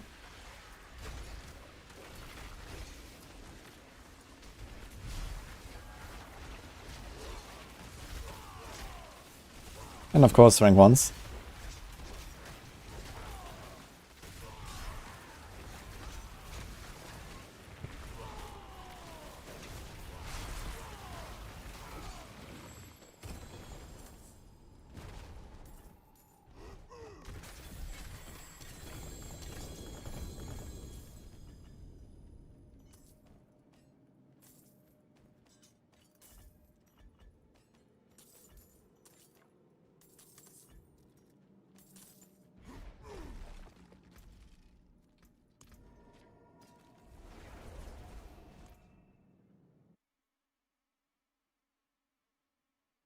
It'll be released in around 2 weeks, I think.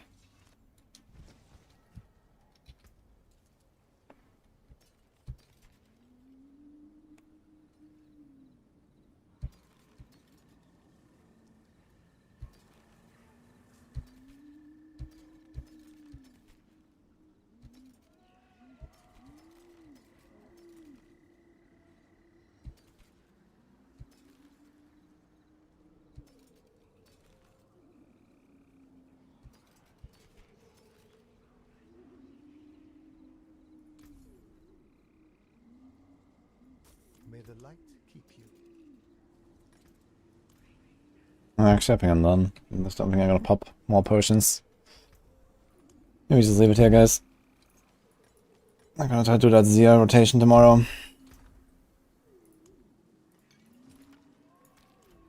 Maybe some Necronics has like leftovers or something that I don't need. Copium.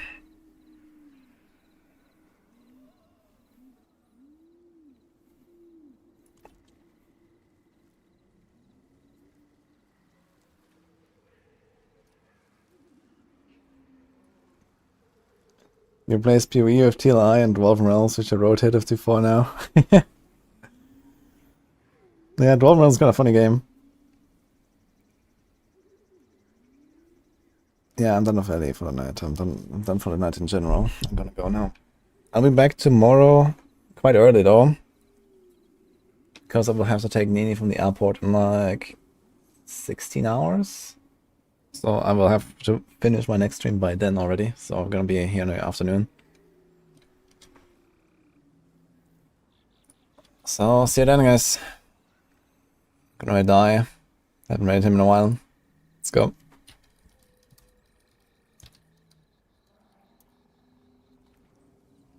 Nini sponsored meals return. Pork, yes. Okay. Have a good one, guys.